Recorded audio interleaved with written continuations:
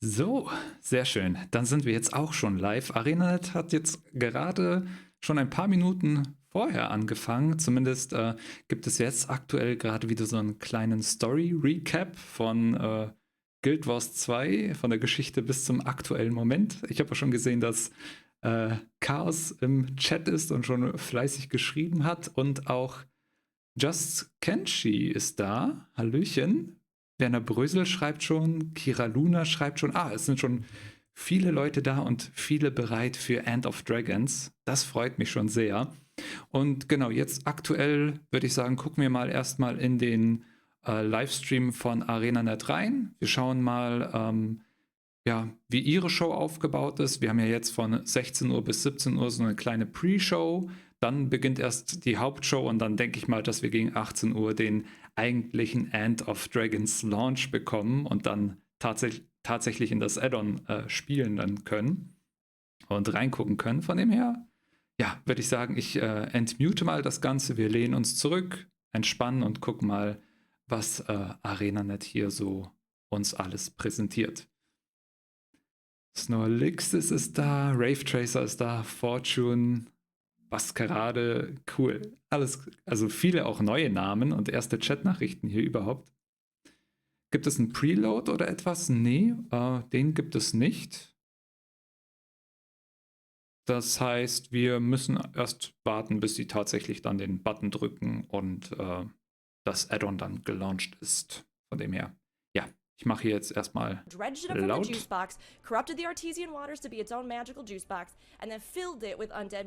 So, ich denke, das passt so von der Lautstärke. Sag mir einfach Bescheid, wenn es irgendwelche Probleme gibt. Okay.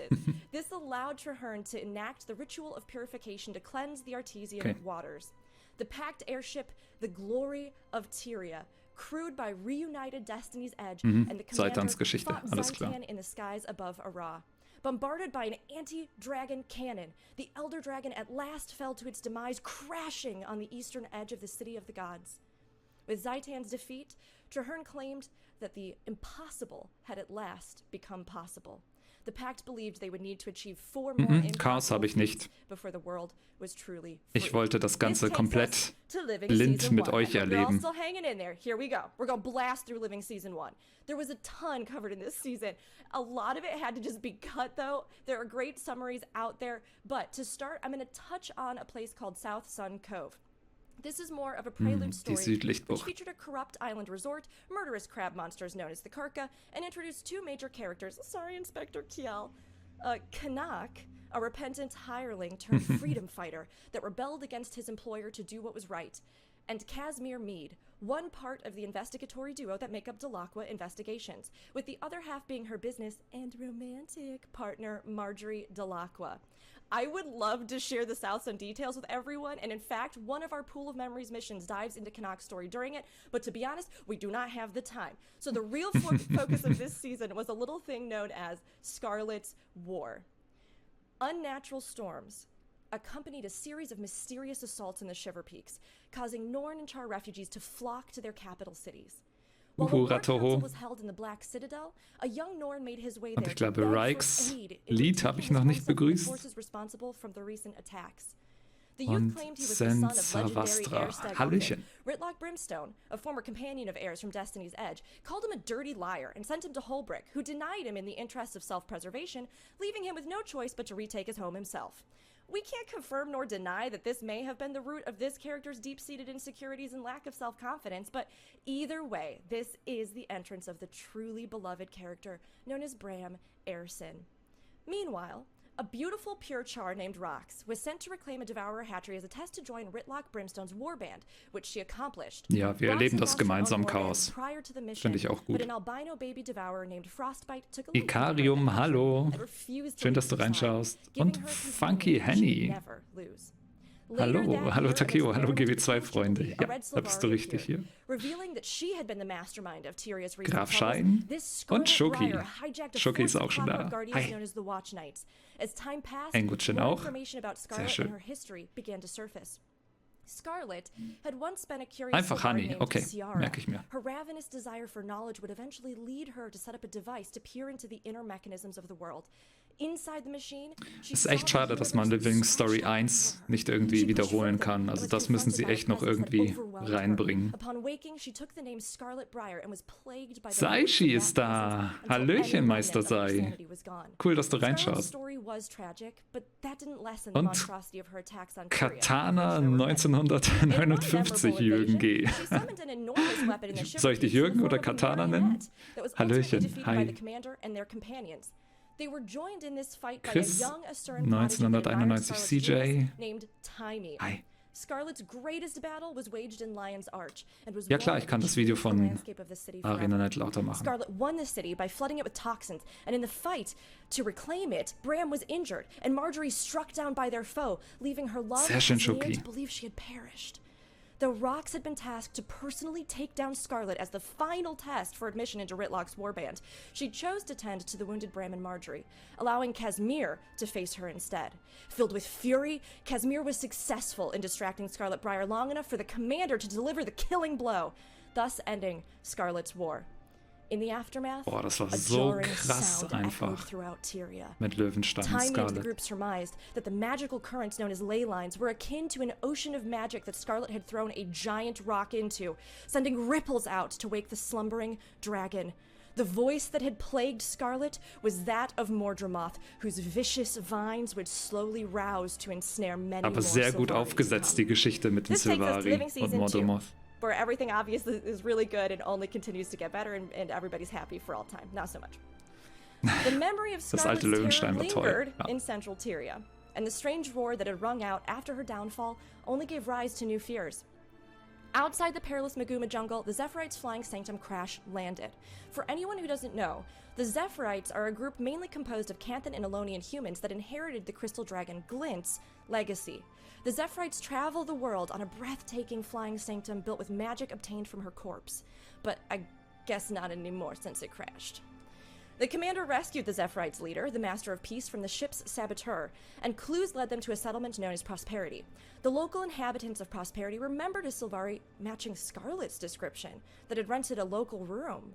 Vines began surging up from beneath the ground to entangle several settlements in the region, and one such tremor caused a secret passage to be revealed in Scarlet's quarters.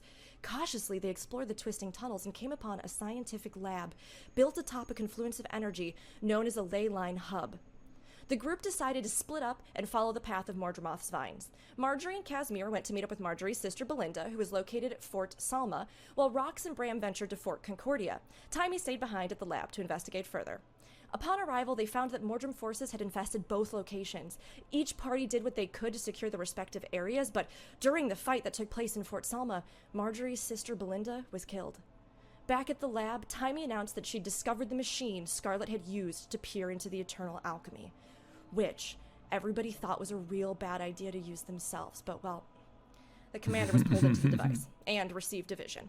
They were swimming through an ethereal plane where they encountered an embodiment of the pale tree. This was followed by 6 illuminated orbs revolving around a central, much larger sphere.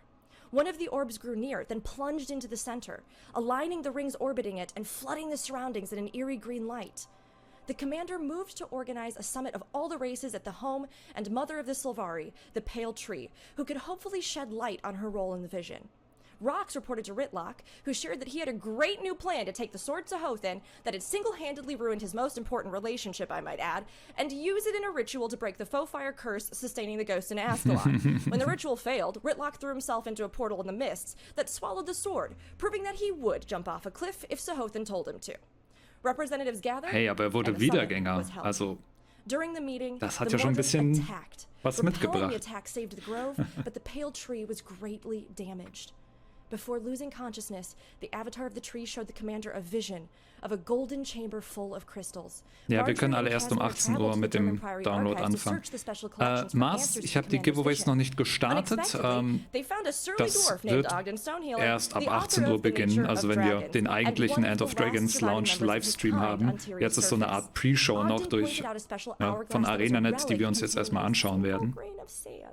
Aber der Befehl wird heute noch wichtig. The group was shown a vision of the Master of Peace retrieving Glint's last unbroken egg, which he saved and carried to the Zephyrites. Unfortunately, Oh, stimmt. By the time they Chaos. found Guter the Punkt. Master of Peace beneath the silver wastes, he had Vielleicht sustained hätte a er das fatal doch nicht wound machen sollen. inflicted by the Mordrem. With his final breaths, he attempted to turn over the egg, but Kaith appeared and stole it away, stating she had no time to explain. Needless to say, I was not pleased with her at this point for stealing away my Dragon Rider dreams. The avatar of the Pale Tree did us a solid, and agreed to help the commander track Kaith down, and gave him a means to experience Kaith's memories. This revealed much. Kaith and the leader of the Nightmare Court, an opposing group of Sylvari that had left the Pale Tree, whose leader's name was Phelan, were once very close. When the second-born Sylvari arrived in the world, Phelan overheard one of their firstborn brethren named Wynn discussing something secretive with the Pale Tree. Nee, Werner Brüssel, mir kann man nichts spenden, weder Bits noch irgendwas anderes. Habe ich nicht eingerichtet. Phelan intended to torture Aber danke, their fellow der Gedanke Sylvari. zählt. But while Kaith shared a moment alone with her, Wynn confessed that what she had learned in her pre-life dream. The Sylvari were created to be minions of Mordramoth. Das war ein She Plot-Twist. then begged Kaith Sehr to kill gut. her and guard her secret. The commander confronted Kaith about the memories they'd experienced. She confirmed that everything they'd seen was true, but she refused to hand over the dragon egg, claiming it was too valuable. During all of this, the Pact had prepared itself following the summit, launching a fleet of airships to retaliate against Mordramoth's forces. Traherne, alongside Air, Logan, and Zoja, ordered fire from the lead ship. Their bombardment was ineffective, and the Vines attacked the fleet, pulling Ich glaube, wir them haben schon down to viele the land Daten below. bereits runtergeladen, Survivors also climbing gucken wir from the mal. wreckage were attacked by Mordramoth-controlled Wir werden Sylvari. sehen. In the final moments, Air fired Shing Jea. tirelessly upon their foes, Da while schaust du auch Logan noch hung on rein. the Wie bow hast of du the dich denn ship, hierhin holding verirrt? Zoja in his other hand. Hi, But guck Traherne mal. was nowhere to be seen. Zu besonderen The Anlässen immer. commander and their allies. Oh, sorry. Heart of Thorns. It just rolls so perfectly into the next bit. The commander and their allies traveled beyond the Silver Wastes, where they witnessed the gravity of the Pact fleet's destruction. Bram spotted an Hi, Vipanis. encampment and rushed toward it, anxious to learn about his mother's fate. There they would find Grand Master Bis später, Schoki. Viel Launch Erfolg und amidst the viel Pact Spaß. soldiers, whose spirits were as broken as the ships they'd once manned. Laurenthier explained that both Destiny's Edge and Marshal Traherne had survived the crash, but had been taken prisoner and moved further into the jungle. The Pact camp was attacked by waves of Mordrim as dawn approached. In the heat of the battle, Ritlock Brimstone appeared from the mists, blindfolded and wielding the edgelord powers of a revenant. With the help Edgelord from Powers, Ritlock's new das ist spidey gut. senses, they eventually found a Mordrim prison cell containing Erstegen and the Grand Duchess Phelan of the Nightmare Court. Phelan declared that she would be free of Hi, all Philippa. masters, and that neither the Pale Tree nor Mordramoth would control her. Phelan's thirst for personal freedom allowed no room for others. Heart of Thorns The Sylvari Musik. stumbled and fell as she fled from Mordramoth's minions, but Air doubled back to help her. Phelan rose, then auch stabbed episch. her with a thorn and turned to run. Air was too good, too fierce, too strong for this world, and threw the thorn back at her, which felled Phelan before she could escape. Phelan was consumed by Mordramoth's Ich hoffe, Engochin, das ist auf jeden Fall der Plan, dass wir alle als Bram, who spent großen much of his life Einsatztrupp dann die Karten simultaneously erforschen. living in his mother's shadow and wishing wholeheartedly Howling to earn Mad, her moin moin, approval, willkommen zum Countdown, watched moin as moin. his only chance at a future bond with her died before his eyes. Pushing onward into Maguma despite their terrible loss, the commander and their allies found themselves in a lush forest. Along the way, the party saw a strange glowing figure watching them from a distance. The glowing figure revealed himself to be a member of the Exalted, Ansonsten machen wir zwei Trupps, named genau. Ruka. Dann darf The Shoki den Exalted are anderen magical anführen. beings who were once Zephyrites. Through a magic ritual, he and his fellow guardians were turned into energy beings tasked with eternally protecting Glint's legacy. The commander Danke, Shing Ruka Jea, tracked Kaith danke. through the jungle, finding her Das sprawled hoffe on ich the auch. ground with Glint's egg. She was facing a macabre monster that possessed Phelan's face, now proclaiming her servitude to Mordramoth. Genau, wir haben jetzt Fleeing erstmal with the egg, Pre-Show. the commander was Genau. infused and Das ist wielded erstmal nur ein part of its Story-Recap energy. bis zu dem Once safe, aktuellen Punkt. Ruka invited Also the commander to zurücklehnen, take the egg south to the city of Terir, vielleicht noch was zu where they trinken were holen welcomed by the und city's ruler, ein paar the Snacks und dann Exalted Luminate. legen wir Bringing später the um commander 18 to Uhr Terir's erst depths, los und they jetzt underwent erstmal a series of gucken, trials to ensure their was capability. ArenaNet uns noch so Succeeding in these zeigt. trials, the egg sent a prophetic vision to the commander, which showed Mordramoth using Traherne, Logan, and Zoja as templates for a batch of new, improved Mordrem. With the egg safely under the watch of the Exalted, the commander left Terir to find a way to destroy Mordramoth. Taimi had an idea as to where they could discover a way to accomplish just that. She led the group to an Asuran city Taimi named ist mega. Rata Novus that had been destroyed by Mordramoth. There, they found a secret laboratory filled with research on the Elder Dragons. The research confirmed each Elder Dragon possessed one or some unique weaknesses. Also die letzten Addon-Releases liefen eigentlich auch alle sehr smooth, von dem her Brave Tracer, ich habe da jetzt auch keine Bedenken. Aber gucken wir mal. Sanctum, the Heart of Thorns title drop. They were able to free Logan and Zoja, who had been Genau, hooked up to um Mordred 17 Uhr geht's dann mit der Hauptshow von ArenaNet weiter hier. Bram relished that he had taken down his mother's Plan B murderer, gibt's sicher, while Keith also mourned the loss of her irgendwas longtime wird schon friend passieren. and love. Sonst machen wir das einfach on the Making their way fly. deeper into the tangle, they found Traherne fused to vines and barely conscious. Traherne suggested utilizing his link to the dragon to enter the Dream of Dreams, allowing the commander to strike Das wissen wir directly noch at nicht, Ikarium. Mordremoth's weakness, Vielleicht. his own psyche. Vielleicht auch nicht. Inside the dragon's mind, the allies were confronted with their worst fears. Both of the Hoffentlich commander's nicht. companions nearly succumbed to the dragon's corrosive thoughts, but were able to break free with help from their allies. In the course of the fight, the elder dragon also tried to break the commander's will, but the commander turned Mordremoth's illusions back on their creator and defeated him. Outside the dragon's psyche, Traherne had one final request for the commander: to slay him and the last remnants of the elder dragon residing within him for good. As Traherne made his sacrifice, a massive amount of Mordremoth's magic exploded across Tyria, infusing Glint's egg with unknown influences before continuing northward. Mordremoth had finally been slain, but it had come with terrible costs, and there were still further consequences to come. Which takes us to Living Season 3. The victories in the war against Mordremoth were balanced by deep losses. Hi, bloody. Friends of Aircycle Nee, das ist Story Recap. The great hero. Ich glaube, das hast du noch mitbekommen? Staffel 3? Watch. Bram didn't attend this because this was, shall we say, his trouble period. Taimi continued her research of dragons. Logan war schon immer der Oberbösewicht. General Almora Soulkeeper met with the commander and offered to elevate them to Traherne's rank, though the position of marshal would largely involve paperwork from then on. The commander turned her down, effectively resigning from the pact, although this would have been a very different game if they hadn't. At Connacht's urging, the group tracked down a wanted man with a super intense goatee to a coliseum above Bloodstone Fen. Minister Caudicus proclaimed himself to be the new leader of the White Mantle, a group of human outlaws wielding bloodstone magic that believed themselves to be the true rulers of Kryta. An ancient being known as the Mersat appeared, identifying himself as Lazarus. He ousted Caudicus as a heretic and incinerated many of his followers, then vanished. Caudicus weißer Mantel und alles. Taimi contacted the group with grave news. Primordus had become active. While scouting signs of this awakening, the commander received another vision from Glint's egg. Returning to Tyria, they were told that the egg was about to hatch, but only they could witness it. Just as our beautiful baby girl emerged, Primordus's destroyer swarmed the chamber and tried to kill the hatchling. The Mersat Lazarus appeared and helped the commander defeat them. Ja, when they guter Tipp, emerged victorious, Keith asked what the dragon should be called. And without pause, the commander mysteriously informed her that the dragon was female and that her name was Aurene. Congratulations, commanders. This is the part of the story where we all became dragon parents. Mega. The Exalted Luminate had the commander help impart crucial lessons of kindness, generosity, and combat to the young dragon. Taimi had the brain flash that if mortals struggled to destroy the dragons, then perhaps draconic power itself should be used to fell them. The commander decided to head into the Shiver Peaks to find Bram and hunt one of Dormag's ice brood to enable Taimi to study its magical draconic corruption. Bram, meanwhile, was in the far Shiver Peaks, where he was seeking out a mystic scroll.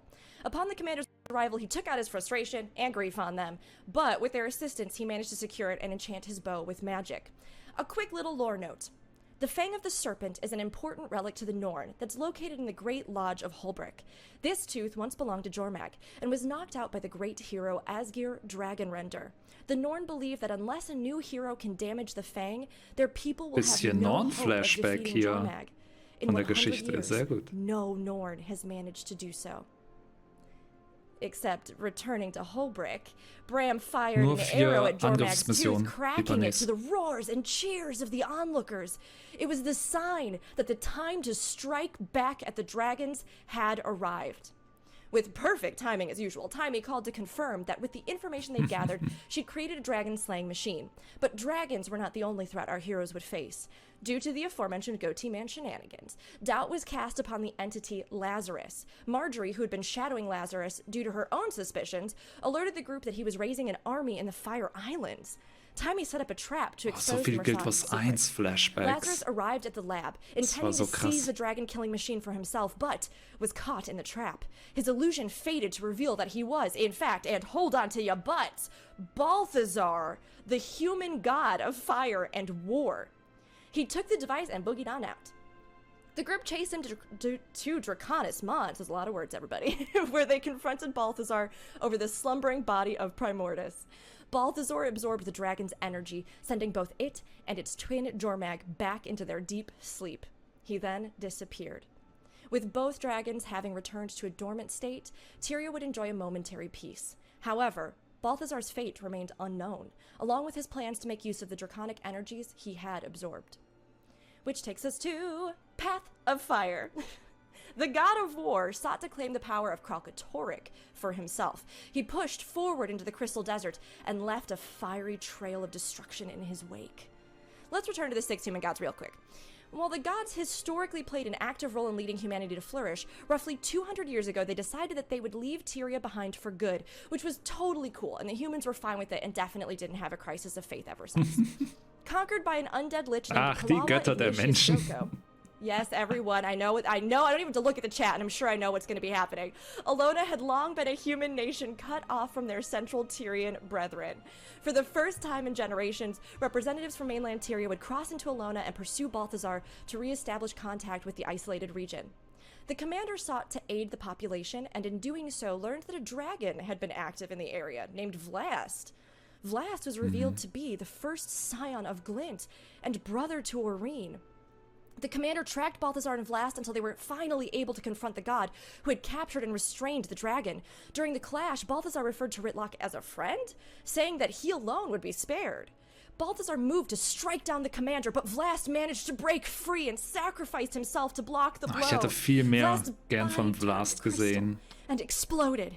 So cool. The members of Dragon's Watch awoke to find Balthazar had vanished, but the question of why he Eye called Killer Ritlock Instinct. friendo remained. 13? So it turns out, Oink, Ritlock had met a super sketchy old man chained up in the mists while he was searching for his one true love, Sahothin, and let the guy reignite the sword, then freed him without a second thought. He now knew that the old man had been Balthazar, and Sahothin, the god's own blade. He promised the commander he would make up for his actions. The commander found echoes of Vlast's memories in the gleaming fragments Nein, of his Bloody, shattered das body. ist Vlast's Canon. recollections spoke Alles about Canon. a hidden weapon, his struggles to follow his mother's legacy, his fears if Balthazar managed to kill Kralkatorrik, and his hopes that his sister would find her path. Giveaways better starten dann on erst ab his. 18 Uhr.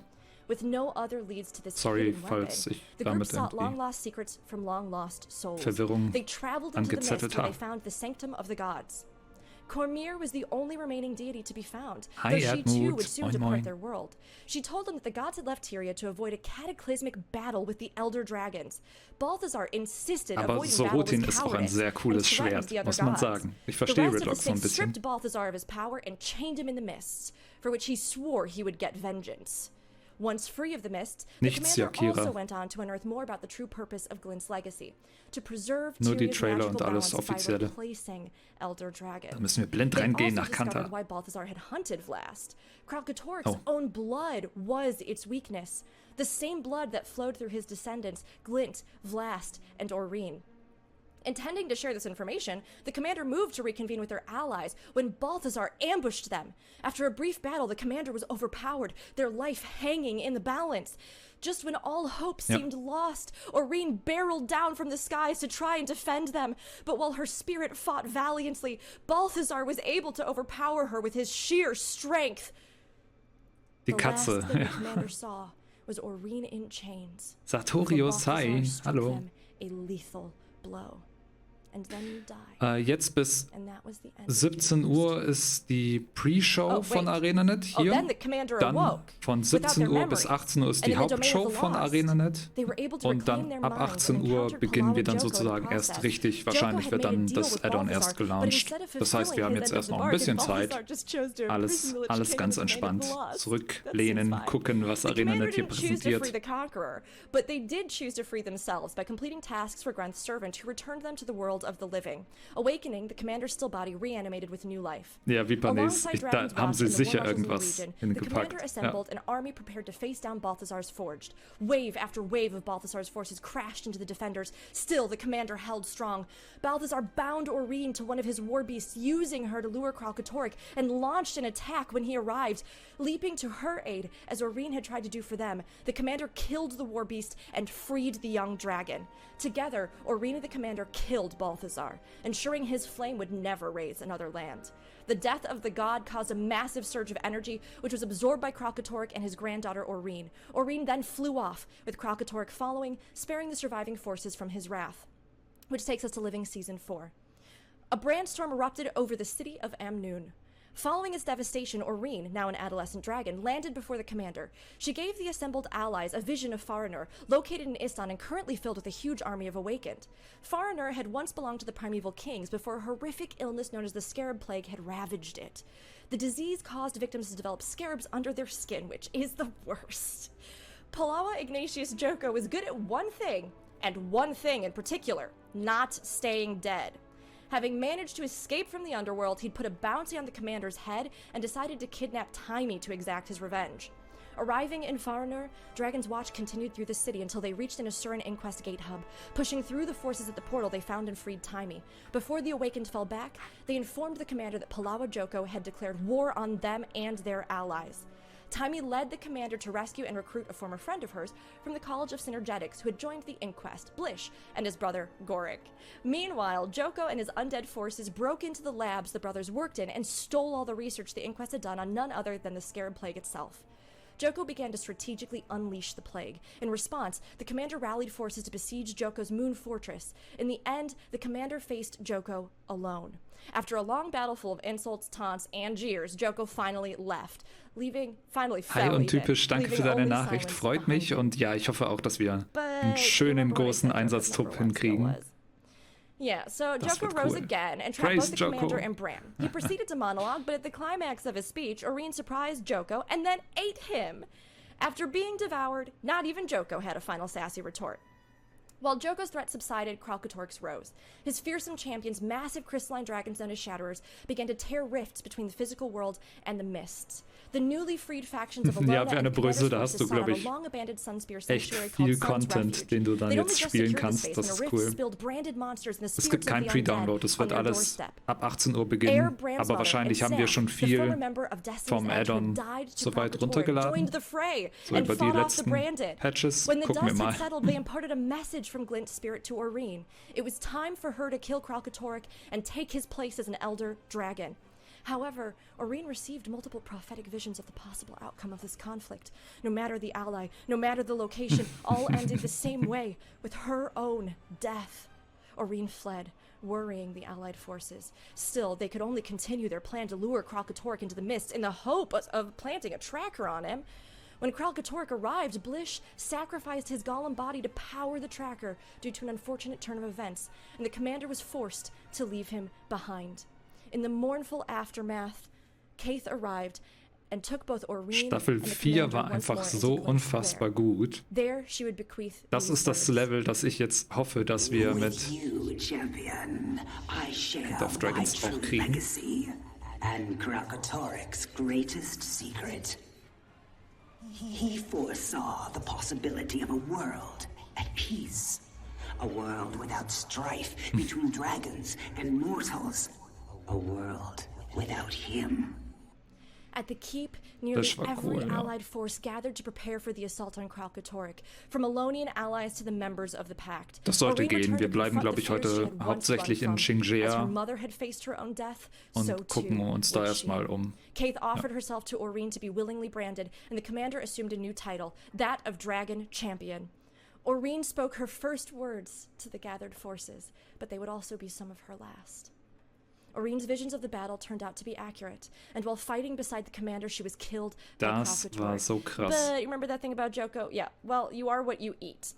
Gathered to mourn the loss of their only hope, the commander, Kaith, and their Ja. closest companions pulled the dragon's impaled body free from Kralkatorrik's killing spike.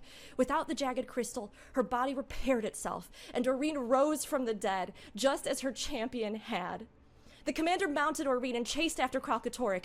Aurene managed to blast off one of his wings and opened a portal back to Tyria, which Kralkatorrik raced through. He crashed into the ocean southeast of Or, creating new islands with his body and pieces of the mists. Aurene flew the commander into Kralkatorrik's mouth, straight to his heart. Inside, Kralkatorrik was warring with a manifestation of his own torment. There they clashed at last, and Kralkatorrik's vision of a world without him. Und da hoffe ich halt auch, dass wir Angriffsmissionen dann von so Bossen wie Kralkatorrik bekommen oder sowas. Also, das ist mega. Und Altdrache Aurene. Hammer.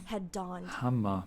For time's sake, we are going to do a bit of an abbreviated run through the Icebrood Saga so that I can take you all to Cantha. So, thank you for listening so far, and here we go. The Char had been fighting a war on 3 fronts for much of recent history. One, against the vengeful human ghosts of Ascalon. Another, against the branded caused by Kralkatorrik's corrupted dragon brand. And the last amongst themselves. Warum Speedrun durch die Icebrood Saga? Da war nicht so viel. Of war for a future of peace. In an unusual sign of camaraderie, the Char invited the commander to the Blood Legion homeland for an all-legions rally commemorating the defeat of Kralkatorrik. Tribune Crecia Stoneglow welcomed the party to the valley. Blood Legion Imperator Bangar Runebringer spoke, and a ceremonial battle ensued, led by Ryland Steelcatcher, who was revealed to be Ritlock and Crecia's son. Why did you pick Sahothin over her, Ritlock? Aurene brought an end to the battle when it got out of hand, but the sight of Kralkatorrik's progeny and a celebration for his defeat drew a mixed reaction from the attending Char. While the celebrations continued, a sense of unease pervaded the events. This unease led Bangar, Ryland, and several sympathetic warbands of Char to head into the Shiver Peaks with Bram's stolen bow. They were planning to subjugate Jormag, so the Char too could possess a weapon as powerful as Aurene. In the next bit, unfortunately, while they searched and sought and received a summons from General Almora, at the keep they were summoned to, they found all of the occupants dead. Unnatural whispers plagued Dragon's Watch while they searched, worming their way into the party's thoughts. Icebrood Saga hat auch sehr gut angefangen. Also, das muss man auch sagen. Das Potenzial war da, aber interne Probleme und alles. Gucken wir mal jetzt, wie End of Dragons wird. While Bangar continued to march, his march to uncover Jormag, the commander discovered the source of the whispers was one of Jormag's champions. Das ist, also, dass sie das so macht, ist unfassbar. Chaos, also, das ist auch Major Props. Das in einem Rutsch so runter zu erzählen, heftig. And then defeat Drakkar. To the far north of Drizzlewood, it was discovered that Jormag was within the Frost Citadel, an ancient keep long corrupted by the dragon's ice. While a new unified force known as the United Legions gathered together in the Char to bring together the remnants of their people, pushing back Ryland, who offered peace but was rebuked by some of the actions of the other members. The commander and their companions realized that a final assault to the Frost Citadel would be necessary. Deep within the fortress, they encountered Bangar and battled him, but he was saved by Jormag, who awoke and made him their glorified mouthpiece, choosing Ryland instead to become their champion, before leaving Bangar behind. Noch ein Plot Twist. Primordus and Jormag were a package deal. Hammer. Twin forces that opposed one another and revealed their weaknesses in turn. When Jormag began to stir, Primordus did as well. Each fought to claim more magic than the other to overpower them. This threat, after the Char and the peoples of the world had been united, became the new main priority, although Ryland and his forces still rallied behind Jormag. A plan was devised. Elder dragons fed from ley lines, so they would look for a nexus and use it as a lure. Then, with Aurene's crystalline refraction, the dragon's magic could be redirected from their champions and used against one another. If they were starving, injured, and cut off from their magic supply, they'd be forced to clash. But only Jormag had a champion. Well, it was lucky then that, recalling Owl's final words, Bram had offered himself as Primordus's new champion. It would take all of his will and the power of the spirits of the wild to retain even a shred of himself to complete the mission. The dragons collided in a huge spectacle of light and magic, neutralizing one another and leveling anything in range. When the light faded, their energy was all that remained, coursing up and away towards some unknown point. Ryland was able to relinquish his fury at the champion's power he'd claimed, and Ritlock was forced to kill his own son. Bram, however, let it go for the first time in his life and survived. Krass. We go now to the south. Across the unending sea into the setting of our newest expansion in Guild Wars 2, Cantha. Cantha is a testament to human resilience. The lands and people that compose it have a history of both turmoil and triumph that's reflected in its ancient landmarks, enduring artistry, and modern life. Kantha's landscape varies from densely populated cities to calm seaside villages. The island's northern coastline is also the earliest known location of human settlements on Tyria. When last we saw Kantha and Guild Wars 1 factions, it was characterized by 4 distinct regions, starting with Shing Jea Island. Shing Jea Island is located off the western Der coast Hafen of von Kantha. Seitung. Da Covered in oben in den rolling Bergen hills habe ich and Federn farmland, it's gefarmt. historically home to Seitung Harbor and the Shing Jea Monastery. Shing Jea, or Shining Jewel in the Old Kanthan language, was a monastery that provided training to students of all heroic professions and martial forms. Next up is Kaineng City, the capital of Kantha. Kaineng's Die haben das sprawling Artwork maze mit dem was Pferd so benutzt. large that it Das constituted ist das almost Pferd. a third of the entire continent. The upper tiers of the city were opulent and housed the Emperor's historic Raisu Palace, while the lower, impoverished portions were a populated maze of ramshackle houses and alleys. At the time of Guild Wars 1, many gangs operated Mit den in the Federn city, habe ich mein including ganzes the Geld Jade in Guild Brotherhood Wars and the 1 gemacht Amphon. und damit die Halle der Monumentpunkte von 10 bis 30 voll gemacht, weil ich alle Sachen einfach gekauft habe. Und ich habe da nur Federn gefarmt, monatelang, vor Guild Wars 2. Echovald was where the Kurzic people had long put down roots and flourished culturally. Those who survived the wind's petrification continued breathing new life into the Hi, forest, nerdy. filling it with Hi. Gothic architecture, music, and art. Within the forest's depths lies an area called Arborstone, which shelters the Cathedral Zuhelze. Players will be able to revitalize this site in the upcoming Mastery track in End of Dragons. Echovald Forest wasn't the only region to be affected by the Jade Wind. To the east is an inland body of water, originally named for its vibrant color, the Jade Sea. The sea Ach, has das war long keine been home to Frage. the Sorry, Luxons, Bloody. a nomadic tribe of humans that sailed across the waters when they still rippled with waves. At the time of factions, these waves had been transformed into solid jade due to the effects of the Jade Wind. With no waters to fish, mining the resource became one of the only viable industries in the region. Peaceful Naga also lived here, but were nearly driven to extinction when the Jade Wind transformed many of their brethren. The surviving Naga cast away their former peace Das mit den Naga wusste ich gar nicht, dass die friedlich waren. of the tragedy. It's been at least 262 years since Guild Wars 1 factions. In that time, yeah, it's possible that a few things have changed, but to understand just how much, let's look at the start of Kanthan history and the founding of the Empire of the Dragon. The ancient people of Kantha were made up of many feuding tribes, including the ancestors of the Luxons and the Kurzics. These tribes were eventually united under a single leader, the warlord Kain. Kain established Die the sind empire and renamed integriert himself worden, Kaineng-Ta, or Lord Shing Emperor, Jea, because nobody aber wants to just follow some random guy Luxon named auf jeden Kain. Fall. 46 years later, Kaineng-Ta died under suspicious circumstances and passed the throne super Wir haben vor conveniently to kurzem his auch son die Yanzhou, who definitely Zusammenfassung didn't gemacht. murder him. During Yanzhou's reign, the Luxon and Kurzic tribes tried to boogie on out from the empire for the first of many times, only to be forced back into the fold and made into vassal states. Nobody was happy with this outcome, except for the Emperor, but rather than take it out on him, Gutes the Luxons and Artwork. Kurzics decided to just take it out on each other for roughly 1,000 years. That's the basic gist of the founding of the Empire of the Dragon. But what events in Kantha's history would bridge the gap between then and Guild Wars 1 factions? The Kanthan calendar organizes time periods into ages, beginning from the date the clans unified under Kaineng-Ta.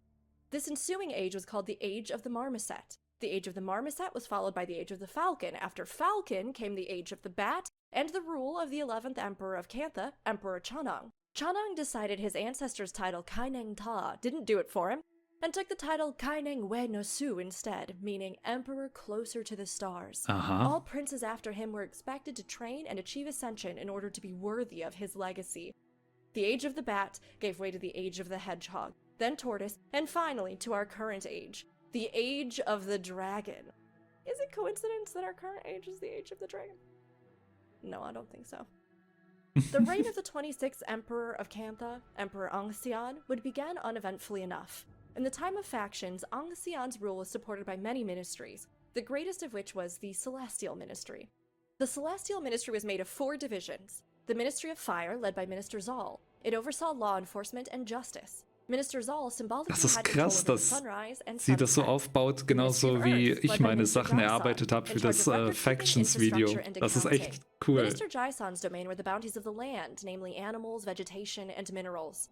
The Ministry of Water, led by Minister Nai. It encompassed the water supply, irrigation, and fishing industry. Nai controlled the rainfall as well as the moon's rise and set. Lastly, the Ministry of Air, led by Minister Tao, responsible for overseeing trade and shipping by air.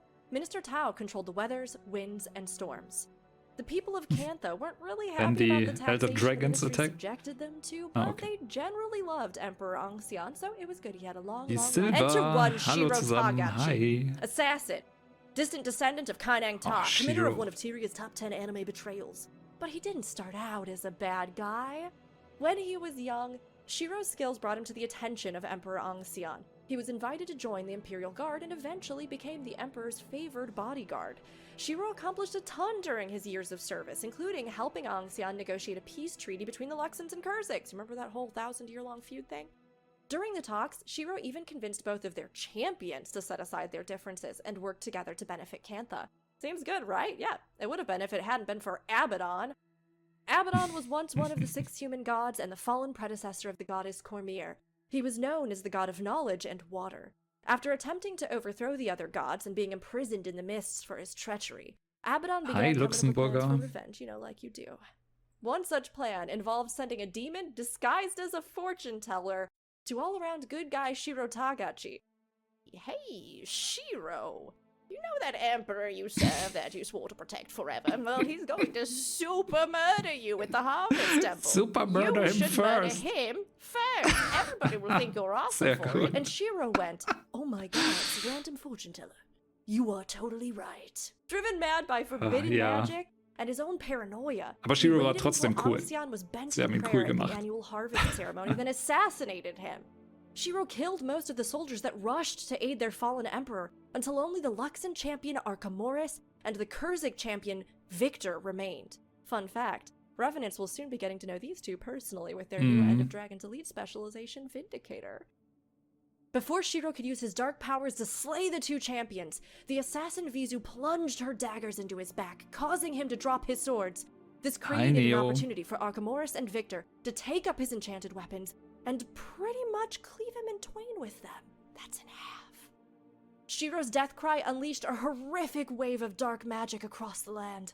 The Jade Wind turned the surrounding sea into its literal Mira. namesake and petrified all life within the Akuvald forest. The 3 heroes that had stood against him lie dead, frozen in jade upon the temple's floor. Interestingly enough, the protectors of the Akuvald forest, the Wardens, were mysteriously spared the wind's effects. Lost to a kind of madness, they held all humans responsible and sought vengeance. But while the lands grieved and raged, Shiro's spirit just kicked back in the mists, biding his time until he could rise again. However, this did give Cantha a brief reprieve as they struggled to rebuild in the Jade Wind's aftermath. These efforts were led by Angshan's son Hanjai, who took the vacant throne only to discover the empire he'd inherited was on the verge of collapse. Tales claim Hanjai prayed to the ancients for guidance. His prayers were answered by a mighty Hi, celestial Nightmare Gamer. dragon that swooped down from the heavens, assuring him Cantha Gibt would gerade rise nochmal once more. die Kanta Hanjai devoted himself to Backstory. achieving that goal. He offered refugees safe harbor in Kainang City and made the land as secure as he could. The next summer, Hanjai instituted the Dragon Festival. It was meant to celebrate the founding of a new community on Shing Jea Island, and the survival of the Empire in the face of calamity. With the howling of the Jade Winds quieting at last, other conflicts began to brew. The greatest of these would be the Tengu Wars. The Tengu have long lived alongside humans, and are a race of humanoid avians belonging to many different tribes. These include the Hi, Anchu, Töffes. Avakara, Karomi, Hallöchen, schön, Quetzal, dass du and reinschaust. Sansali. These tribes Wir each wissen noch have nicht, their wie own viel wir history of runterladen political müssen. standings and relations with other races, yet Das despite werden their wir um differences, most 18 Uhr Tengu are wahrscheinlich known for sehen. their strong sense of honor, family, and history. But in the wake of the Jade Wind's tragedy, the Sansali Tengu massacred a human village in Shing Jea. Hi, leading to the Goen. large-scale Schön, dass du villainization of reinschaust. Tengu as a whole. Gibt gerade This nochmal would start die a great war Backstory between von the Kanta. Sansali and Angshu tribes, who had a much better relationship with their human counterparts. 2 successive emperors would live to see the Tengu Wars rage on. Kinta, the 27th emperor, who vastly improved trade between Cantha and Tyria, and Kinta's successor, Leider nicht Earthcom. Emperor Leider Kisu. nicht. Kisu grew up admiring his elder half-brother Togo. Togo. Both were Emperor Kinta's sons, but Kisu was the legitimate heir, while Togo was born to the emperor's concubine. During his reign, Emperor Kisu arranged peace talks between the Sansali and Angshu Tengu. Master Togo oversaw the Sehr schön, summit, but Goen. was nearly assassinated during the event. Investigations revealed a trap laid by humans to pin the blame on the Tengu and justify their genocide, Thankfully, Krass. Master Togo and an Ongchu representative named Talon Silverwing were able to reveal the true culprits and bring them to justice. The peace that followed marked the end of the Tengu Wars. Whew, finally, we've made it to Guild Wars 1 Factions. Years later, the hero of Tyria, Guild Wars 1's protagonist, was called to Shing Jea Monastery by Master Togo, now its leader. The hero was tasked with identifying growing threats in Kantha. Unfortunately, they would find much more than they bargained for. Togo and the hero discovered a potent affliction wreaking havoc throughout the land that turned innocent life into vile, diseased creatures known as the Afflicted, and they were gross. They were really gross. The frantic search for the source of the disease revealed that the affliction was caused by none other than Shiro the Betrayer, using powers he'd gained in the afterlife. You see, during his years in the mists, Shiro had become an envoy. An envoy is a shepherd to the souls of the dead, and appears before mortals that have recently passed to guide their souls into the mists. All envoys were once criminals in life, forced by the Oracle Togo of war Mists schon to alt, serve bloody. penance. Alles okay. Shiro didn't particularly feel like serving penance, and had begun using his envoy powers for evil. Realizing the grave threat that he posed, Master Togo sent a request for help to his former student brother Menlo, before heading to Kaineng City.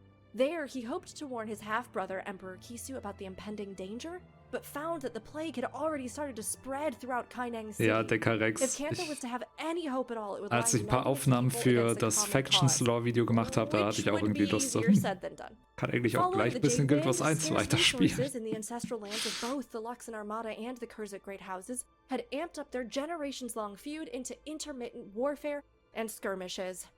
The Luxon Armada still resided on the Jade Sea, but were forced to redesign their seafaring vessels following the water's alteration.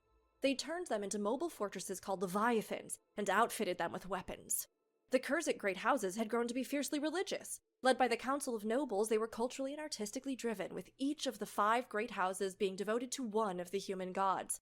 The Kurziks fought using juggernauts, once human warriors bound to forever trees. Each juggernaut was tied to one tree and granted immortality so long as that tree lived. The hero of Tyria managed to prove themselves to their chosen faction after a bit of a rep grind. Then, with the aid of their allies, they convinced the War group nicht to so set schlimm. aside their differences Einfach ein and paar work Quests together machen. to eliminate Shiro's threat. Alliances secured, Master Togo journeyed with the hero to the site of Angxian's assassination, the Harvest Temple. He hoped to shed light on Shiro's plans by obtaining the aid of an ancient and wise salt-spray dragon said to still reside there, Kunavang. Salt-spray dragons such as Kunavang had been corrupted by the Jade Wind and forced to obey Shiro's will. Long had Kunavang been trapped in the temple, driven out of her senses by Shiro's influence. The heroes confronted the dragon and fought off waves of the afflicted that were summoned to her side. After her defeat, Kunavang returned to her senses and immediately offered to lend her celestial magics to the cause. Shiro's fellow envoys appeared at the temple and told the group that Shiro had been searching for the ingredients to a spell that would return him to the mortal realm. He was only missing one: the spilled blood of the imperial family. The hero and Master Togo raced to Raisu Palace. Shiro's army of Shirokin had already overrun the palace's outer defenses. These animated constructs contained stones that housed spirits Shiro had taken from the mists and forced into his servitude. Kunavang's celestial skills helped the hero and their allies defeat the Shiroken and fight their way to the inner sanctum. They arrived just as Shiro was preparing to strike down Emperor Kisu. Master Togo rushed to his brother's side, taking the fatal blow himself. Shiro feared his plans had been dashed, but realized that Togo's blood would fulfill the requirement just as well. Made whole once more, Shiro was deadlier than ever. Yet with renewed life came mortality. Stufe The hero 31 and brother hatte Menlo stood before him, resolved to avenge Togo and end the blight Shiro had inflicted upon Kantha. The battle was not easily won. Shiro summoned spirits from the mists to assault the hero and brother Menlo, but Kunavang's celestial powers allowed him to so call forth langsam? Archimors Wirklich? and Saint Victor in retaliation. At last, good triumphed, and the hero struck the final blow. As Shiro lay dying, the Oracle of the Mists appeared, sealing his body in jade and imprisoning his soul forevermore in the underworld. Kantha grieved the loss of Master Togo, and all those the affliction and the Jade Wind had taken from them. At long last, though, the Empire could begin to rebuild. Which brings us to Guild Wars 1 Winds of Change. After Guild Wars' main campaigns, ArenaNet created a series of mini-campaigns under the umbrella Guild Wars Beyond. Winds of Change was the chapter continuing the faction storyline, and told the story of a new ministry that was becoming increasingly prominent in Kantha. The Ministry of Purity. Even with Shiro dead for realsies this Die hat time, ein cooles the affliction Outfit. left a multitude of garish horrors roaming Cantha. The Ministry of Purity tasked themselves with cleansing the remaining afflicted, all while advocating security over freedom, and Canthans over foreigners. The ministry was first led by Minister Reiko Murakami, who had formerly been a member of the Ministry of Flame. Minister Reiko was eventually assassinated by her niece Miku Yudachi and the hero of Tyria, who believed the ministry had become a threat to those that did not fit their ideal of a purified Cantha. Miku hoped killing Reiko would free her brother Ashu from the ministry. However, Ashu decided to take control of the Ministry of Purity himself. He pledged to show the people of Cantha the correct path to walk without repeating Reiko's mistakes. Yeah, okay, Ashu, you do that.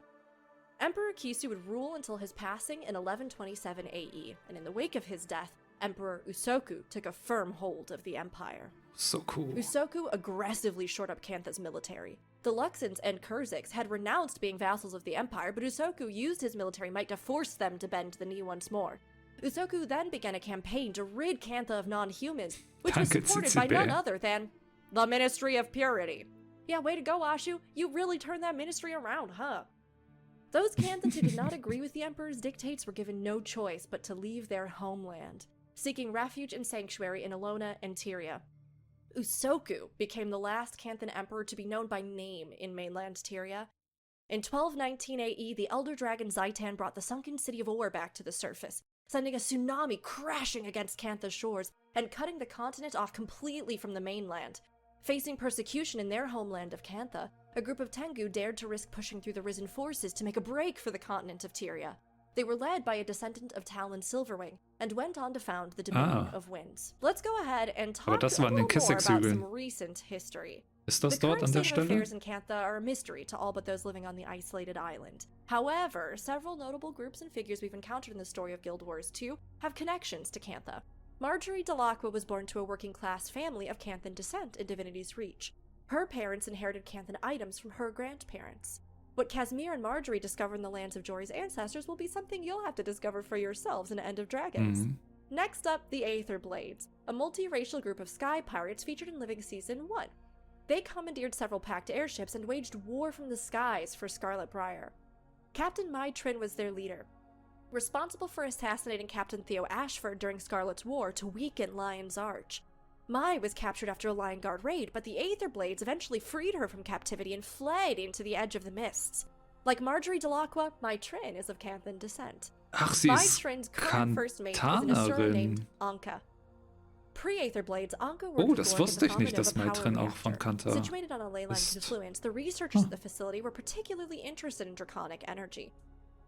What exactly the Aether Blades have been up to while lurking Hi, in the mists is Steinchenecke. unknown, but something has prompted them to make that Feierabend. move.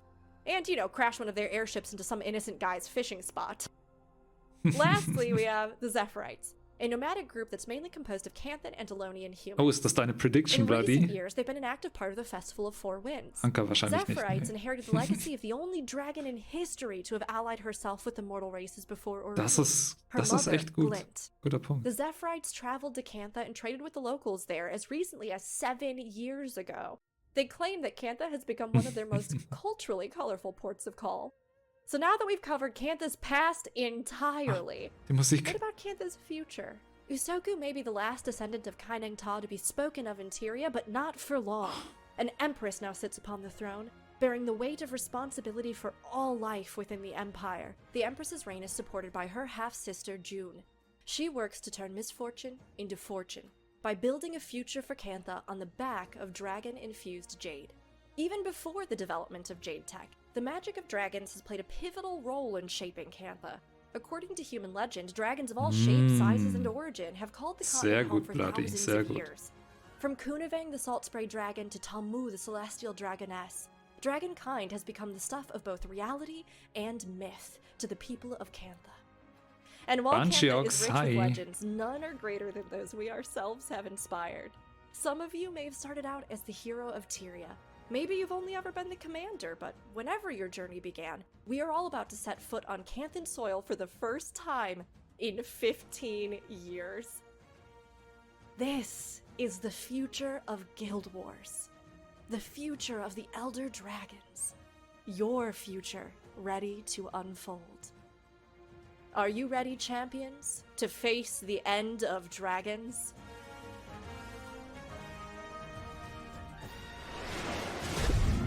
Solange Aureen am Leben bleibt und Kunawang. Thank you all so much for listening. Again, I'm Rookuri, aka Rook, an ArenaNet partner. You can find me on Twitch and YouTube at ROOKURI or on Twitter at Rookuri_. Let's see what the future of Guild Wars 2 holds, and I hope you enjoy every single second of your adventures. Alles in einer Stunde gepackt. I'll see you all Heftig. in Kantha. Trailer? Ah, das ist der, den haben sie schon rausgebracht. Research log 428. Timey. Latest results still inconclusive. Elder dragons awaken, consume magic, and leave nothing but annihilation in their wake. This is the way it's always been. The dragon cycle. Unimaginable suffering through the ages. Countless lives shattered. And instead of uniting, some capitalized on chaos.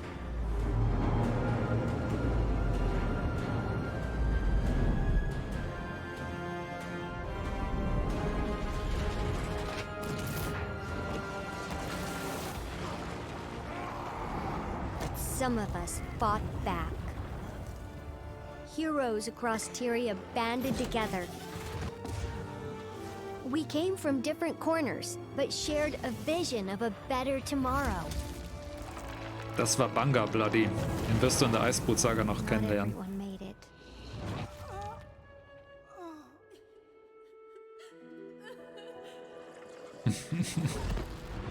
Then came hope from an unexpected place.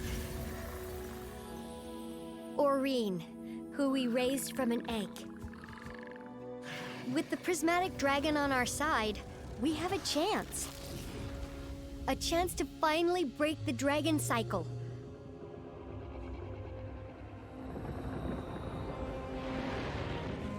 We've slain 5 elder dragons.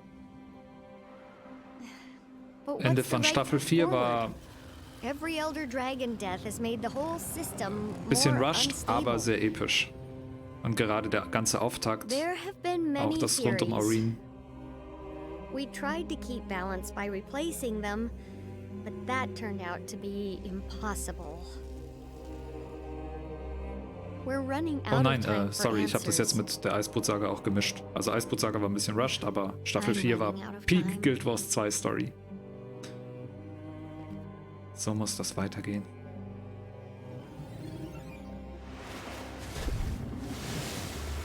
Oh, sorry. Okay, nicht so viel Spoilern für Hobrock. Gut, dass du dann jetzt erst reinschaust, weil jetzt wurde gerade die ganze Geschichte nochmal kurz zusammengefasst in der letzten Stunde. Okay, alles klar. Die haben das jetzt sozusagen schon alles aufgenommen, was wir jetzt sehen werden.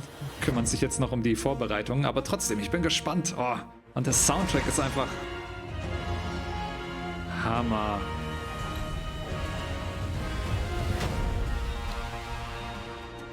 Oh, es geht los, es geht los. Hi, Tyria. Happy End of Dragons launch day. I'm your host, Ruby, and I am so excited to be here with you today. It is almost time. Very soon, the gates of Kantha will open once again. We're very close to the launch of Guild Wars 2 End of Dragons. This next trailer will help set the scene and kick off your journey. So sit back, relax, and welcome to Kantha. Es geht los. Ah, okay. Der Trailer.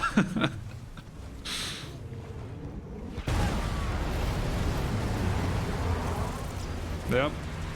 That's how an add-on should start. Ambassador's dispatch. Queen's eyes only. The Empire of Kantha is not what we remember. The airships. They are the most powerful nation on Tyria, thanks to their Jade tech. And they don't trust us. We have to show them that we're on their side. Das passiert, wenn man Arc DPS und End of Dragons startet. Sehr gut.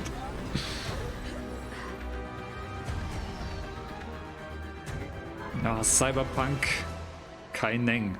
Das ist mega.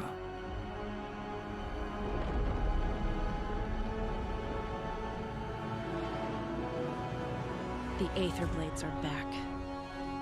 Now they're planning something big in Cantha. Ja, nee, und nicht in Tyria. They'll plunge Tyria into war.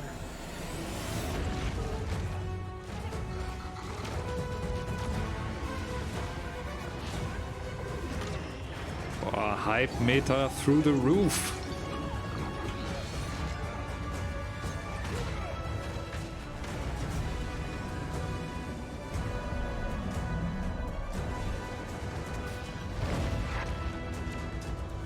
Everything Dragon's Watch has fought for. It all comes down to this.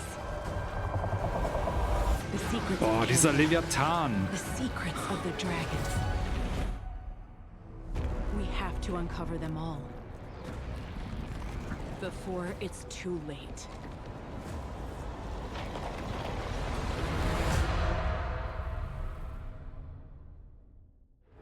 All of you in our community have been so dedicated in your support of our efforts, and we are honored that you're here with us today as we get ready to launch our third expansion. I hope you enjoyed our pre-show with ArenaNet partner Rook and her faction's history lesson. It is incredible to think that it's been 15 years since we first set foot in Cantha with the launch of Guild Wars factions.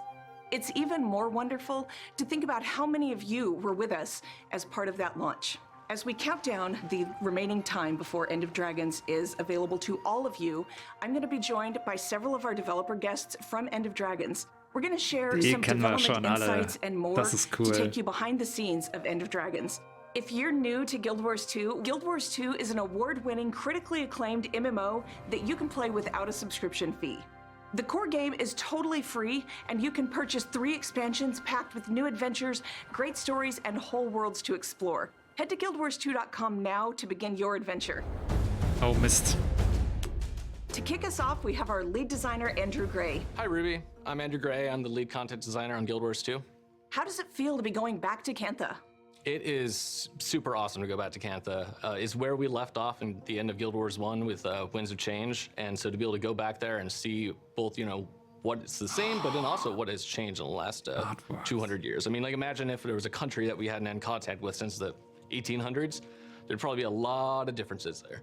So I think there's going to be a lot of cool stuff that, players might expect to see, but then also some stuff that's going to subvert their expectations in really exciting ways. We have a lot of people who were there for that launch of Guild Wars factions and have played Kein factions and they are familiar with Cantha, but there are also a lot of Das our geht alles community erst um 18 Uhr who los doesn't dann. necessarily know Cantha. What did the team do to make sure that the region and this expansion was accessible for those people as well? Well, the time gap honestly helps a lot. Cantha has changed a lot. So players who went there in Guild Wars 1 are certainly going to have things where are like, oh man, it's that thing, I recognize that. But there's, a lot of new steps to discover. So all the players and all the characters are going to be, discovering an exciting new area. Wenn man jetzt auch The Federn different farmen kann. regions in Guild Wars factions, going back to Cantha back in the day, were really diverse. What has the team done to bring that diversity and all of those different things into Guild Wars 2? Factions certainly did us a solid by being such a beautiful, diverse area. The Jade Sea with the sort of frozen in time feel to it, the Echo Vault Forest with the cathedrals built into the trees, the rolling hills of Shing Jea, they're all still there. But then when you go to Kaineng has seen quite a bit of differences. It's a whole new thing. It's unlike anything we have seen in Guild Wars 2 or Guild Wars 1. End of Dragons has a strong emphasis on replayable content. What's that going to be like in the player experience? So early on in development of End of Dragons, we were talking about how can we get replayable content out of some of our story instances. And what we landed on was, well, what if we make strike missions out of them? Strike missions, for those of you who don't know, are 10-person content that is raid-esque, where you go in and you fight a big boss. It's mechanically diverse. It's supposed to be somewhat aspirational content that you kind of work your way up to. So this was beneficial in multiple ways. One, we got 4 strike missions out of it for the players who like that sort of 10-man content. But also on top Das of ist that, super smart we einfach. also got better story encounters out of it. Frankly, the story encounters are more mechanically complicated than they would have been in a regular story instance. And that's beneficial because it allows you to go in solo into the story version, learn the basics of these mechanics in a safe area. And then once you master it there, you're able to move on to the strike mission version where you're in a 10-person group. And everything, certainly hits harder there. I can vouch for that. You're probably going to want some healers and everything, but it's still an extension of what you already learned. You're not starting from zero. And then from there, once you master that, if you're the hardcore of the hardcore, we'll be adding challenge mode later on, which is just absolutely brutal. And you absolutely need healers for that. But for some players, that's what they're after, and we definitely want to deliver that. Andrew, you've played the End of Dragon story a few times. How did it feel without spoiling anything? Yes, I have played it many times, and I have to say, every iteration I've played it, I've just been blown away. Like, it was good, and then better, and then even better. It's amazing. I'm especially happy with some of the new characters that we meet. Detective Rama is great. The intern Akane, I'm kind of a kindred spirit to her with her levels of snark, let's just say. She's great. Honestly, the whole story blows me away. We've been telling the Dragon story for 10 years. And the End of Dragons finale does not just feel like a finale to this expansion pack. The End of Dragons feels like the finale to the story we've been telling for the last 10 years. It really does, and I cannot wait for people to see it. What were some of your favorite memories from developing End of Dragons? Well, for one, I loved seeing the evolution of the siege turtle as it came along from it's not even going to be a vehicle to it's a vehicle to now it has jump jets. Like, that is just bonkers to me. ArenaNet is always an iterative company. Eine Belagerungsschildkröte in der Luft geflogen und von da aus hat sie angegriffen. Das ist das, was mich von so überrascht hat. Das sah mega aus. Oh my god, it's just getting cooler and cooler. Watching things improve and develop, it's just been amazing. Also, I have to say that I am a super huge fan of the Spectre. I was doing some strike missions with it, and it brings me back to monking in GVG and Guild Wars 1. Like, it's phenomenal. Awesome. Die sehen auch einfach cool aus. It is almost time for End of Dragons. It is almost time to go back to Cantha after the land has been closed for over 200 years to outsiders. This is an exciting opportunity for all of us to go back in there and explore what's happened in Cantha in the interim. With me here to talk about that is writer and narrative designer Indigo. Hi. Hi, I'm Indigo Bach. I was a narrative designer and writer on End of Dragons. I helped ground the elite specs and the lore. I helped with fishing. I helped with Jade Bots pretty notably, the Legendary Armory, which came out a little bit before, but we got that all spruced up for the Arena set coming out. But most notably, my favorite contribution to the expansion was I was the principal writer on the new Kaineng open world map. I'm so thrilled. We've all just been on the edge of our heels waiting to be able to show players everything that we've put together. And we're so excited to finally be at this day and for everybody to kind of see what we put together. And this is some of the most proud we've been to date. You did a lot of work on End of Dragons. You did some work on Kaineng City, too. What stood out on this part of End of Dragons for you? I'm incredibly passionate about Kaineng, and it was one of the first big projects that I had at the studio. But just to kind of back up a little bit too, for our new players that aren't as familiar with Kaineng, Kaineng was a location in Guild Wars Factions, the original Guild Wars game. And new Kaineng that we're gonna see in End of Dragons is actually quite different.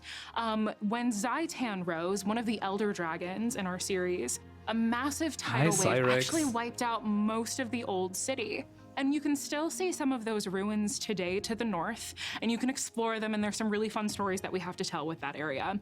But most of what we see today in New Kaineng is completely new. It's not only kind of this new hub, it's this culmination of different Canthan cultures. There's the Campins, we have the newly integrated Luxons and Kurziks that are a part of that. And we get to kind of see how those cultures have grown together and changed since Guild Wars Factions. But one of the really cool things about Kaineng is it's also a hub of modern technology. And and I think Tyria is going to be taken by storm when Cantha opens up because there's nothing quite like it. And as we've talked about in live streams past, Lady June, who is basically the CEO of Junlai Jade, has integrated the city with these modern technologies that are basically a part of the Canthans' everyday lives. There's holo projectors that you can see the holo news on. The Jade Bots allow you to zip line. There's mass transit related to technology. You see it everywhere. It's in their storefronts. There's these sea motifs throughout the entire city with holographic fish and whales that float through. It's incredibly beautiful, but it's a really jarring, unique opportunity that we kind of got to dive into. What would a city look like that we could explore? It's kind of hard to put into words, but I think I'm really excited to get in there and see it populated with players, because there's only so much we can do to make it feel like a real city. And I feel like the missing piece for me personally is to just open the floodgates and let the players populate the rest of it, because they are just as much going to be citizens to this world as anybody else. And that's one thing that I'm really looking forward to. Something that you just mentioned was the HoloNews projectors. That's a thing that we've talked about a little bit in previous live streams, and we've seen as we were running around. They're so cool. I love them. We've had them turned off when we were showing End of Dragons in live streams, so we don't spoil them, but we're so close. Let's talk a little bit more about those and what they are. There's these holographic projectors that you're gonna see all over Cantha. And what those are is we actually have a news reporter Mirai, who is one of my favorite characters that I wrote. She's a ton of fun. She was voiced by Tina Huang.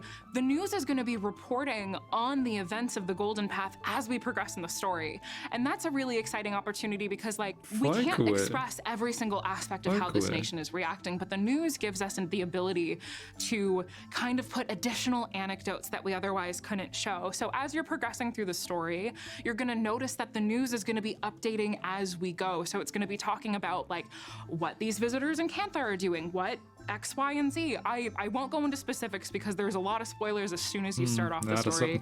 But that's one of these really fun reactive ways that we were able to integrate storytelling elements that would be constant through the open world, but also reflect back to you where you are in the story. I think one of the cool things too about all of the maps is each one stands out so much against the rest. Shing Jea is very tranquil.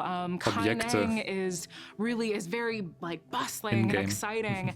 Ekavald is dark and serene and eerie, and then the Jade Sea is the Jade Sea, and I won't get too far into that because that would be a spoiler. But every single map visually stands apart and thematically stands apart, and we're incredibly proud of how that all came together. And is there anything you want to say to our community? Yeah, absolutely. I'm so excited for you guys to get to play this and experience the story that we've put together. We're so incredibly passionate about it, and we're ready to rip your hearts out because we already ripped our own out, and we just can't wait to share this all with you. But rip your hearts out in a fun way. But in a fun way, not like a bad Nicht so way. Arena Thank you, Indigo. mäßig, okay.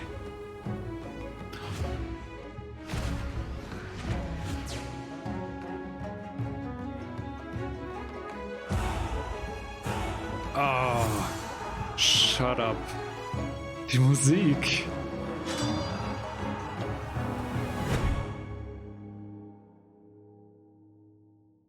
What? Another exciting feature coming with End of Dragons is the Siege Turtle mount. Guild Wars 2 has 8 different mounts now, each with unique abilities like gliding or jumping across wide gaps in terrain, and all unlocked via gameplay.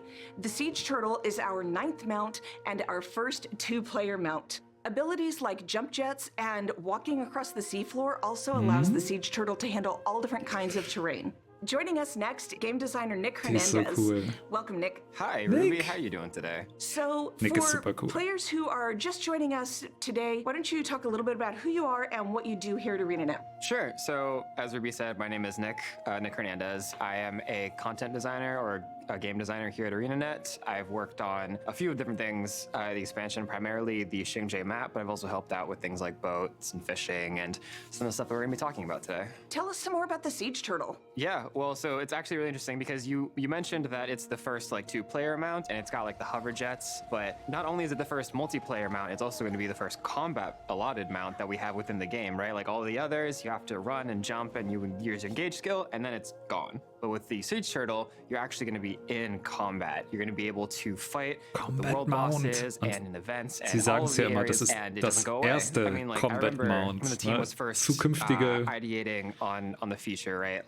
There was that moment where 2 members of the team were able to both exist on the exact same mount. It was just a giddying moment. It really just kind of evolved from there, right? It's a big very heavy turtle. How Wir do we müssen get around unbedingt that? ein Somebody's Meta-Event machen, wo wir alle mit den Siege Turtles irgendwie and then it just felt einfach nur right. It's rumballern. kind of like a multi-tool mount, and I'm really excited for people to be able to see how it kind of runs around, what it's like with the mastery is added to it, and how it exists in the play space of like world bosses and underwater combat and on land combat and kind of all of these areas that already exist. Hallo. I think it's gonna add a brand Oh, new da ist sie feel wieder to all the geflogen. things. I'm excited for everybody to see it.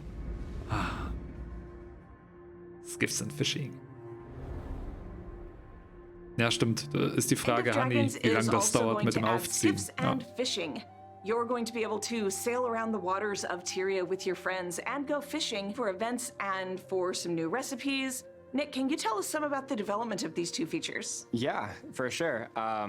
You know, kind of very similar to the Siege Turtle, we wanted to make sure that fishing and skiffs also felt like a feature set that is going to be worthwhile for players to be able to engage in and kind of add a new sort of gameplay type, gameplay feel to an already existing system with gathering. With the skiffs, we spent a lot of time making sure that it felt very kind of realistic. So when you look at the way that the skiff moves around the water, the yaw of the skiff will adjust, which is like there's the water plane and then the yaw is like how it tilts. After the first beta, right, there was a lot of feedback that we had gotten around how it felt, and we wanted to take a lot of that feedback in and process it and make sure that it felt like a part of the world. Fishing is just kind of a completely different ball game because it's the first gathering type that we've introduced, I think, since core game and core launch. A lot of the things that we tried to make sure of was that it felt substantial and it felt fun, but it also kind of felt accessible to everybody.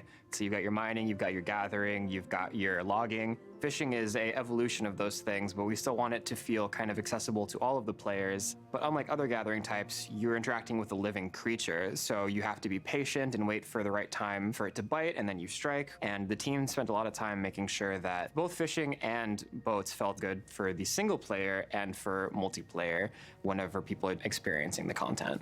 What's your favorite part of fishing? There's a bunch of parts of fishing that are really exciting, but I think very akin to my thoughts on the Siege Turtle, it's going to be the way that interacts with not just Cantha in the expansion content, but with the entire world, right? Because you can fish anywhere in Tyria that has water. It's a very key thing, as I have water. There are different fish depending on which part of Tyria you're in, right? And there's difference in difficulty and experience depending on which kind of fish are in what area and what you're going for. I'm excited, and the thing that I love and the thing I'm most excited for is for players to be able to go into, you know, old maps and new maps and be able to find the spots where they think they're going to be able to get the things that they're looking for, right? Hunt down all of the different kinds of fish. And there's really just that experience of being able to know that, like, every single part of the world has something that you can experience new for areas that you've already visited, you've already explored, you've already mastered. I think that's fantastic, personally.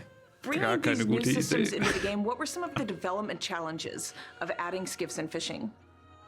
With Skiffs, you know, there was the multiplayer element of it. You know, as I mentioned earlier, it was the attention to detail stuff, as well as trying to make sure that it felt good for both the single player and for the multiplayer aspect of it. Fishing, though, was a completely different ballgame because with fishing, there was a lot of thoughts on spaces within core Tyria and the expansions that allows for people to be able to feel like the experience is different but similar. One developer specifically, John Hargrove, had the task of researching and naming every single fish. So when you have that overarching goal set of let's try to make every area feel kind of realistic to how it would be, where like you have different kinds of fish depending on if it's freshwater or saltwater, right? Like shallow water, deep water, and kind of laying those things out was a monumental task. I think he said that it's like the biggest Excel doc he's ever had to do, and he's worked here for a very long time. So he definitely had a lot of fun with it. I think that at the end of the day, he did an amazing job, but that was definitely one of the more time-consuming parts of the development cycle. Very much so. So as long as you're giving hints on where to find things, can you give some insider hints for players who want to progress their skiffs and their fishing as quickly as possible, or as efficiently as possible? Yeah, I think that experience boosters, making sure that your character is nourished, right? Focusing on getting those mastery tracks to a point that will allow you to utilize the like Haben the wir fishing gestern power alles vorbereitet, mechanics. die ganzen 'Cause we Booster. actually, with food in the game now, some of them will actually grant you fishing power as well, which will help you catch the rarer fish, make it a bit easier for you to catch fish across the board, as well as fishing with your friends. I think is something that is going to help everyone exponentially, because whenever you're in a party and you're fishing with your friends in the exact same skiff Was or hat in die the same Silvari area, da für ein Outfit each fish an? that any of you catches helps the entire party get more fishing power, and it just kind of adds upon itself to help even those who are probably not as good at the minigame to be able to Bloody, hit ich this sehe from da an accessible viele standpoint. Hosen. Can Das sieht you erstmal gut aus share für dich. a behind-the-scenes story of developing fishing? Since this is a new feature, we wanted to make sure that we could add keybind access to it. The main designer of fishing, who is John Hargrove, went to the main programmer, which was Paul Quinn, which shout out to the both of them. They've done an absolutely amazing job. But he was like, hey, Paul, can you set up a keybind for this, right? Standard stuff. But what's interesting is that Paul Quinn actually chose a very specific letter, which was J. Of course, it took a second to be like, why does that one feel so good, right? And the reason for it was because he was like, oh yeah, I chose J because J is like a hook, right? And it was just like everybody was like, perfect. It was a really small interaction, right? But it's it's so good. So it's worth sharing. Give that man a raise. Soundtrack. Music and audio design are a massive part of crafting every Ja, Guild Gorin, Wars 2 auf jeden Fall expansion and gibt es creating das. a wonderful player experience. We'd like to share a few minutes of this composition from the End of Dragons soundtrack.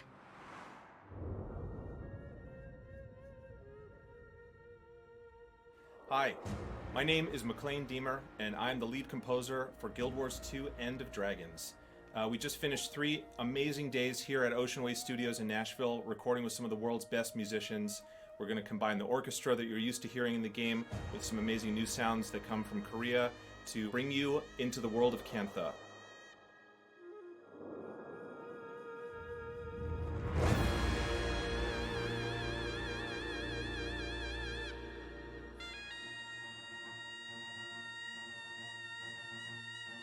Die Tröte ist so geil.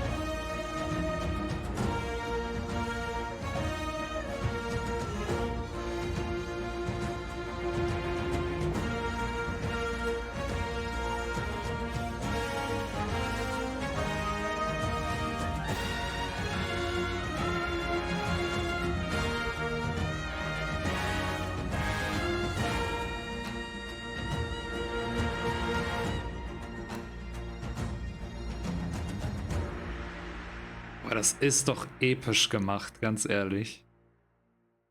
Boah. Hammer. It's been a lot Hi, of work, Willem. and you have all made it into something special. So thank you very much.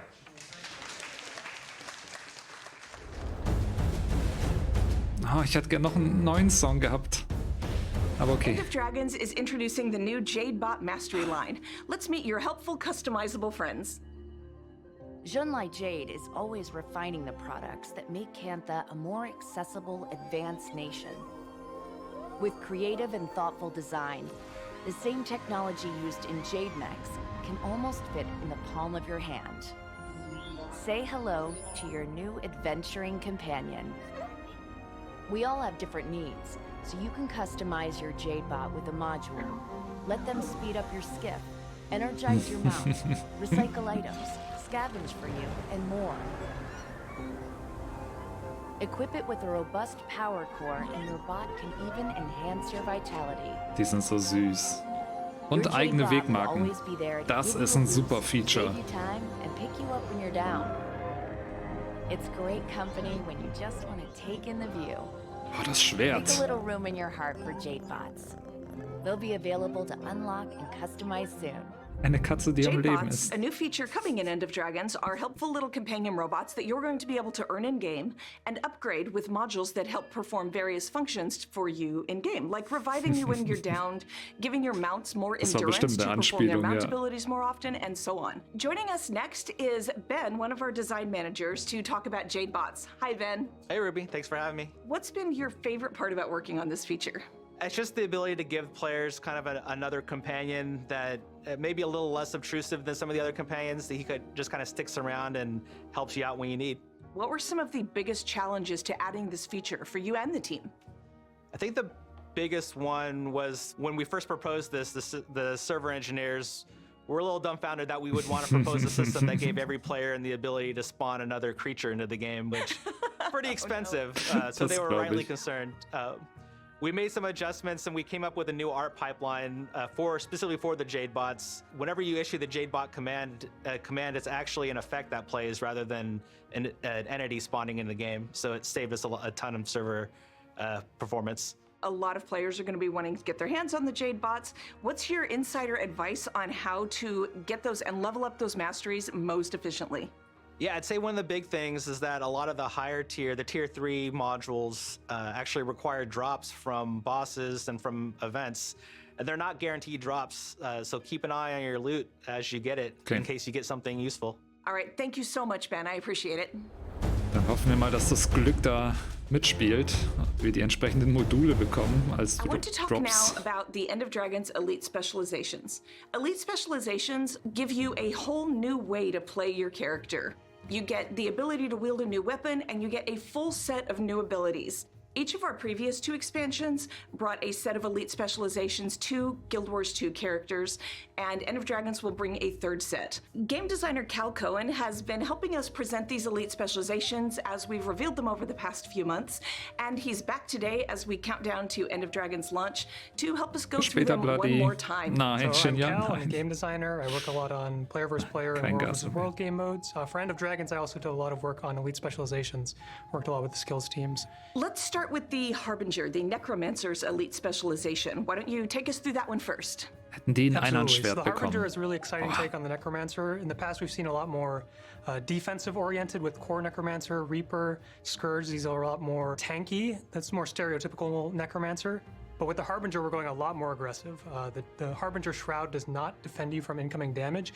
It's just a purely offensive kit, a bit of mobility and a little bit of CC, but just a lot of damage and just a big disconnect from what Necromancer players are really used to. So within the Shroud, you're going to be accumulating this new mechanic called Blight. It's going to decrease your outgoing health, but it's also going to kind of empower some of your abilities. Or elixir skills will be more powerful. The elixir skills are the Hi, new utility Robin. type, which are going to be giving you some boon application both to yourself and to allies when you go into certain trait selections. But also, they're going to be potentially aggressive options, damaging and condition applications to enemies. And the weapon of choice for the Harbinger is a pistol. It's a nice little hybrid weapon, a nice all-rounder type weapon to really bring the class together. Okay, moving on to the Mesmer. The elite specialization is the Virtuoso. What are Mesmer players getting in the Virtuoso? So Virtuoso really started out as this kind of psychic swordsman was the big theme behind it. This idea of just throwing a flurry of psychic mental blades, and we pulled out the clones. No more clones, you just have blades that kind of hover around your character, and you can kind of carry blades between fights. You don't have to worry about your clones being tethered to any particular enemy, so it just gives a lot more flexibility. Virtuoso is also going to get a dagger as their new weapon. So in addition to the dagger, the Virtuoso is also going to get access to the psionic utility type. This is a new utility type. It's kind of a general jack of all trades. Just a lot of different options to pick and choose what you're trying to do with your Virtuoso, or whether you're trying to go more aggressive or defensive. You're going to find some skills within this utility type that will fit your playstyle. So tell us about the Willbender. Ich glaube, zum Juwelier über 400 hat man noch nichts gesagt. Speedy Guardian, more mobility, so you just have the opportunity to fly Aber wird sicher around the noch kommen, ja. that unique style of play that you haven't had access to before. Also, the offhand sword definitely brings some mobility to the table. In addition to giving some mobility, they're also going to give you a lot of access to crowd control, really lock down those priority targets and just unleash the large amount of damage that's available through the Willbender. Let's talk about the Vindicator. So the Vindicator is a really exciting one. Every elite specialization for the Revenant really starts with the legend. And so with Cantha, we see St. Victor and we see Archimorus as kind of the iconic heroes of Cantha. But that's two separate legends. But it also gave us the opportunity to really create two different playstyles within a single elite specialization, which is two legends, because obviously two is much better than one by about twice as much. We definitely wanted to create an offensive, aggressive DPS character, the Archimorus side. But then St. Victor is the more defensive, supporty character. And the other main thing changing with the Vindicator that is also the dodge mechanic. The Vindicator is replacing those with a more powerful single-use dodge ability that lasts a little bit longer, but it's also going to have a lot of damage or healing, or also boon application. That's an option that you'll be able to choose through your traits. And of course, it's getting access to the Great Sword, which is primarily a power DPS weapon that's going to bring a lot of power to the Vindicator. The warrior profession is getting the Blade Sworn, so let's look at that one next. What does this involve? The primary starting point for the design of the Blade Sworn started around the Iai Jutsu sword technique, which is, the singular moment where you draw your sword and swing it, and that is where the gun saber came from. So the gun saber is kind of similar to an engineer kit, where it is a separate set of 5 skills. Ich finde es gut, dass sie nicht auf die Pistole eingehen, sondern auf Blade Sworn will only have access to a single weapon set because they now also have the gun saber. It's a fairly generalist kit, a little bit of defense, a little bit of mobility, and that's also going to enable the Dragon Slash. Instead, you're going to go into this meditative stance, and that's going to charge up for a little while, and then you'll swing your sword, deal a lot of damage. There's a lot of flexibility in what your finishing move is as the Blade Sworn. You're also getting access to an offhand pistol, and finally you're going to have access to the armament skill type. And there's some projectile destruction, you have some adrenaline generation, you also have access to some cooldown reduction, just a lot of different tools depending on the situation. You're going to have access to something via the armament skill type. Okay, we're getting to two that are exciting to me personally. I may be a little bit biased because I've been playing it for so long, but the Elementalist Elite Specialization, the Catalyst, this one's interesting to me, so why don't you talk about that one?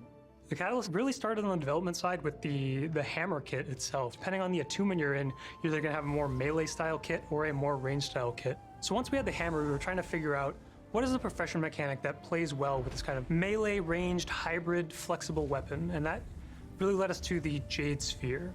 Jade Sphere is a deployable area effect skill which is going to give boons to allies but also damage enemies in that radius.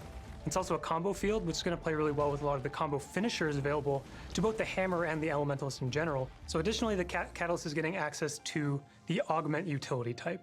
And these are a set of personal kind of self-buffs that are going to empower or also defend you from certain situations. I have been playing my Elementalist for a very long time since Guild Wars 2 came out, but I'm also loving my Thief a lot lately. The Spectre is the Thief's elite specialization. What am I going to be able to do? So the Spectre is a support thief. This is still the aggressive thief character that thieves know and love, but at the same time you'll be able to support nearby allies. The primary mechanic is the Shadow Shroud, and once you build up enough energy through combat, you'll be able to enter this Shadow Shroud, which is then going to tether you to a nearby ally. In addition to The Shadow Shroud, Thief is getting access to Mainhand's Scepter. So this is again trying to be that more supporty type of weapon. We have a new ally targeting system that's going to allow you to either target allies with these skills and then empower them or support them, or you can also target your enemies with the same skills, but instead you'll be dealing damage. The Spectre is also going to get access to the Well utility type. They're also all mobility skills. The way that the Spectre Wells work is that you will shadow step to a location and then drop the well. And the wells have varying effects. We're going to see the more aggressive route. We're going to see the more supportive route. I'm expecting to see both of these once we get live, and both of them should be a pretty effective way to play the class. All right, so the 8th elite specialization is the Ranger's Untamed. What does this one do? For anyone who's familiar with Guild Wars 1, the Bunny Thumper was kind of this iconic Guild Wars 1 Hammer Ranger Warrior hybrid build. So in the Guild Wars 2 sense, we have the Hammer Ranger is now the Untamed. And the Hammer is, again, going to be that similar melee brawler playstyle that has access to either a lot of damage or a lot of crowd control, and that's going to be given through the Unleash mechanic. That's the professional mechanic for the Untamed, which is going to bounce this kind of more raw power of nature between you and your pet.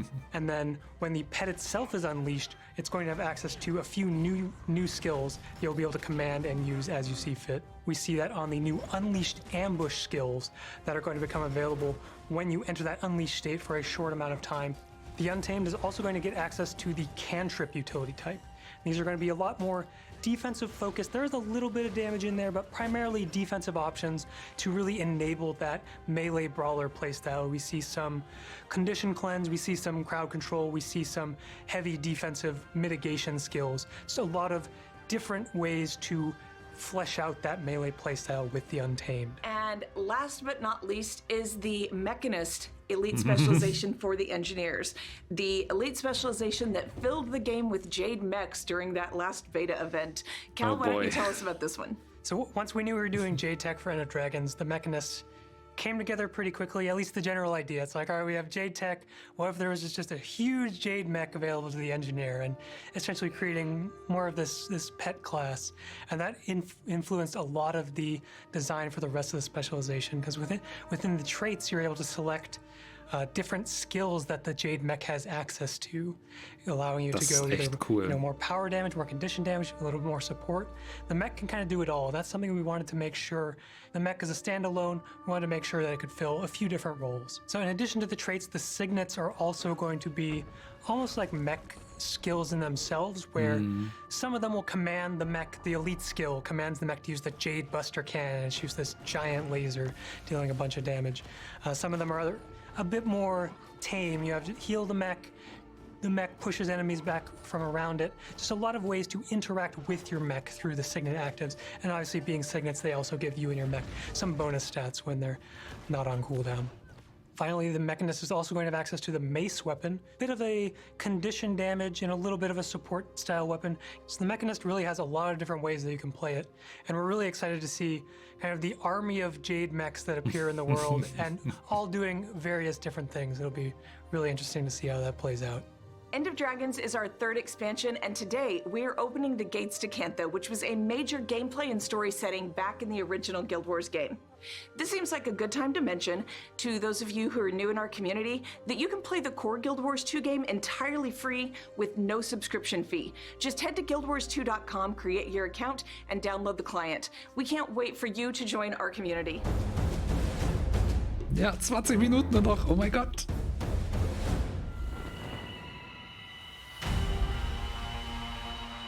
Oh nein, Glowing Bone, bitte nicht. This 3rd generation of legendaries is imbued with the magic of the Elder Dragon Aurene, but there is more to come and more to tell about the legendaries, so I will turn it over to Nick for that. Hi everybody. As Ruby just mentioned, I'm going to be talking about the legendary weapons that are coming out with this expansion. With the launch of End of Dragons, we're going to be releasing the Aurene set, but after End of Dragons, we also have a bunch of other sets coming in as well, each themed off of the Elder Dragons that currently exist. Die Seitan-Waffen that means that so you're going to be gut aus. having close to like 100 different weapons that you can have. Genau, Rave Tracer. A lot. With each specific set Einfach being tailored and themed towards each of the dragons, like Krakatoric, like Zaitan, Tillmann wahrscheinlich so etc. gegen One of the 18 overarching Uhr. goal sets for the team was like having something that added a level of prominence that was identical to like PvP and World v World finishers, right? Where it doesn't matter if you're in the middle of combat, the second you see somebody stomp, you know that that just happened because those sehr effects gute are there. Idee, And Chaos. there's also the fashion aspect of it, right? Because we're fashion wars too, as a lot of people already know. So the variety in which each of these different sets is kind of visualized allows for people to be able to diversify different outfits depending on which legendary they choose and which legendary from which set they choose, right? Because Mordremoth is going to have a very different feel than Krakatorik and a very different look. So what kind of challenges came with implementing these? Ooh, I've heard a lot of stories, and as mentioned earlier, right? It's like 100 weapons. So it's like, how does the team approach those weapons and their visuals in a way that is different enough that helps people feel like each one is worth the investment, while also being similar enough that it allows for the development team to have some flexibility and consistency in the way they approach them. And I think the main artist was Chelsea Mills, who's God, as everyone knows. You know, she was able to take the base models and find a way to have them sculpted in a specific style that allowed for things like the crystals from Maureen's weapons to be able to be molded and changed to like a wood texture and wood feel for the ones that are Mordremoth-esque, right? Like, even though the silhouettes are the same, right? The coloring is different. The material usage is different. Kind of all of that stuff allowed for us to be able to meet those two goals. The color palette in and of itself wasn't a completely separate challenge, right? Because when the team took the base color palettes that you'd expect from dragons like Mordremoth and Zaitan, what you'd see is that they're actually very similar. There's a lot of dark greens and browns because one is like wood and one is like death, and those are very similar color palettes. I think that Chelsea did a great job trying to find ways to be able to differentiate these things while still keeping the core themes. I think something that she noted was one of her favorite parts was like there's like some like brain-ish stuff and very like flesh, like decaying flesh colors, so that helps it pop comparatively to like Mordremoth, you know? So it's like flesh textures versus wood textures and like brain-esque kind of popping colors versus the like Mordremoth very naturey ones. Those are just some of the challenges. Of course, there were ones that were very great and very small comparatively, but overall, that was definitely some of the bigger ones. What were some of the funniest things that happened during development of these legendaries? Well, with our game, right, and with these legendaries specifically, they will have specific effects, right? Because like the FX team also did a large pass on these things, which I think actually to mention was another challenge. Like how does the FX team make differing effects for each of the things that are going to be happening? Like the final blow that happens when you kill creatures. It actually scaled depending on the size of the model, which is like, you know, you can be a character model, it could be a transform. But what was really interesting is that it was inverse. So like when you're a giant Norn, the effects scale to like Asura size. Or when you're like an Asura, the effects would scale to Norn size. So that was definitely one of the ones that everybody was like, this is hilarious. I think the key one that Lee Bledsoe, who is the he is the effects lead for this expansion, and I think Stephen McNally, right? There was a story that was shared about that one that I think is hilarious, where the effects that we were talking about earlier, like it was playing off of the models and not off of the agent, which probably is like, what's the difference? The difference there is that imagine like you kill Pocket Raptors and then it's just like multiple explosions of like every single Pocket Raptor getting the effect played off of them. So it's kind of like, I don't know, it was really interesting to see that because it's just like fireworks all of a sudden, right? Like you hit one. Because Pocket Raptors and the baby Karka, those are very tiny enemies in our game that always travel in packs. Exactly. Yeah, so it's just a bunch of small dudes and one thing equals big explosions and fireworks. So I think that like that in and of itself was just absolutely fantastic to kind of witness and experience. I love it. Bug-wise. Oh, das ist natürlich blöd, Schoki. I want to spend a little bit of time talking about guild halls. Guild halls in Guild Wars 2 are a private space for you and your guild that you can personalize and make your own. End of Dragons is bringing a new guild hall to the game, one with a unique Canthan aesthetic.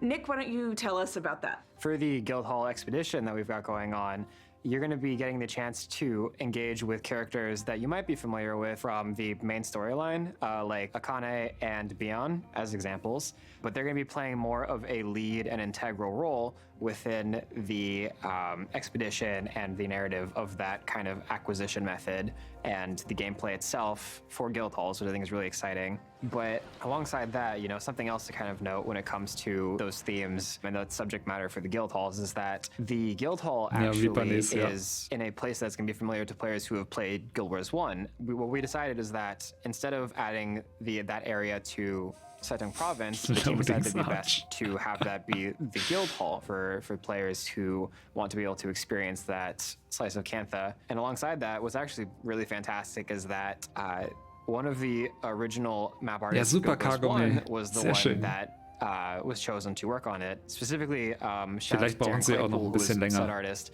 who did an absolutely amazing job with the area. It's gorgeous, honestly. Yeah, it really is. Yeah. What about you, Andrew? What can you tell us about the guild halls?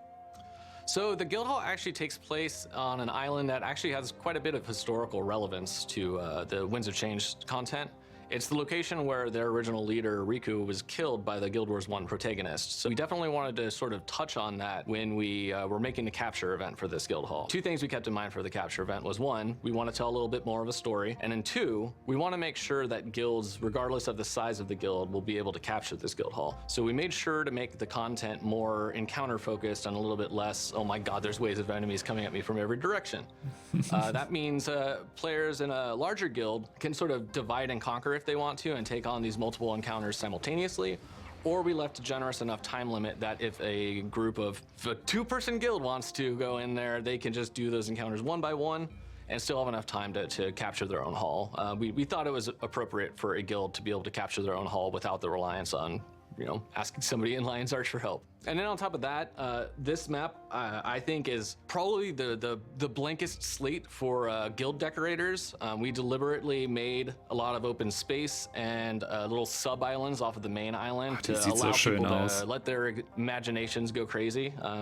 Please invite me when you build your cool racetracks so I can come check them out. You just assured so many invitations. No, that's great. I love seeing that stuff that players build. It is insane. Aberstein. One more thing I want to talk about while we still have Indigo here is Arborstone. Arborstone is a player hub next to the Echovald Wilds map with lots of amenities and fun little secrets to discover that you as the player can level up and improve as you go through the gameplay. So Indigo, why don't you tell us more about what we'll find in Arborstone? Yeah, absolutely. So Arborstone was a really fun opportunity. It's a brand new player hub, like Ruby said, and we've covered it on a couple occasions. Arborstone will be a recognizable location to some of our Factions fans, but what we see in Arborstone now is very, very new. And basically, we go there and we end up at a point in the story using it as a refuge. And then we have the ability after that point to level it up. There's a bunch of collections that we can do through it. I even wrote a couple of those collections, and that was a really fun opportunity, and players can be really excited to kind of dive into some side stories and utilize a bunch of different aspects of that. I'm expecting it to be like a really exciting new place for people to go hang out with their friends. There's crafting stations. I know Annie Vandermeer, who was the primary designer on it, poured so much love alongside Morgan Lockhart, the writer that worked on Arborstone. Like any of the other maps, it's reactive to the story. It's kind of this hub for all of the characters to return to. It's very safe and comforting and warm, and oh my god, is it a beautiful map. It's probably one of the most stunning things in the expansion, and I adore it so much. You can walk through those hallways forever. It's massive, and it's the kind of place that really encourages you to explore. And I think players are going to get a kick out of it. It's also the hub and the checkpoint for our strike missions. So there's just all sorts of things you can do. There are no limits. It's a really fun opportunity. There are some features that we haven't talked about. Yeah, I think my favorite thing about Arborstone, like I said, was just that it's such a big part of the map, and it's separate from Echovald, but it really just encourages you to explore. And I'm the kind of person that can just get lost really quickly, especially in building complexes in games. And there's so many rooms and nooks and crannies, and I feel like I find something new every single time, especially as like the art assets were coming in. It was really cool to see that come together, and I'm so excited for players to get to experience it too. So, do you have any behind-the-scenes stories from Arborstone development that you want to share? Yeah, one of the, like I had mentioned about Annie, the main designer on Arborstone, she was just so incredibly passionate about building a map that was a lovely homage to what Arborstone was. But she, when basically throughout the entire expansion, when we were working on it, she would take tours of developers through just to show us what she was doing, to get feedback. We're all so excited about this content, and Annie's just one example of that. And just her excitement is just infectious, and you can't help but just be really thrilled. And I think that players are going to really appreciate the product that kind of culminated in. Strike Missions. Hoffentlich sehen wir jetzt noch ein bisschen One thing we mehr. haven't talked about yet are the strike missions coming in End of Dragons. Joining us next is Cam Rich, our senior game designer. Cam, hi, welcome. Cameron. Nice to be here. So why don't you start by talking a little bit about who you are and what you do here at ArenaNet. Hi, I'm Cameron Rich. I'm a senior game designer here at ArenaNet. I act as the lead for the Encounters team that works on all the combat experiences for Guild Wars 2. Sehr cool, Patch Notes sind schon da. So what are strike missions? Strike missions in Guild Wars 2 are 10-player instances that you can tackle with your friends. You get pitted up against some epic bosses that you might have seen in the story of Guild Wars 2 End of Dragons. And they're souped-up versions of these encounters which require a lot more coordination and communication with your friends to take down. Who are these souped-up versions of the bosses in strike missions? Who are we encountering here? They are moments from the End of Dragon's story, pitting you up against some antagonists that you'll find out more about whenever you play through the story itself. So while we won't reveal exactly who those antagonists are today, you can expect to encounter them as you go through the End of Dragon story content. Can you talk a little bit about how these enemies fight and maybe what some of the abilities are that they have? For the strike missions, we really want to make sure that we're dialing in on what kind of personalities these characters and creatures have and how we can actually display those personalities through the mechanics of the encounter. So we ask questions about what kind of weapons do they use? What kind of powers do they have at their disposal? Is there any signature trait to them that we might be able to think of creative ways of creating mechanics that shows that personality through the mechanic itself? We want the encounters to really feel like an extension of the character that you're fighting rather than just, stay out of the orange and go into the green. You've been working on strike missions for a really long time, and I know this is a labor of love. What do you think is going to just blow players away with the new End of Dragon strike missions? Well, while I don't want to give any spoilers for the exact moments, I will say that each encounter in End of Dragons has moments that are designed to really surprise players, make them take a moment to say, wow, what is happening right now? And just kind of get them a little bit hyped up for what's going to come next. Okay. What do you want players to take away from each encounter when they do these strike missions and they're learning them? So the End of Dragon strike missions are designed to be accessible for a wide audience, and part of that means that we need to teach players the mechanics that they need to learn and master in order to take those skills and tackle the higher difficulty content that already exists in the game, as well as the new content that's going to be coming out in the future. So if you're tackling these strike missions for the first time, it should teach you the skills that you need to succeed in the future. Okay, let's go behind the scenes a little bit. How do you determine what is and is not working and what should stay and what should go?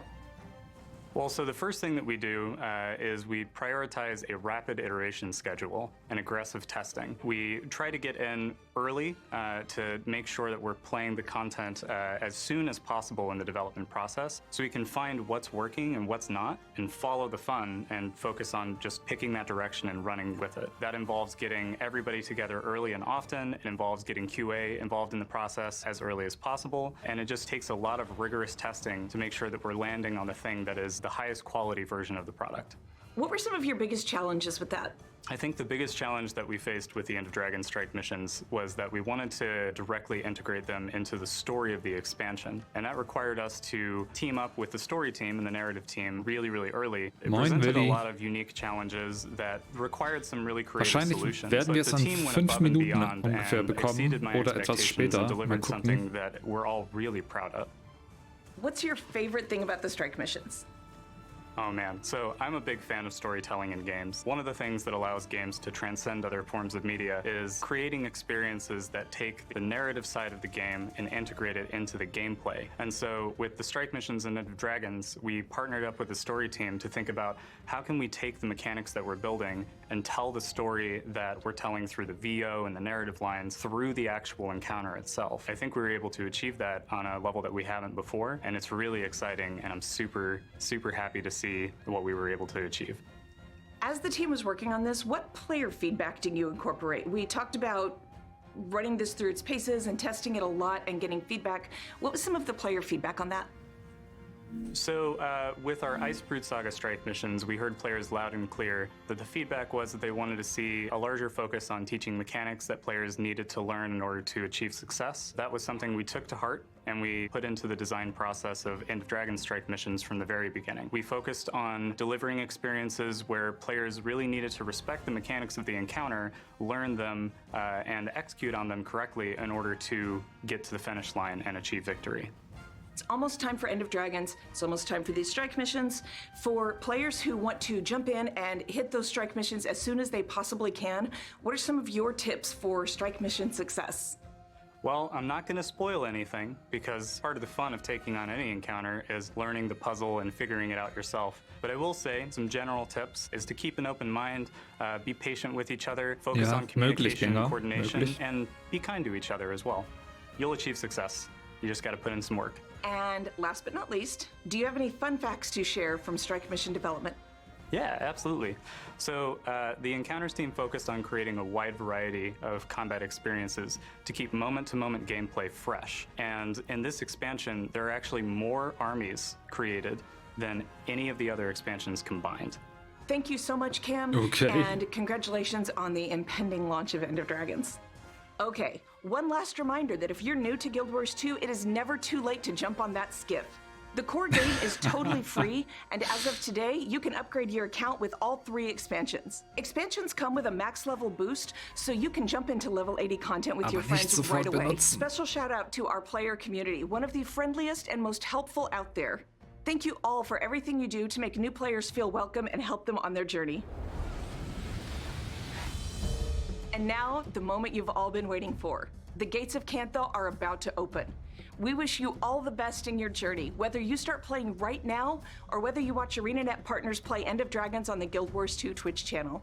Either way, welcome to Cantha. Oh my God. I definitely want to give a big thanks to everyone who participated in all of our beta events for the elite specializations, which gave us a lot of great data, a lot of opportunity to improve these for End of Dragons launch. Thanks a lot for playing the game. You guys have stuck with us for so many years, and we're just excited for you to see it.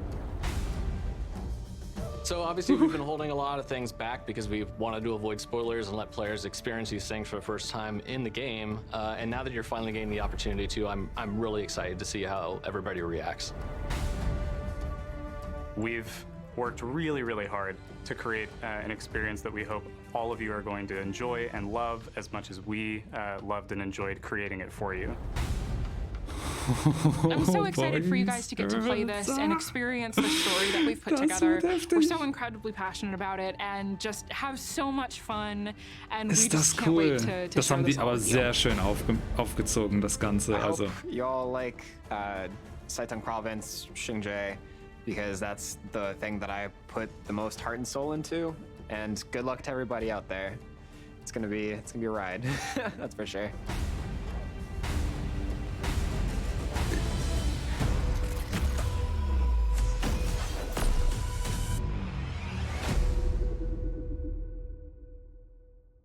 In hundreds of years, we have seen so much change. Neuer Trailer. Deep Sea Dragon. Bubbles. The Elder Dragon's lust for magic is unsustainable, bringing a new season of transformation and conflict.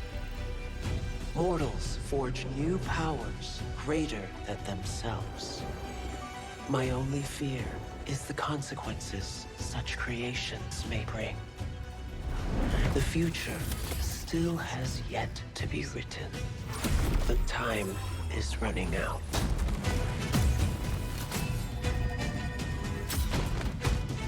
Alter.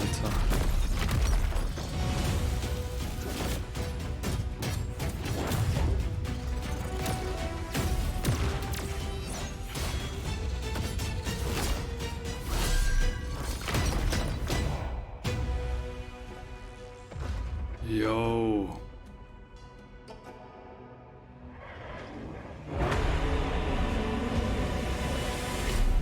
Will you forever take your place in Tyria's history? Das war Kalkatorik. Hä?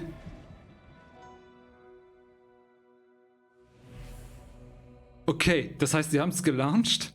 Ist es ready? Download ist live. Okay.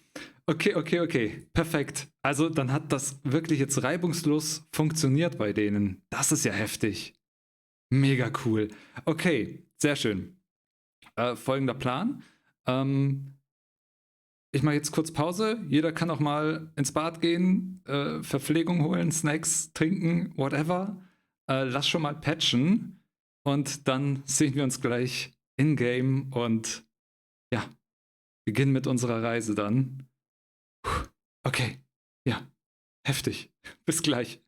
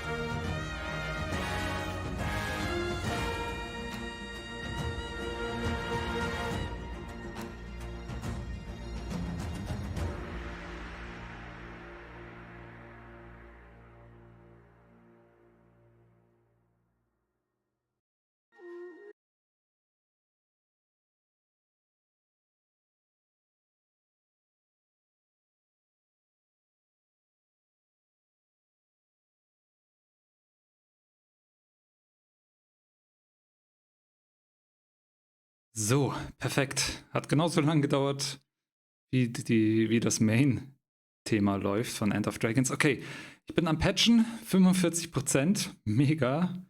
Ich hoffe, dass der Stream das soweit packt. Puh. Boah, war das am Ende jetzt episch. Der Countdown, der Trailer. Und dass sie dann einfach das jetzt doch pünktlich gelauncht haben. Ist das krass. Balemski, schön, dass du reinschaust. Dwarfbeard ist da. Hi. Wird bei Go noch ein bisschen dauern, bei Bloody auch 8%. Oh nein. Ja, wir werden jetzt am Anfang auch noch kurz ein bisschen brauchen, ein bisschen an dem Klingengeschworenen Bild arbeiten, gucken erstmal, dann habt ihr auch die Chance zu patchen und reinzukommen. Von dem her, ja, das ist alles okay. Genau, Werner Brösel, ich habe das alles hier auch aufgezeichnet und die Pre-Show können wir als eigenes Video auf YouTube hochladen und dann jetzt sozusagen den Hauptstream. Das wird dann wahrscheinlich auch nochmal ein separates Video. Genau. Hallo Tim. Mega, mega, mega.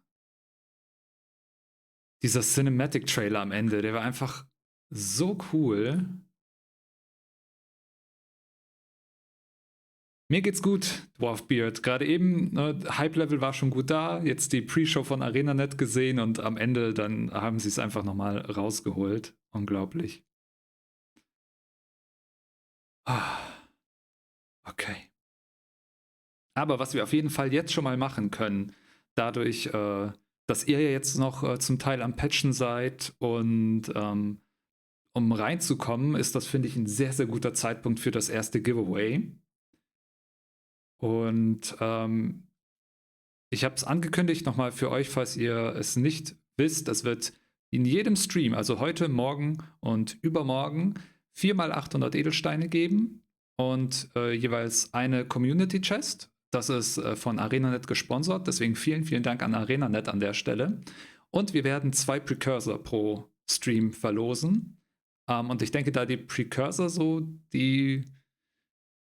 also das Interessanteste oder das Wertvollste von diesen aus diesen 3 Kategorien darstellt, fangen wir auch jetzt gleich mit einem Precursor an, weil das Hype-Level, das ist gerade schon so hoch und machen wir da einfach weiter, würde ich sagen. Deswegen schauen wir mal. Genau, Precursor Giveaway ist gestartet mit dem Befehl Ausrufezeichen Giveaway.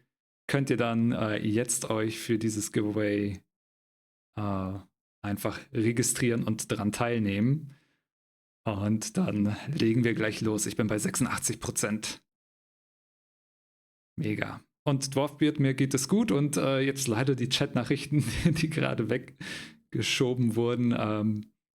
Vielen, vielen Dank für eure schönen Worte. Und freut mich, dass jetzt auch Streamlabs sagt mir, dass wir über 200 Zuschauer sind, also dass jetzt so viele dann hier noch eingeschaltet haben für den End of Dragons Hype und für das 3. Addon und dass es jetzt losgeht. Da freue ich mich einfach sehr. Krass. Röli, du kannst den dann auch, also wenn du gewinnen solltest, auch jemandem schenken, klar. Alles cool.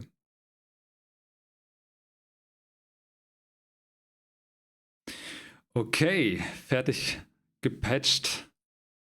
Schauen wir mal rein. Der Launcher ist auf jeden Fall wirklich cool. Also dieser grüne Ton, der da genutzt wurde, Teal, glaube ich, ist die Farbe. Und dieser Jadebot, das sieht cool aus.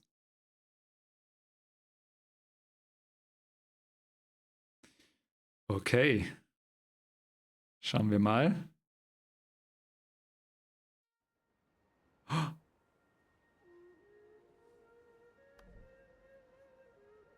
Das ist ein bisschen sehr leise. Warum ist das so leise?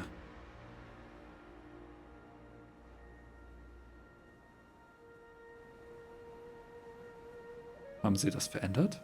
Ich habe vorhin noch getestet. Da hat das eigentlich alles sehr gut gepasst. Hört ihr Ingame-Sound gut? Oder soll ich noch ein bisschen lauter machen? Wir treffen uns gleich, Löwenstein, je nachdem, wo uns die Story erstmal hinführt und dann wahrscheinlich in Kanta. Der ist sogar etwas laut, der Ingame-Sound, alles klar. Kann auch, weil für mich persönlich ist der gerade sehr gut, dann drehe ich ja für euch den noch ein bisschen leiser. Ansonsten, wenn was sein sollte, einfach Bescheid geben. So hoffe ich, ist In-Game-Sound gut abgemischt zum Mikro. Ja, und dann würde ich sagen, geht es jetzt los. Hallo Leute, Takeo hier. Herzlich willkommen zum End of Dragons Launch Livestream. ArenaNet hat es jetzt gerade wirklich pünktlich geschafft und das 3. Addon von Guild Wars 2 veröffentlicht. Einige von euch sind noch am Patchen, deswegen werden wir das jetzt alles, gerade den Start, noch ein bisschen gemäßigt angehen, aber dieser Charakter-Select-Screen ist doch mega. Die Animation, das Thema, unglaublich, unglaublich. Okay.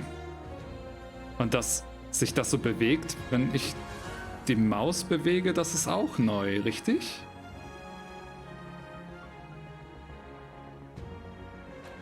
Hammer. Okay, dann lasst uns reingehen. Oh mein Gott, bin ich gehypt. Was hat Shin Jea noch geschrieben? Taco nochmal über den Weg im Streamchat. Alles Gute zum Launch. Hoffe, es läuft so reibungslos wie möglich und bin etwas nostalgisch, wenn ich an Hot Release zurückdenke. Immer sind noch so viele Teile von AOE im Chat zu finden. Ja, mit Bloody habe ich in letzter Zeit wieder ein bisschen mehr gemacht.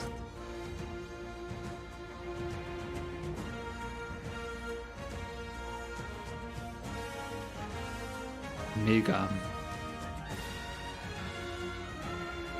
Boah, die Musik. Da verzeihe ich es auch, dass Götterfeld so lange braucht jetzt zum Laden. Hey Cookie Boy King, hallo. Ja, ich muss echt ein bisschen runterkommen. Oh. Ja, jetzt, ihr habt recht, ist vielleicht auch ein bisschen laut. Auch für mich. Das heißt, machen wir das wieder ein bisschen leiser, das wieder ein bisschen lauter. So, okay. Step 1, gucken wir einmal, was im Edelsteinshop dazugekommen ist. Einfach nur neues Waffenset. Nur um zu gucken, womit sie jetzt schon gleich zu Beginn Geld machen möchten. Kantana Spiritualisten Erscheinungsbildpaket. Okay, ein Kleidungsset. Interessant. Ja, Ritualisten selbst gibt es ja keine. Und ansonsten?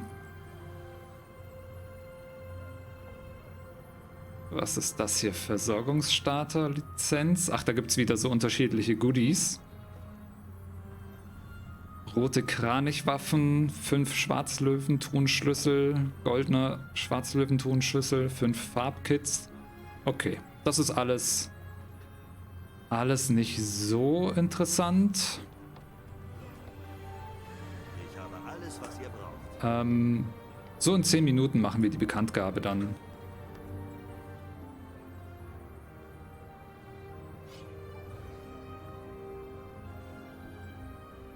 Verantwortung ist eine Bürde. Okay, sehr schön. Dann lasst uns erstmal genau hier ein bisschen leveln und die Elite-Spezialisierung freischalten. Klingengeschworener. Das wird jetzt nämlich die erste Amtshandlung. Oh, hab euch gar nicht gesehen. Pistolenkenntnis. Wie sieht denn die Pistole aus? Oh. Okay. Das ist die Pistole für die Klingengeschworenen. Also die Grundpistole. Wir schauen uns auch gleich noch an, wie die ganzen Waffen aussehen für die Elite-Spezialisierung. Und für die anderen auch.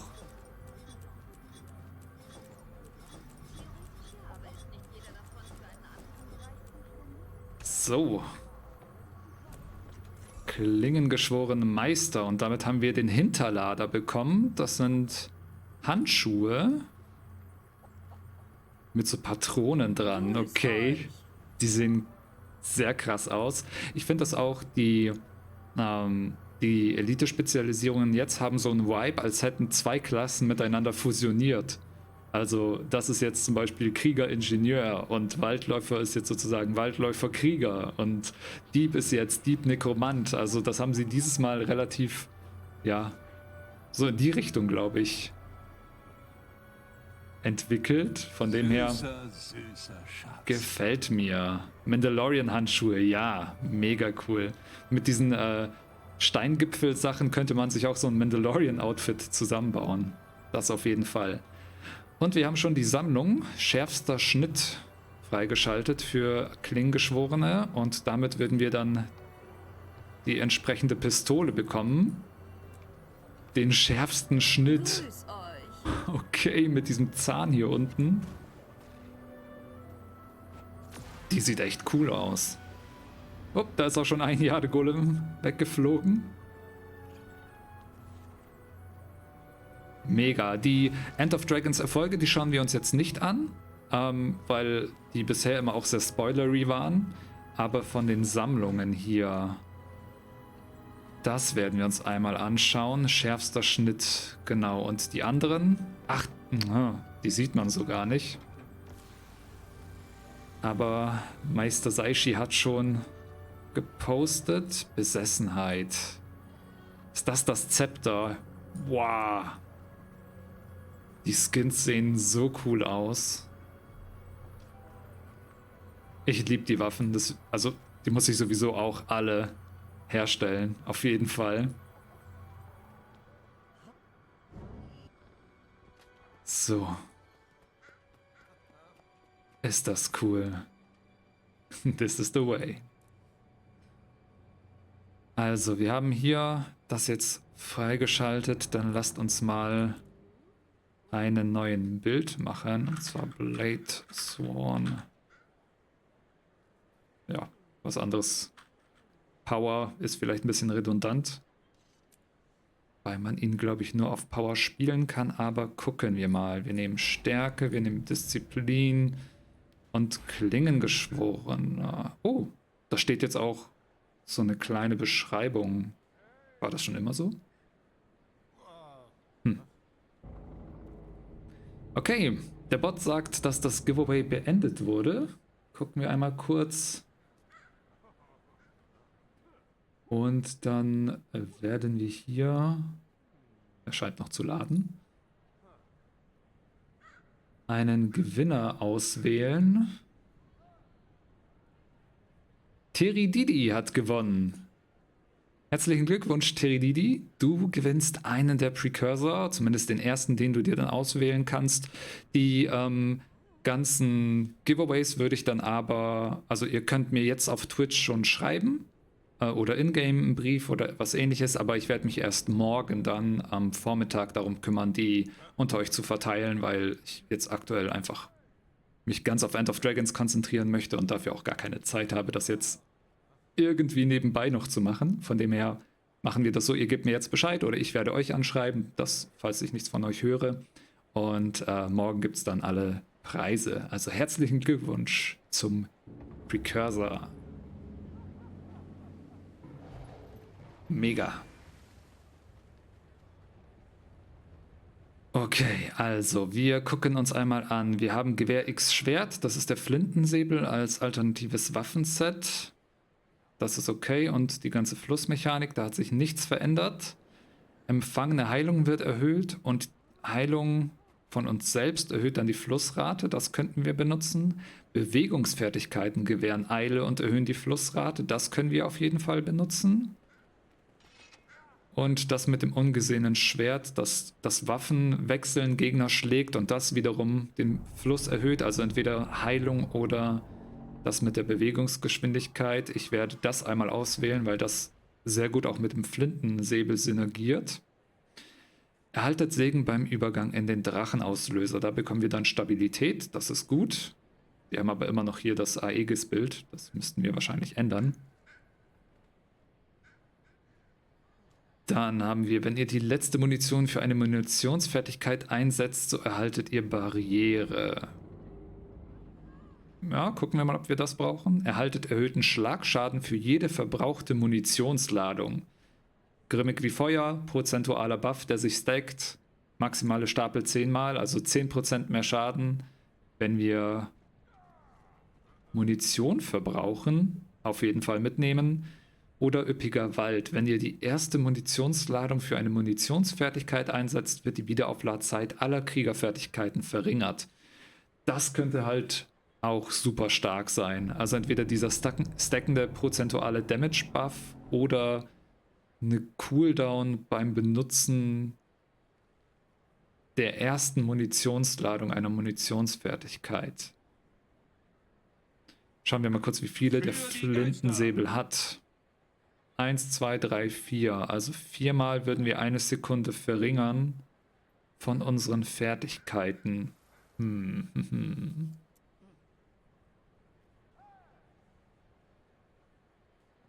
Dann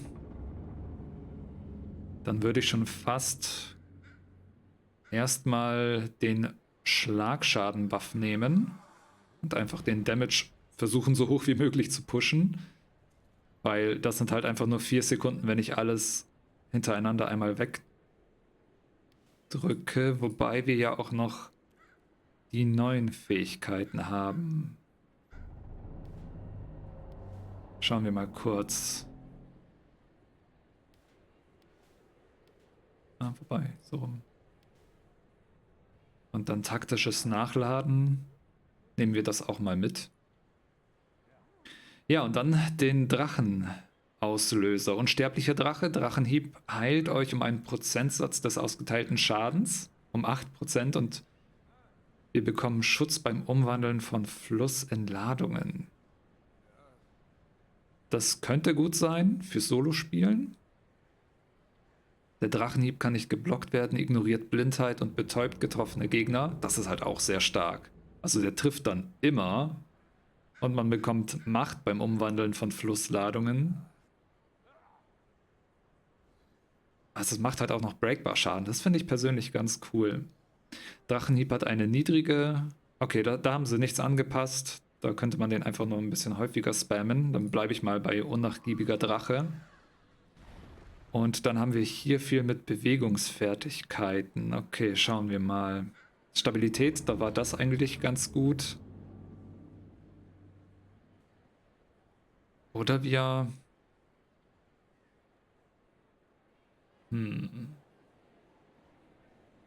Wir machen mal das, weil wir die Heilfertigkeit sowieso einsetzen werden. Dann kriegen wir auch noch Macht. Haltet prozentual auf eurer Kraft basierend Vitalität und Wildheit. Auf eurer Kraft basierend. Ja, das könnte ganz gut sein. Und dann Kraft des Berserkers.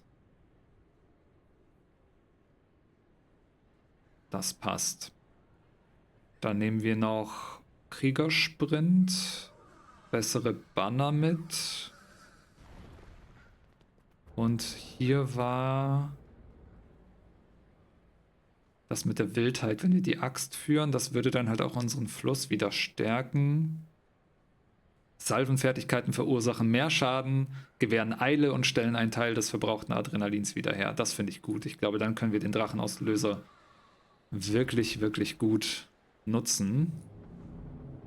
Und Power-Ausrüstung haben wir schon ausgerüstet. Okay, ich glaube, dann ist der Bild für unseren Klingengeschworenen soweit ready. Okay, dann haben wir das gemacht. Was hat der Chat in der Zwischenzeit geschrieben? Tisu.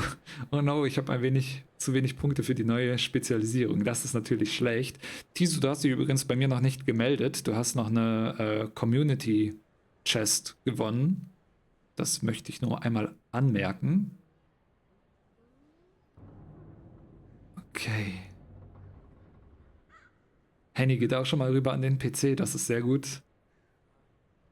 Chaos hat auch den Download fertig, das ist sehr, sehr gut. Achtung, wenn man die Story anfängt, kommt gleich ein Trailer. Alles klar, danke für die Warnung. Avias schreibt, ich habe mir End of Dragons vorbestellt, wie aktiviere ich die Erweiterung? Du wirst per Mail einen Key bekommen haben und dann auf der offiziellen Guild Wars 2 Webseite gehst du einfach in deine Account-Einstellungen, kannst dort dann den Key zu deinen Spielen hinzufügen und dann ist das für deinen Account sofort freigeschaltet und wenn du dann ins Spiel kommst, dann hast du auch alle Features von End of Dragons. Ich zeige euch die Map sofort, also die...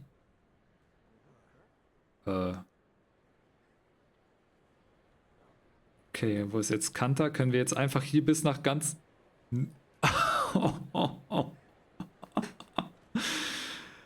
Man kann einfach so weit runter scrollen. Das fand ich ja damals, als sie Guild Wars 1 schon gezeigt haben, so krass. Waren sie halt hier in der Beta im Königental und haben halt hier irgendwas gemacht und so gezeigt und haben dann so rausgescrollt und rausgescrollt und rausgescrollt und rausgescrollt und rausgescrollt. Und jetzt ist das einfach so eine riesige Welt mittlerweile. Und du musst einfach hier die Map bis nach da unten bewegen. Wie krass ist das denn? Und jetzt haben wir hier Kanta. Hier ist Shing Jea. Hier ist Kaineng. Da ist das Jademeer und alles. Was haben wir hier unten? Oh, das wird so cool. Mega. Okay, und was sind das hier? Maguma? Ach, da kann man dann sofort in die Bereiche springen. Tür? Mag? Ufer? Kann? Ich glaube, die Begriffe sind noch nicht ganz richtig. Also Tyria, Maguma, Kanta und dann Elona wahrscheinlich. Aber das ist natürlich jetzt bei so einer großen Karte durchaus praktisch, dass es sowas gibt. Mega. Das ist ein hilfreiches Feature auf jeden Fall. Okay, so, wie machen wir das jetzt? Ich glaube, also die Story-Instanzen, die kann man ja nur als Gruppe spielen. Das heißt, ich wollte es so handhaben, dass die ersten 4 Personen, die mir jetzt in-game dann einfach ein Plus schreiben, dass ich die dann einlade und mit denen dann die Story spiele. Und auf den Karten selbst von Kanta, da werden wir uns dann gemeinsam als Einsatztrupp sammeln.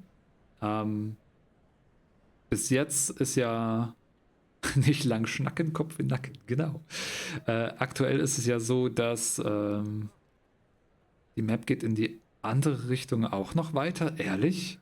Haben sie die einfach komplett riesig gemacht jetzt?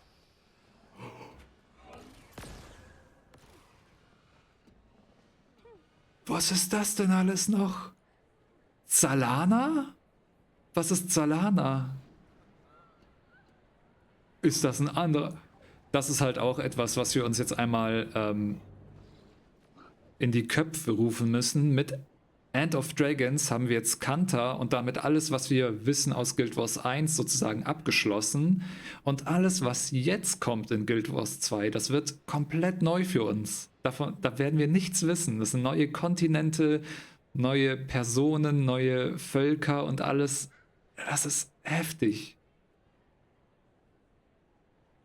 No way.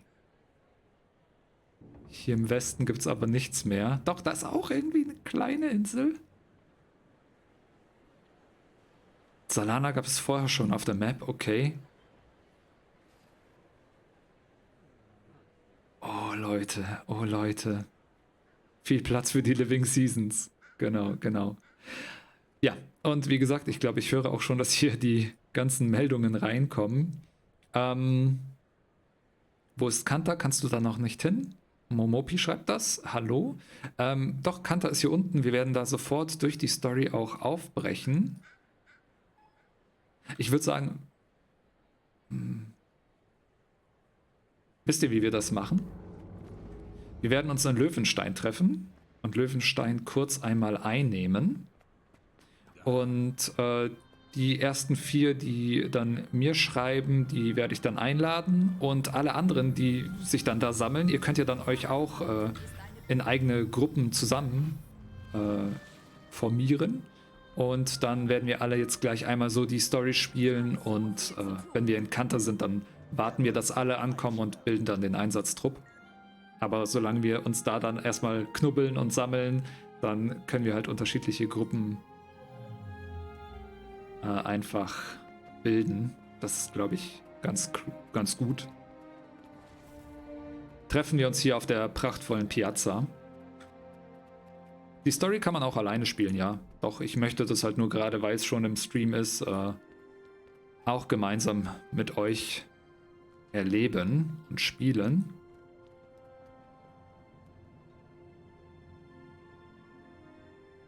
Von dem her werde ich mich erstmal hier in der prachtvollen Piazza sammeln. Wie sieht's denn bei euch aus? Seid ihr schon gut am Patchen oder wo steht er so der Stand aktuell? Ja, ich bin auf Flussufer auf dem Server.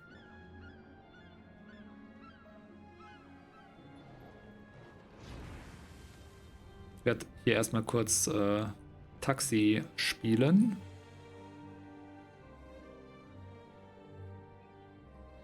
Ja, dann lade ich hier Zentraltheorie Einsatztrupp.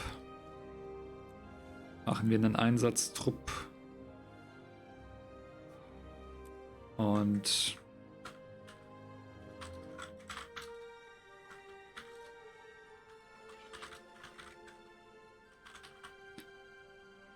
dann haben wir hier einen Einsatztrupp, den ihr joinen könnt. Den End of Dragons Release Einsatztrupp. Und dann können wir uns hier auf diesem Löwenstein sammeln.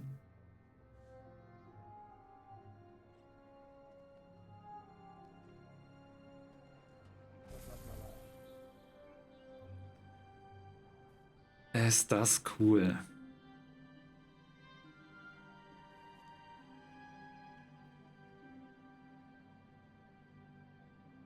Braga. Bloody, du hast schon die Himmelsschuppe? GZ. Das ist ja der Hammer. Krone von Urgotts. Das ist dann das, was man kriegt für die Ungezähmten.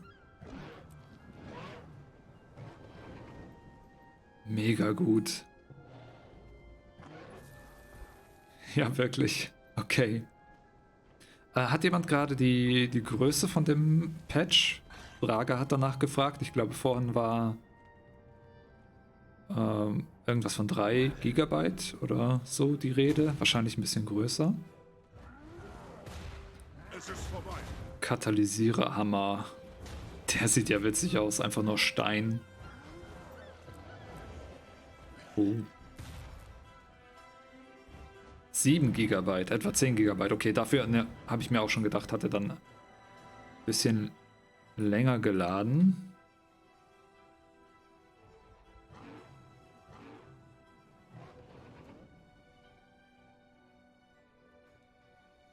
Das sind nur aus den Sammlungen rausgepostet. Also wenn man jetzt die Sammlungen sich anschaut, dann kann man ja, wenn man jetzt seine Klasse freigeschaltet hat, kriegt man ja die Pistole und den Skin und dann halt dementsprechend auch die Sammlung und man kann sich anschauen, welche aufgestiegene Waffe man dann bekommt für die Elite-Spezialisierung.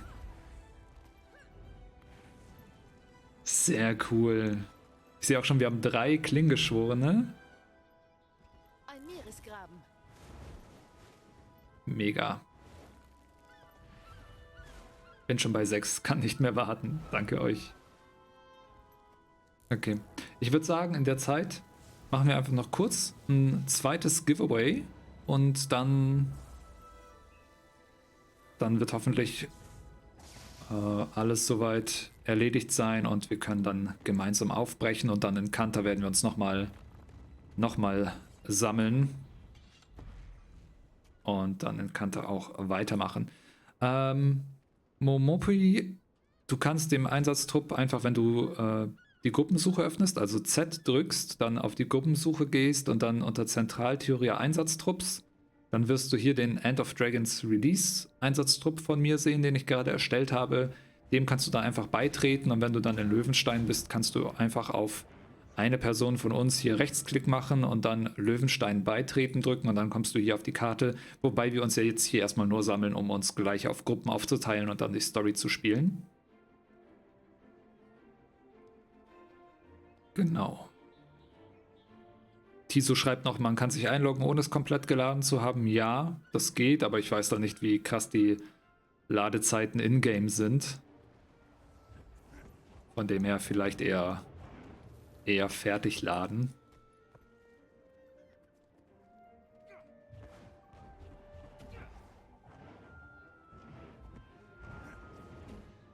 Ist Shoki eigentlich noch da?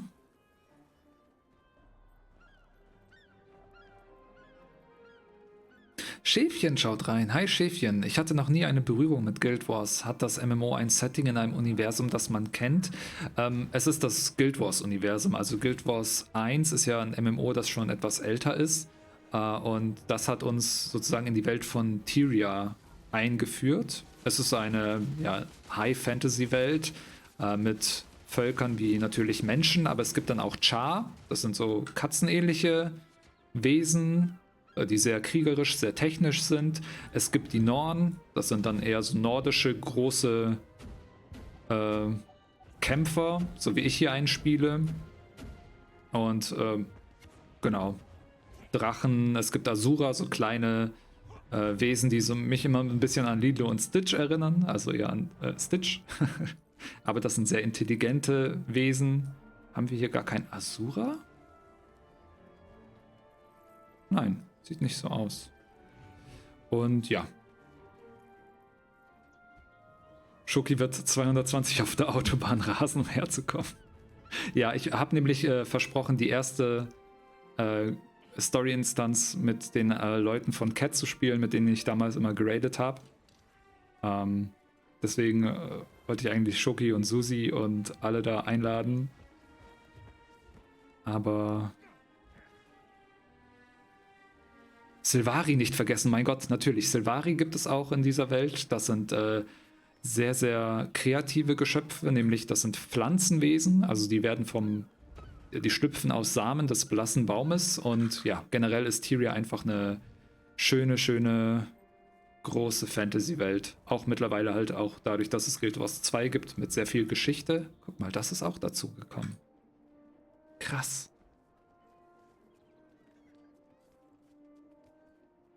Aurene's Biss, es gibt schon eine Leggy. Das ist dann das Großschwert. Sehr, sehr schön.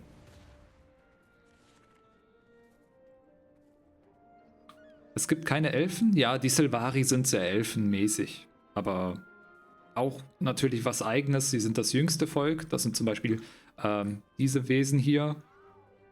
Na, die sind halt auch komplett aus Laub und Baum. Und ja, die sind sehr elfenlike, aber sie sind halt auch das jüngste Volk in Tyria. Das heißt, sie sind sehr neugierig. Sie lernen viel und das, wenn sie sterben, geht das Ganze in den Traum. Und die nachträglichen Sylvari, die können dann auf dieses Wissen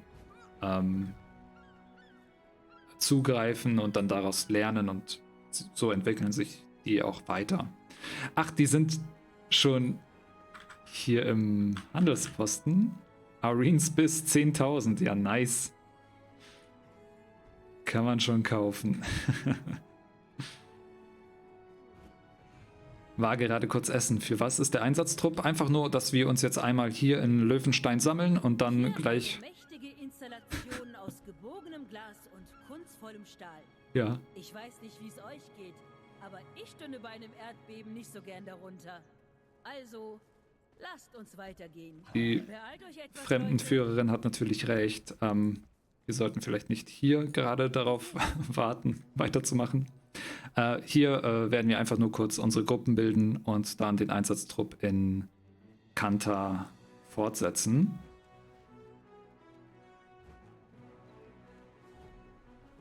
Was ist das süße rosane rechts bzw. links von dir? Ich weiß gerade nicht, was du meinst. Das kleine hier, das ist ein Asura, genau.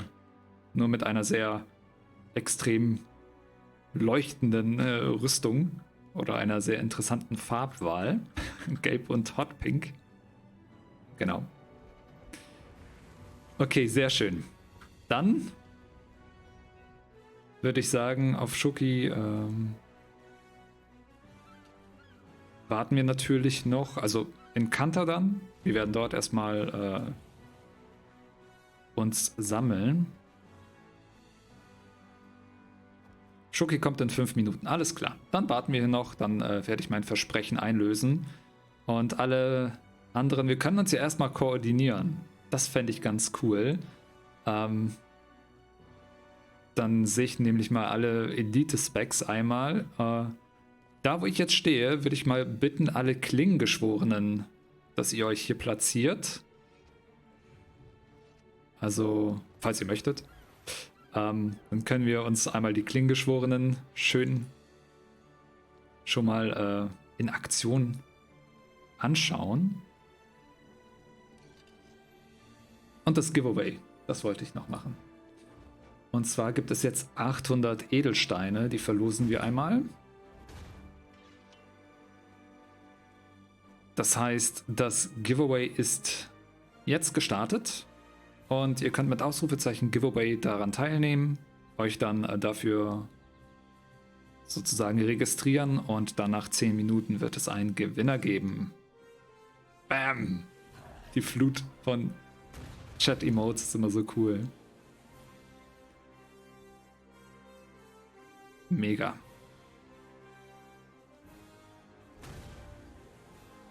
Oh ja, stimmt, ich sollte auch die Pistole ausrüsten.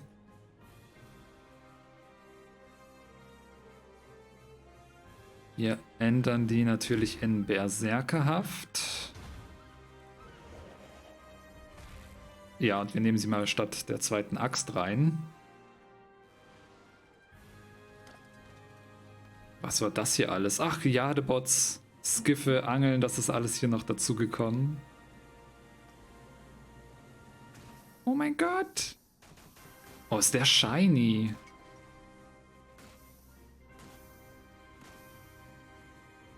Cool.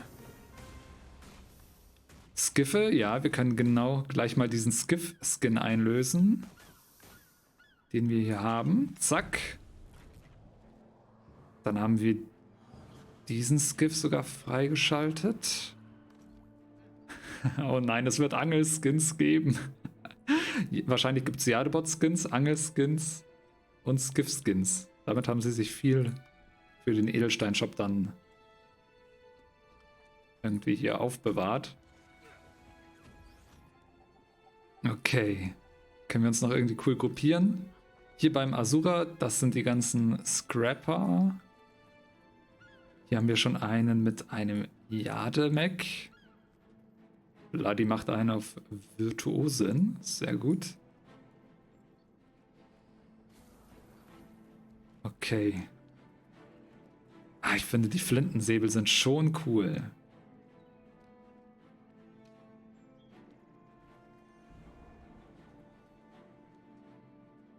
Schäfchen, ich habe leider keine Takeo-Facts oder so. Takeo, den Brief würde ich dir empfehlen zu lesen. Den Brief? Kristalline Resonanzkaskade. Kommandeur, sehr aufregende Nachrichten. Ein kristallines Resonanzkaskadenszenario ist eingetreten. Bald schon könnt ihr es mit meiner neuesten Veröffentlichung Kristalline Wellenform Resonanzkaskaden-Zusammenbruch-Szenarien und ihr eine kurze Einführung von der preisgekrönten Kristallographin Smoxy nachlesen. Aber da sich dabei alles um euch dreht, wollte ich euch sofort darüber unterrichten. Eure roten und grünen Prophetenscherben und Kristalle sind jetzt alle blau. Außerdem scheint es so, dass alle aus dieser Gegend stammenden Scherben von jetzt dann auch blau sein werden. Ist das nicht erstaunlich? Ich werde natürlich weiter die blauen Scherben von euch entgegennehmen und wie üblich bezahlen. Die Truhe in der Nähe scheint trotz dieser Änderung weiter zu funktionieren. Ich versichere euch, dass in diesem Szenario nichts verloren gegangen ist. Eure Freunde denken vielleicht noch eine Zeit lang, sie hätten rote und grüne Scherben, aber sobald sie versuchen, irgendwas damit anzufangen, werden sie blau. Lasst euch dadurch nicht verwirren, auch wenn die Dinge sich plötzlich geändert haben. Sie sind praktisch gleich geblieben. Vielleicht sogar besser, denn von nun an müsst ihr nicht mehr über die Farbe der Woche nachdenken. Ja, das sind die Anpassungen von den Strike Rewards. Sehr gut. Okay. Schokis online. Perfekt. Perfekt. Achtung, der Kupferwiederverwerter schließt jetzt auch Food mit ein. Okay, danke für den Hinweis. Das ist natürlich... Ja, sehr gut, Schoki. Alles gut, Jetzt kommt es nur darauf an, dass die Patch-Zeit bei dir einigermaßen gut läuft. Gucken wir mal. Oh, da ist das Schwert von den Wiedergängern. Krass.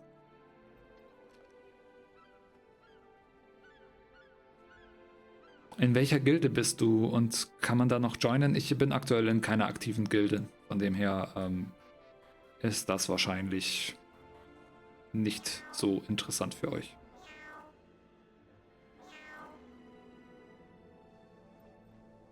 Schoki, alles gut. Alles gut. Ja, dann warten wir noch und machen hier ein bisschen Party. Das ist kein Problem. Ich werde die Buffs hier noch nicht aufstellen. Das werden wir dann in Kanta machen, sobald wir uns dort alle treffen. Aber wir können uns hier einmal um dieses Lagerfeuer setzen, das ich einmal für uns errichte. Macht es nur nicht allzu crowded, please. Aber hier können wir uns einmal noch kurz ausruhen, einmal durchatmen. Und dann geht es gleich los.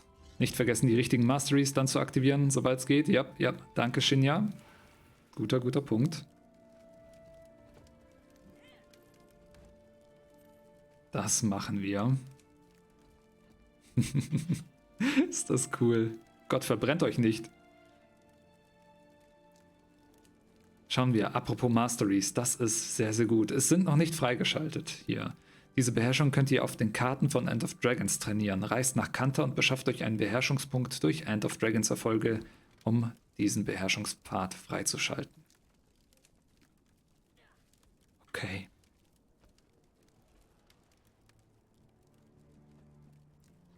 Gut, ja, gleich geht's nach Kanta. Das ist einfach der Wahnsinn. Hier unten. Provinz Seitung. Schön. Stadt Neukaineng. Aborstein. Hier ist dann die Echowaldwildnis. Ist das so eine große Karte? Uiuiui. Drachenende.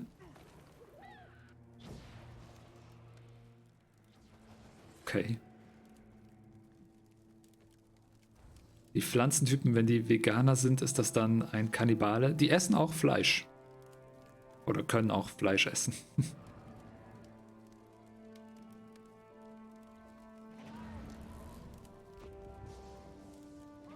Ein munteres Flüsschen.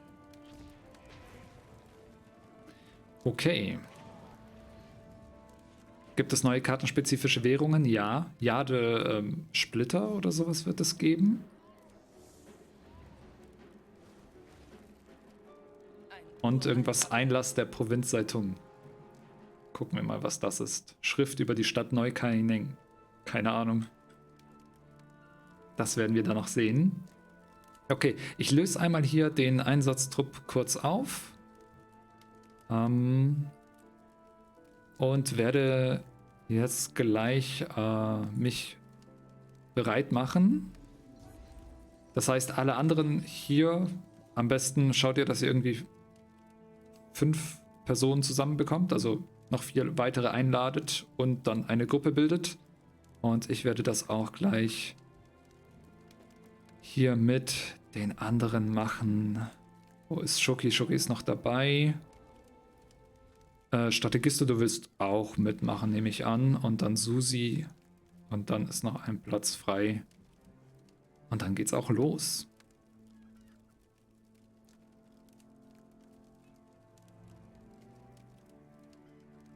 Wie kann man den Twitch-Chat im Game sehen? Ich wüsste nicht, wie das ginge.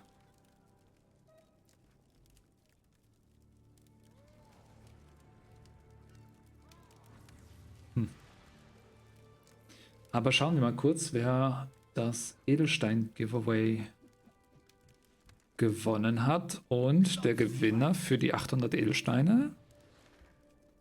Cyrex!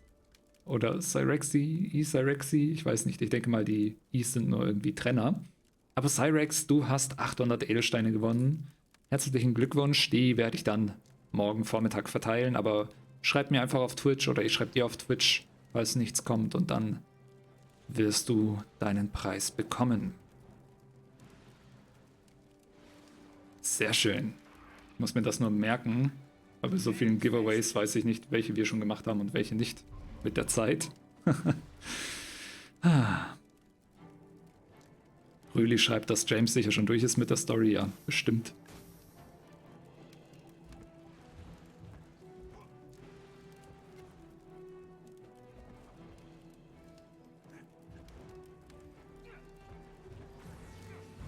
Die Edelsteine sind sozusagen die Ingame-Währung hier für Dinge aus dem Edelsteinshop. Hauptsächlich gibt es hier Skins. Manche, die schön aussehen und so weiter, die haben halt leider so keinen Wert, der in der Community irgendwie was bedeutet, weil viele coole Skins kann man sich natürlich auch durchs Spielen verdienen und dann hat man sozusagen was dafür auch erledigt. Aber dennoch kann man sich hier sehr, sehr coole Skins holen und damit dann halt auch im Prinzip die Entwickler unterstützen und ein cooles Outfit erzeugen. Es gibt ein paar Gegenstände, die relativ praktisch sind, wie zum Beispiel permanente Abbauwerkzeuge für Handwerksmaterialien und so. Das ist dann etwas, was durchaus doch schon wirklich einen Nutzen in Game hat, aber das ist jetzt nicht so, wo man Leute komplett ausschließt. Es sind halt einfach so Quality of Life Items, die sie manchmal dann auch hier reingepackt hat.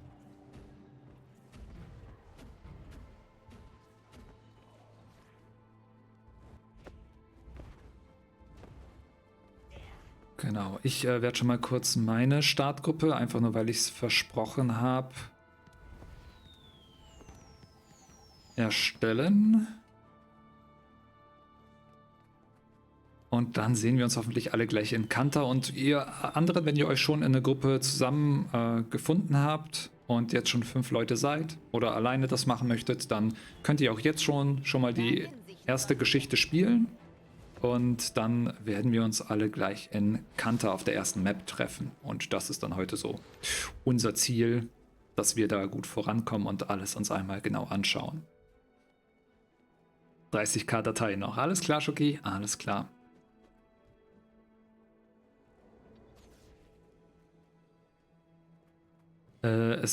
Roleplay-Server gibt es keine direkt.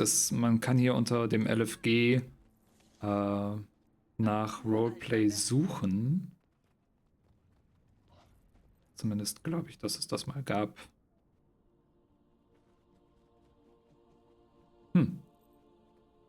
Ich finde es nicht mehr. Oh, wobei, ich kann auch noch scrollen. Hier unten ist es. Und dann könnte man sich so zusammentreffen. Ich glaube, ein paar Orte in Götterfels gibt es, wo geroleplayed wird. Aber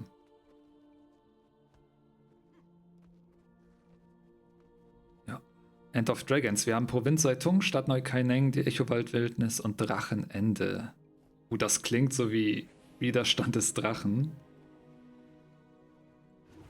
Müssen wir mal gucken, wie das dann wird von der Karte her.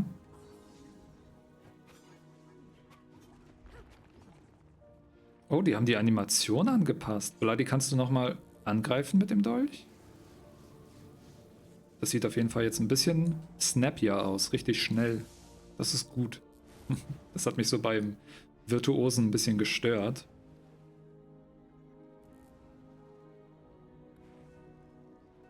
%, sehr schön.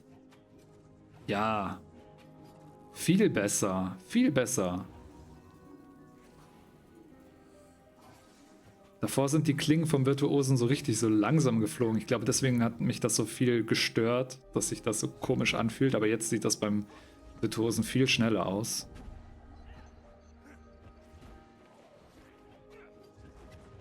Gibt es verschiedene Fraktionen? Haben Volk, Rasse, Klasse eine Auswirkung auf die Spielgeschichte? Genau, je nachdem, du hast am Anfang so eine Art kleinen Fragebogen, den du für deinen Charakter ausfüllst, je nachdem welches Volk und welche Klasse du bist. Also, und das formt dann so ein bisschen die persönliche Geschichte, die du durchspielen kannst. Ab einem gewissen Punkt, ab der Hälfte ungefähr, kommt die zusammen und ab da ist die Geschichte relativ gleich für alle, aber initial hast du natürlich deine Aufgaben im Hain, wenn du ein Sylvari bist und hast dann dort, je nachdem, was du in diesem kleinen Fragebogen ausgewählt hast, unterschiedliche ja unterschiedliche Szenarien, durch die du spielst und eine andere Geschichte als jemand anders. Und ja, so ist das. Genau. So, ich setze mich auch mal oder stehe mal wieder auf. 6K Dateien, 90%. Sehr gut, Schoki. Du schaffst das. Ein munteres Flüsschen. Ist ja auch gleich erst 19 Uhr. Wir haben alle unsere Elite-Specs, unsere Builds. Das ist gut. Und dann haben wir gleich genug Zeit für End of Dragons und für die erste Map.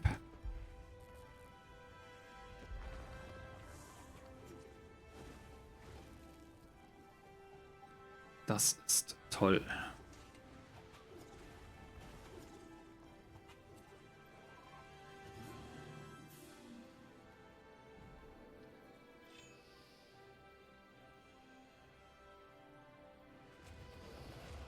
Genau, da gibt es keine irgendwie Einschränkungen. Jedes Volk kann jede Klasse spielen.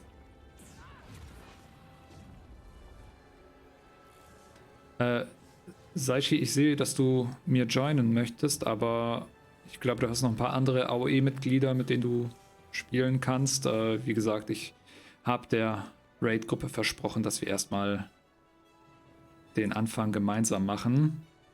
Da ist nämlich der Shoki.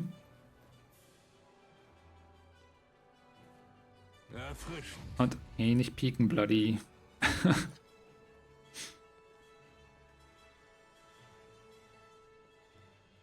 Und haben wir sonst noch jemanden aus von Cat, der mit möchte? Der die mit möchte? Ich glaube nicht, oder ich bin gerade blind.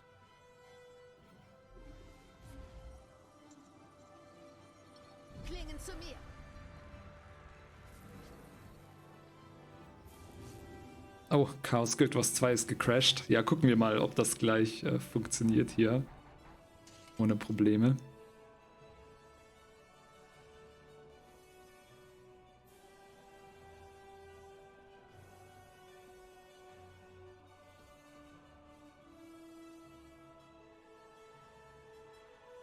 Na, es gibt Checkpoints, okay. Schoki, kommst du rüber nach Löwenstein? Und dann starten wir von hier aus, aber man muss irgendwo anders hin.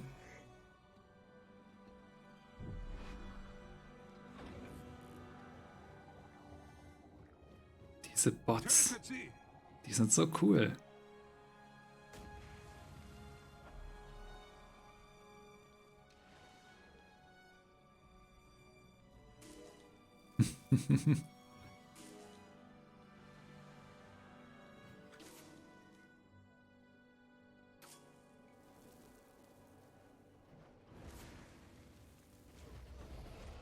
Erfrischend.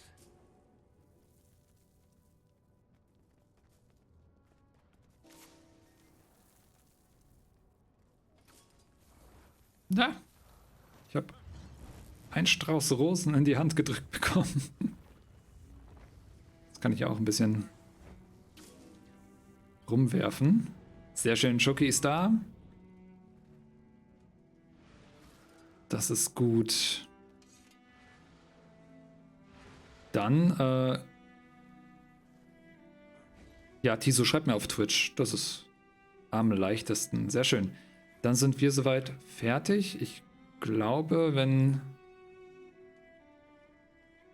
einen Platz haben wir dann doch noch in der Gruppe. Wer wollte hier noch mitmachen?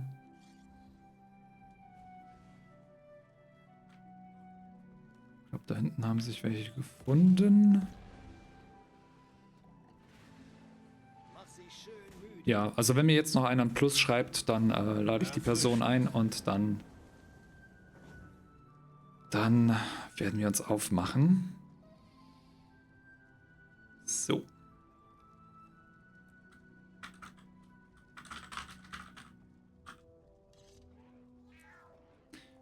Dann beginnen wir jetzt. Und Genau, du musst dann auch am besten, glaube ich, einmal nach Löwenstein kommen, beziehungsweise ich starte jetzt erstmal hier die Geschichte von End of Dragons und dann gucken wir mal, wo es hingeht. Also jetzt geht es los. Forschungsprotokoll 428. Die neuen Ergebnisse sind immer noch nicht schlüssig. Altdrachen erwachen, verzehren Magie und hinterlassen einen Pfad der Zerstörung. So ist es schon immer gewesen. Der Drachenzyklus. Unvorstellbares Leid, das Jahrhunderte überspannt. Unzählige zerstörte Leben. Und anstatt sich zu vereinen, haben manche aus dem Chaos Kapital geschlagen.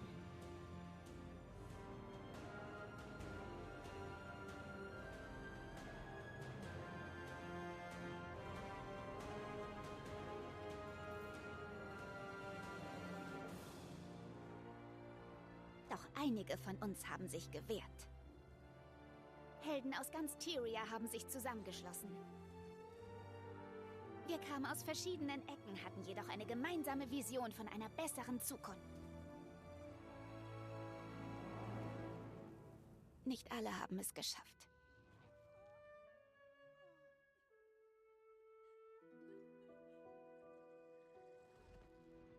Dann kam Hoffnung auf. Eine Da fehlt die Audiospur. Die wir aus einem Ei aufgezogen haben. Mit dem prismatischen Drachen auf unserer Seite haben wir eine Chance. Eine Chance, den Drachenzyklus endlich zu durchbrechen.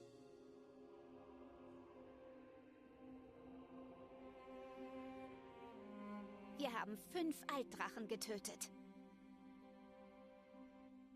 Aber was ist der... Aber dass wir schon so viel geschafft haben in Guild Wars 2. Ich dachte mir immer, das wird ewig dauern. Und jetzt sind einfach 10 Jahre schon rum. Viele Theorien. Wir versuchten, das Gleichgewicht zu wahren, indem wir sie austauschten. Doch das erwies sich als unmögliches Unterfangen. Die Zeit für die Suche nach Antworten läuft uns davon. Mir läuft die Zeit davon. Oh, Braham hat Taimi so ein Kissen gebracht. Oh. Irgendwo da draußen ist noch ein letzter Altdrache. Ich weiß nicht, was auf uns zukommt. Ja, und Aureen haben wir auch noch. Champion, ich muss mit dir reden. Es geschieht etwas und ich würde gern darüber sprechen. Persönlich. Außerdem, wenn ich ehrlich bin, würde ich gern dein Gesicht sehen. Persönlich. Noch einmal. Dass dir das Jahr nicht zu Kopf steigt. Okay. Brief von Keith, Kommandeur. Ich weiß, ihr hattet viel um die Ohren mit dem Char-Aufstand und der Tötung der Altdrachen, aber ich denke, ihr solltet dem Auge des Nordens einen Besuch abstatten. Es scheint da etwas zu geben, das Aureen stört. Es ist schon zu lange her. Ich freue mich, euch wiederzusehen. Keith. Okay, dann auf zum Auge des Nordens.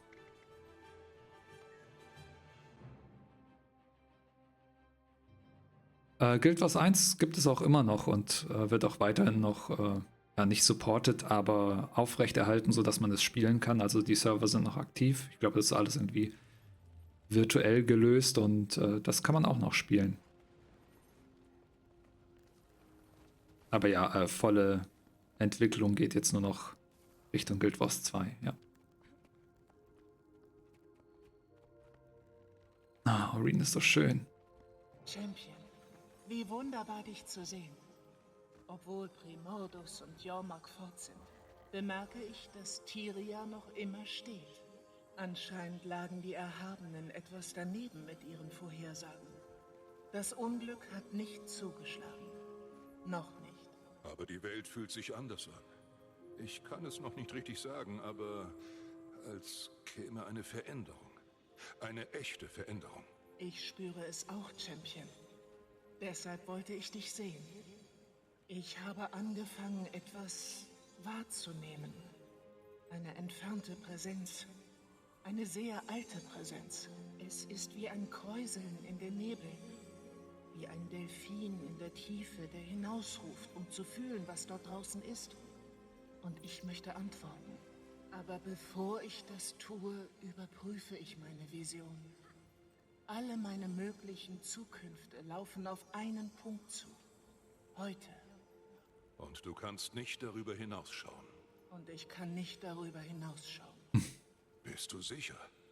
Bedeutet das, du wirst sterben? Ich bin mir bei gar nichts mehr sicher. Scheiße. Außer, dass es mich drängt zu antworten, ja, ich bin hier. Du hast keine Angst? Ich bin fasziniert. Ich bin ungeheuer neugierig. Und selbst wenn ich sterbe, wir wissen ja, dass ich nicht tot bleiben werde. Das denken wir zumindest. Komme, was wolle. Ich werde damit fertig. Das wollte ich dir nur sagen. Ehe alles beginnt. Wie beginnt es denn? Ich weiß nicht, was geschehen wird. Aber ich weiß, dass es mit Taimi und Gorik zu tun hat. Dann werde ich mit ihnen sprechen. Ich finde schön, wie selbstbewusst Aurene jetzt geworden ist, weil in Staffel 4, da, wo sie sozusagen ihren Auftrag hatte, gegen Krakatorik zu kämpfen und sich einfach immer unschlüssig war, ob sie das schafft oder ob sie dem gewachsen ist. Jetzt ist sie ein Altdrache, unsterblich durch Jokus Magie und alles und finde ich gut, steht ihr auf jeden Fall. Wir können uns jetzt noch kurz mit den anderen Leuten der Drachenwacht auseinandersetzen. Das machen wir. Wer ist das? Aurene? Ah ja. Habt ihr etwas auf dem Herzen, Champion? Wir haben viel zu besprechen. Eine Herausforderung weniger. Ich habe über diese letzten Monate nachgedacht. Primordus und Jormark, Banga und Rieland. Ich habe bewusst die Entscheidung getroffen, mich nicht einzumischen. Als Altdrachen im Werden war ich misstrauisch, was meine eigene Kraft betraf. Doch in letzter Zeit frage ich mich oft, war das die richtige Entscheidung?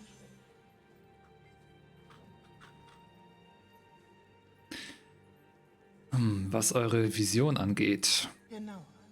Erinnerst du dich noch an meine Visionen von unserem Kampf mit Krakatorik? Sie alle endeten gleich. Mit deinem Tod. Und du konntest nicht darüber hinaussehen. Genau wie Glint. Aber das war natürlich bevor du einen untötbaren Lichtkönig gefressen hast. Ich entdeckt habe, dass ich mich selbst wiederbeleben kann. Glint konnte das nicht. Krakatorik auch nicht. Erneut laufen meine Visionen auf einen Punkt zu. Außer, dass ich meinen Tod in keiner von ihnen sehe. Sie hören einfach auf. Bedeutet das irgendwas? Verändert es irgendwas? Ist dieses Mal anders? Ich weiß es nicht. Aber ich kann kaum erwarten, es herauszufinden. Okay, dann haben wir mit Aurene gesprochen. Ich glaube, hier drüben gibt es noch andere Leute der Drachenwacht, die hier sind. Ja, da hinten.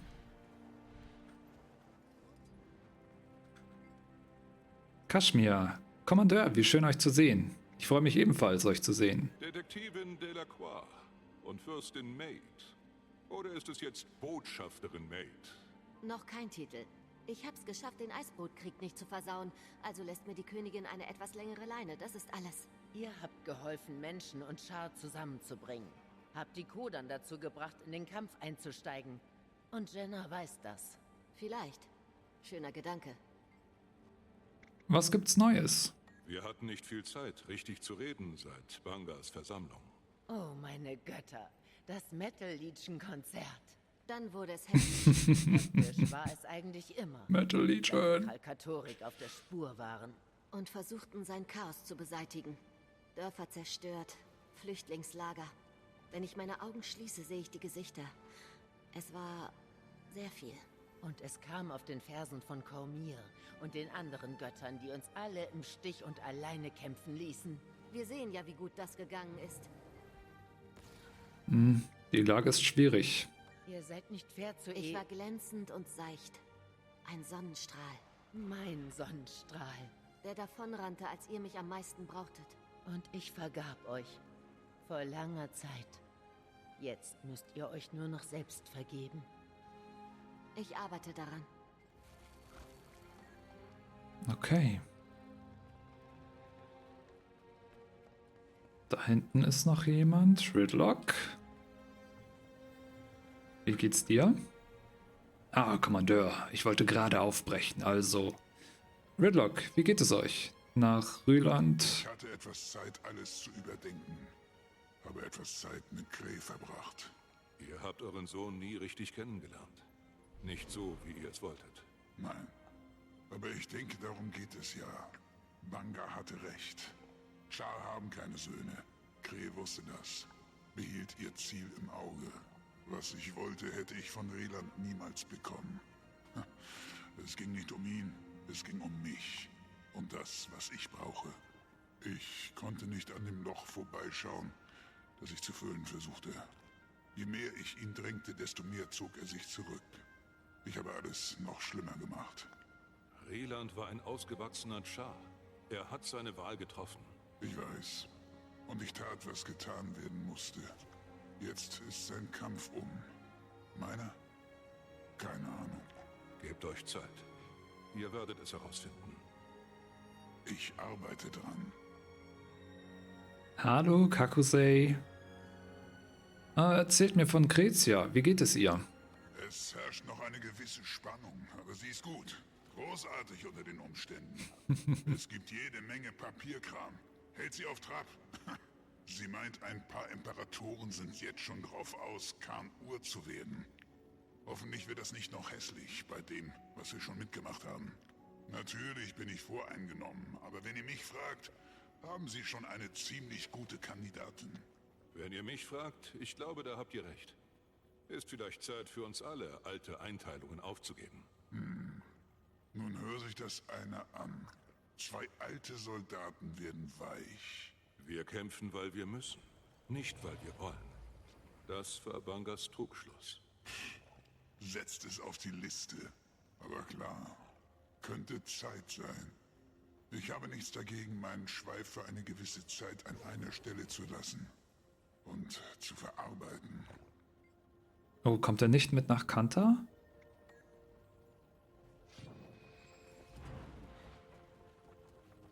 Ist hier sonst noch jemand im Auge des Nordens, mit dem wir sprechen können? Nein, ich glaube nicht.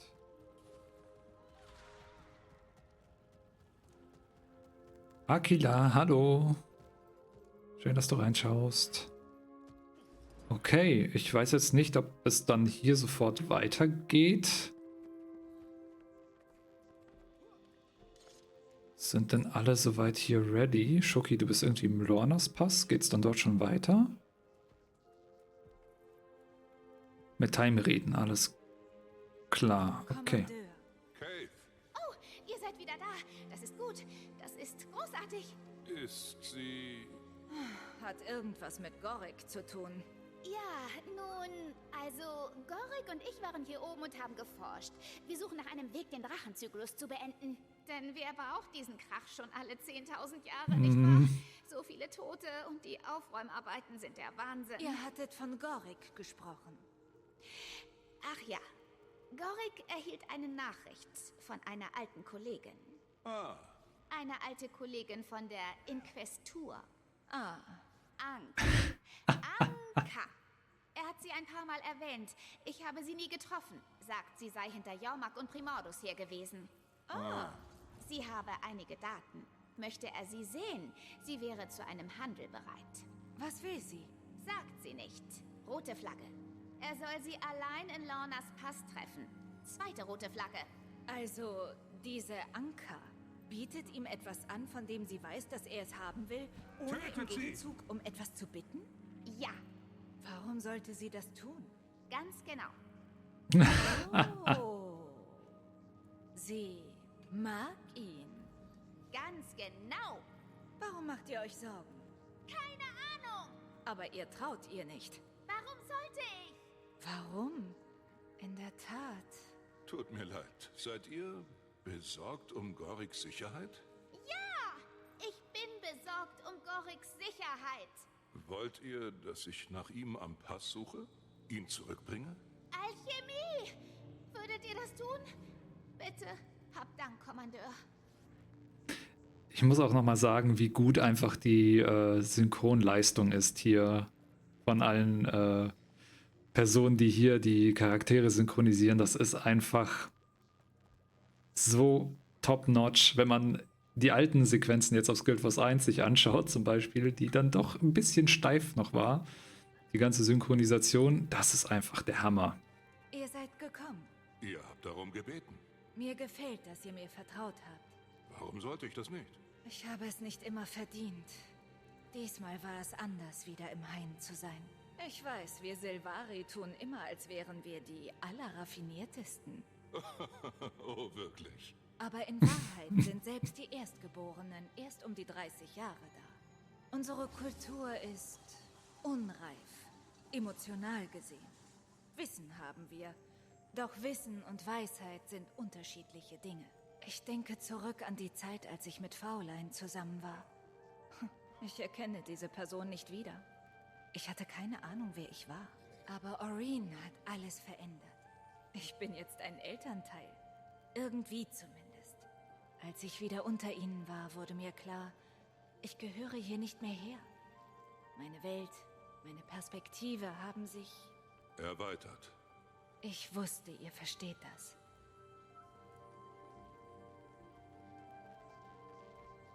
Okay, und dann sprechen wir noch mit Taimi. Danke, Kommandeur. Schön, euch wiederzusehen. Die Bande ist wieder zusammen, hm? Ich meine natürlich nicht die ganze Bande. Ridlock, Cass und Jory. Taimi. Graham ist in der Halle. Logan ist in Kryta. Kanach ist bei Saida. Saphira bei den Seishen. Taimi. Darm ist bei Braham. Er und Snuff sind tot. Ich weiß nicht, wo zum Donnerwetter Soja steckt. Taimi, ich kümmere mich um Gorik. Alles wird gut.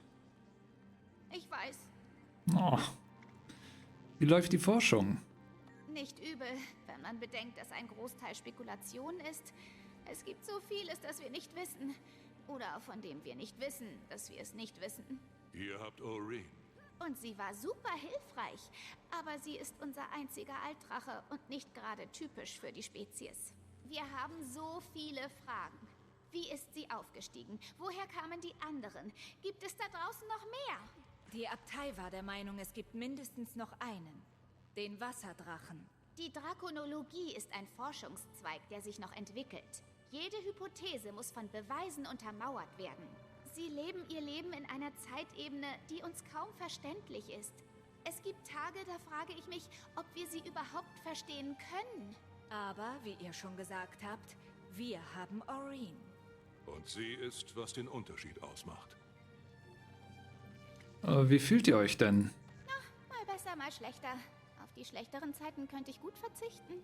An manchen Tagen wache ich auf und fühle mich, als bräuchte ich 9 Schrauben in die Hirnpfanne, um mich aus dem Bett zu kriegen. Aber die meisten Tage sind ganz in Ordnung. Und über die anderen müssen wir nicht reden. Konntest du dich etwas ausruhen? Nicht genug. Das stimmt doch gar nicht. Na gut, es stimmt. Aber ich bin gerade so kurz davor herauszufinden, wo all die Magie hingeflossen ist. Das ist allerdings keine gute Ausrede. Mehr Ruhe, weniger Symptome, glücklichere Taimi. Gorik, passiert nichts, versprochen. Und auf Taimi werden wir auch aufpassen. Also begebt euch zu Lornas Pass? Zu Gorik im Lornas Pass. Und dazu werden wir einmal hier runterreisen.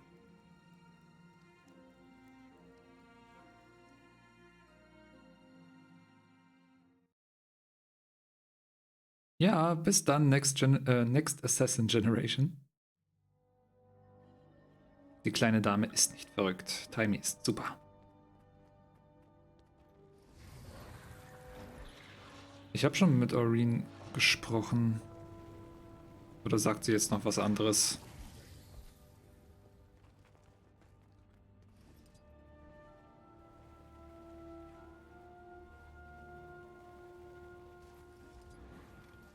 Okay, schauen wir noch mal kurz rüber.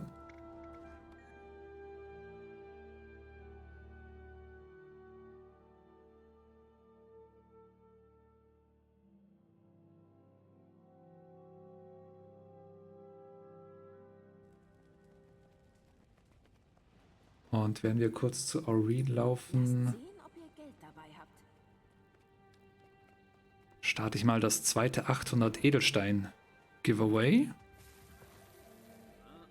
Das heißt, das ist jetzt aktiv und ihr könnt wieder mit Ausrufezeichen Giveaway im Twitch-Chat daran teilnehmen. Ich kann ja nicht mehr mit Aureen reden.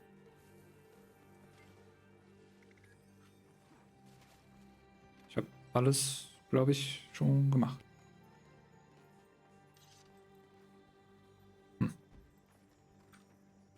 Na gut, also jetzt auf zum Lornas Pass.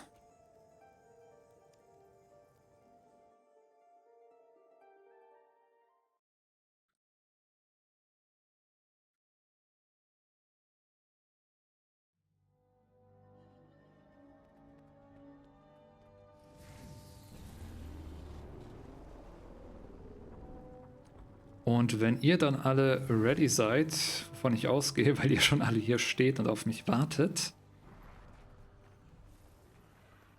dann würde ich einmal die Story starten. Dann schauen wir, dass bei Gorik hoffentlich alles in Ordnung ist.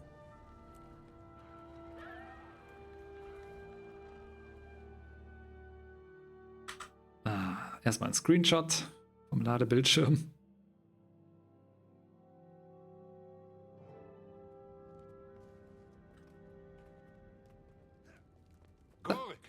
Wartet! Kommandeur, was macht ihr denn hier? Ich dachte nur, ihr braucht vielleicht Gesellschaft. Scheint nicht sehr plausibel. Also, erzählt mir was über diese alte Freundin, die ihr treffen werdet. Genau, Gorik. Wir möchten was über Anka hören. Lasst kein Detail aus. Okay. Sie ist eine alte So Kollegin neugierig. aus meiner Zeit in Hannover. Wir haben sehr produktiv zusammengearbeitet. Ich meine, ich mag hin und wieder leichte Herzarrhythmien gehabt haben, während wir zusammenarbeiteten. Aber wie Blish immer sagte, kaue nicht dort, wo du überwinterst. Was? Oder so. Das ist eine Paraphrase. Egal. Ich habe den Kontakt zu ihr vor Jahren verloren, nachdem sie die Inquestur verließ. Wir haben seither nicht mehr miteinander gesprochen. Wisst ihr, Gorik, Leidenschaft kann in Abwesenheit reifer werden. Wie ein köstlicher Wein. Was ist denn mit Cave los? Nur zwei ehemalige Kollegen, die ihre Forschungsergebnisse über ein Problem austauschen. Und, Kommandeur, wir haben ein Problem. Tiny und ich haben an einer Hypothese über Altdrachen und Magie gearbeitet. Aber da die meisten nicht mehr da sind, kommt man schwer an Daten. Das ist Neuland für uns. Anka bietet Daten an und wir brauchen jede Information, die wir kriegen können. Gorik, hier drüben! Es ist so lange her, lasst euch anschauen. Ihr habt euch gar nicht verändert. Ihr auch nicht. Anka, darf ich vorstellen? Oh, ich weiß. Ist mir eine Ehre, Kommandeur. Freunde von Gorik sind auch meine Freunde. Wie charmant. Und gleichfalls. Es fühlt sich an wie gestern, dass wir zwei Praktikanten waren, die gemeinsam versuchten, die Grenzen der Wissenschaft zu erweitern. Das waren noch Zeiten. Ich wollte mich melden, nachdem was passiert war. Ja, ehrlich. Aber da gab es diese Plage. Käfer, die in Gesichtern von Leuten brüteten. Das war vor langer Zeit. Seither ist viel passiert. Ich bin glücklich zu sehen, dass es euch gut geht. Und sehr gespannt auf die neuen Daten, die ihr habt. Die habe ich erfunden. Sie hat was? Erfunden? Aber ihr sagtet, habt ihr denn keine Leidenschaft für Altdrachen? Mehr ein berufliches Interesse. Ganz besonders für eine von Ihnen, die ihr kennt, glaube ich. Moment mal. Ihr wollt etwas. Ich fürchte schon. Ich und meine Ätherklingen. Ätherklingen? Wiedersehen, Kommandeur. Hey! Es ist mir eine Freude, euch endlich zu treffen. Gorik! Ätherklingen! Infestur! Natürlich! Ich wusste doch, dass man ihr nicht trauen kann. Ich habe mir schon gedacht, sie wirkt sehr freundlich. So hätte ich sie nicht eingeschätzt.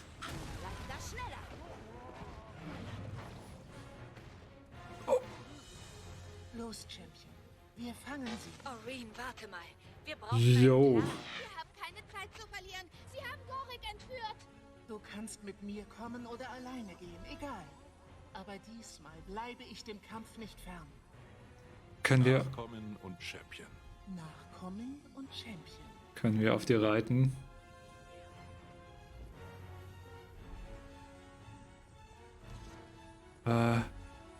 Jo. Weitermachen. Oh, Screenshot. Danke, Shing Jea, ist ein guter Tipp. Ich weiß, dass du das gemacht hast. Von jeder Vista irgendwie. Ich werde vorausschauen und versuchen, ihn zu finden. Ätherklingen. Ich hätte nie gedacht, dass ich diese Himmelskasper nochmal zu sehen kriege. Das sind keine Kasper, das sind Mörder. Erinnert ihr euch an Löwenstein? Ja, Sie ja. haben für Scarlet gearbeitet, um Himmels... Oh, Gorik. Auf jeden Fall waren sie umtriebig. Wo haben sie all diese Luftschiffe her? Huch. Wer ist denn einfach runtergesprungen? Moment, wir können hier irgendwie einen Erfolg. Macht jede Ätherklinge unschädlich, die auf euch angesetzt wird. Okay. Boss, was ist mit dem... Tötet sie! Der Kommandeur? Die Erde schlägt weg. Es ist vorbei. Ätherklingen sind heimtückisch, aber für Piraten ist ihre Daten... 39. Ach, wir müssen jeden Mob killen wahrscheinlich. Ob es eine Karte gibt, einen Flugplan. Gucken wir mal, ob es einen Flugplan gibt. Diese Karten, die ergeben überhaupt keinen Sinn. Was suchen die Ätherklingen in... Dann habt ihr wohl keine Wahl. Ihr werdet springen müssen. Das Schiff crasht. Hier runter? Hallo? Alter. Das ist ja dynamisch gemacht.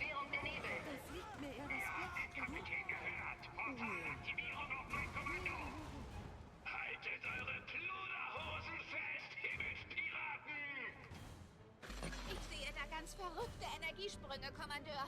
Seht ihr irgendwas Komisches? Ah, das könnte man sagen. Sie fliegen in die Nebel. Oh nein, da drin kann ich euch nicht helfen. Kommandeur, bitte passt auf das Gorik. Wieso können die... Jetzt sind nur noch du und ich übrig, Champion. Vielleicht nur noch du. Ich habe keine Möglichkeit, das nächste Schiff zu erreichen. Lass mich helfen. Ich glaube, das wird dir gefallen. Ich glaube auch. Okay, wir können... rüber. Schneller! Wie krass das aufgemacht ist. Oh. Fertig! Nein! Hat nicht ganz geklappt. Ich will auch da hoch. Ist das cool. Ja.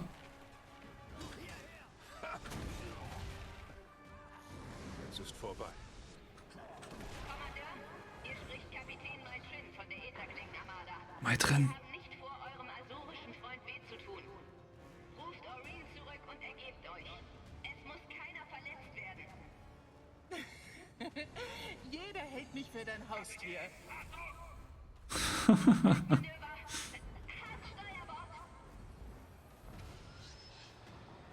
Oh, Aureen ist so unglaublich mächtig. Ein herrlicher Tag zum Sterben, Kommandeur.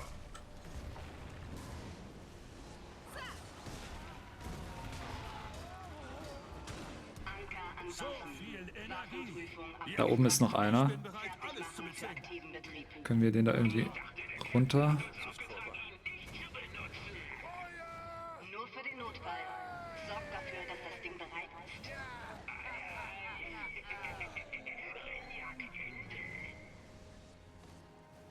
Können wir die mit ihren eigenen Waffen schlagen? Ja, das geht auch.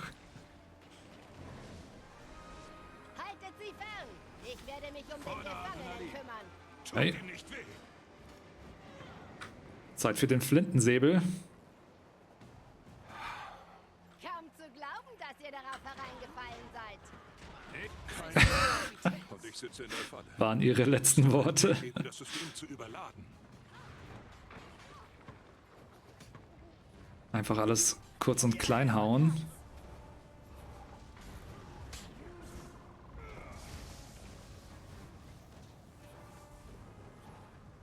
Ein Pult gibt es noch. Das hätten wir. Jetzt müssen wir das richtige Schiff finden. Okay, und ich glaube, es kommt auch schon hier irgendwo da drüben. Ah, da können wir hinspringen. Schneller! Ich kümmere mich drum. Ist das krass gemacht. Wow. So habe ich Oreen schon lange nicht mehr gesehen. Huch. Da hat mich Oreen einfach abgelenkt mit ihrem Angriff.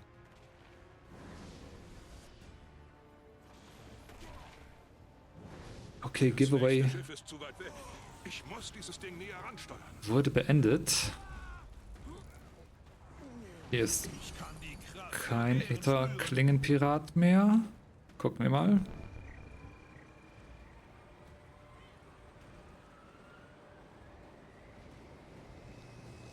Oh nein. Die fallen aus dem Fraktal. Können wir hier irgendwie hoch?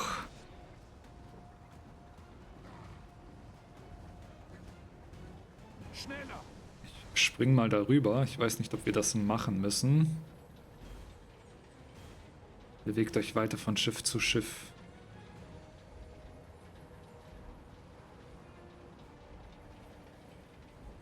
Okay. Timutan, du hast 800 Edelsteine gewonnen. Herzlichen Glückwunsch. Die gibt es dann morgen Vormittag von mir. Und jetzt müssen wir auf das dort drüber springen, oder? Ich weiß noch nicht, wie sich Oreen das vorgestellt hat. Oder nimmt sie uns mit? Ach so, oh. Wir müssen auf das Luftschiff. Da vorne ist eins angekommen. Das habe ich gar nicht gesehen. Wie macht er das bloß? Was zur Hölle ist da los? Wie macht er das bloß? Ich hatte einen direkten Befehl erteilt, ihn nicht zu benutzen. Renjaks Kommunikator ist kaputt. Ja, ich bin bereit, alles zu Wir bezwingen. wissen nicht mal, was das Ding tut, wenn es... Wie lang noch bis zum Sprung? Fast soweit. Wow. Sehr gut, Oreen. Halte den Kommandeur auf.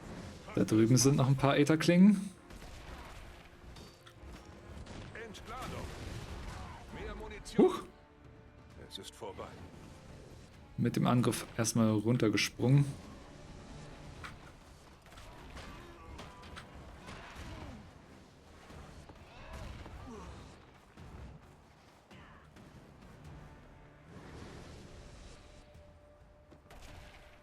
Das ist lustig, wie die alle hier rumspringen.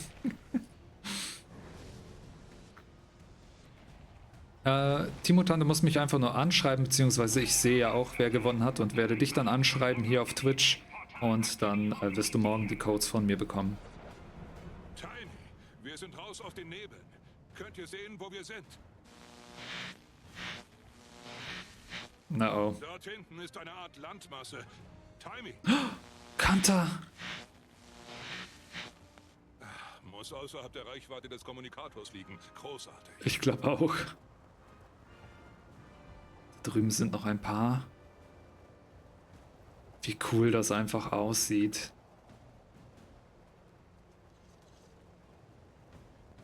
Ist Oreen mitgekommen? Oh, Moment. Steuerung.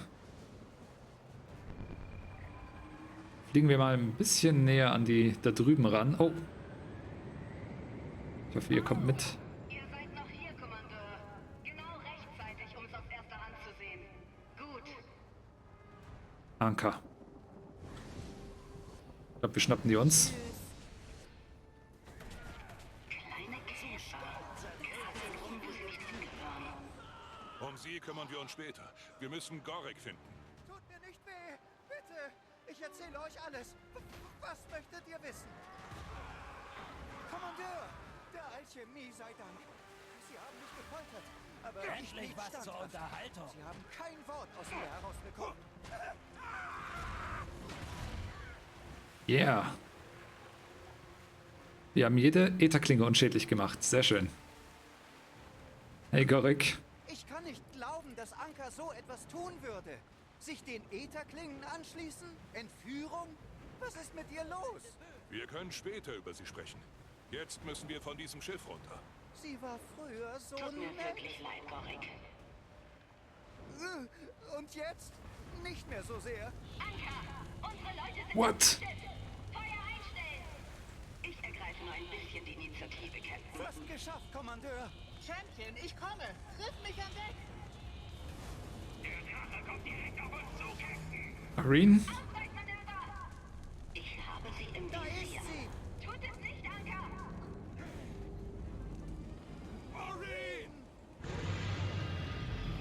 Was macht sie da? Ihr habt einen direkten Befehl missachtet, Anka. Es gab ein Problem und ich habe mich drum gekümmert. Kommandeur, ich glaube, es geht abwärts. Ist Arene ins Meer gecrashed?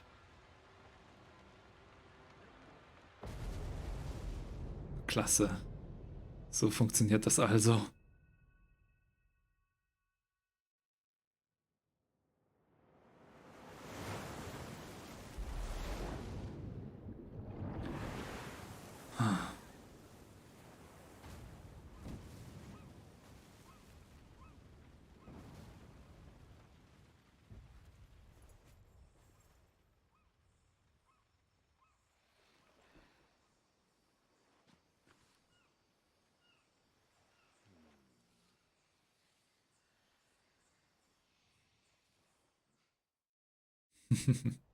Wie schön die Cinematics sind. Haftanstalt. Moment, what?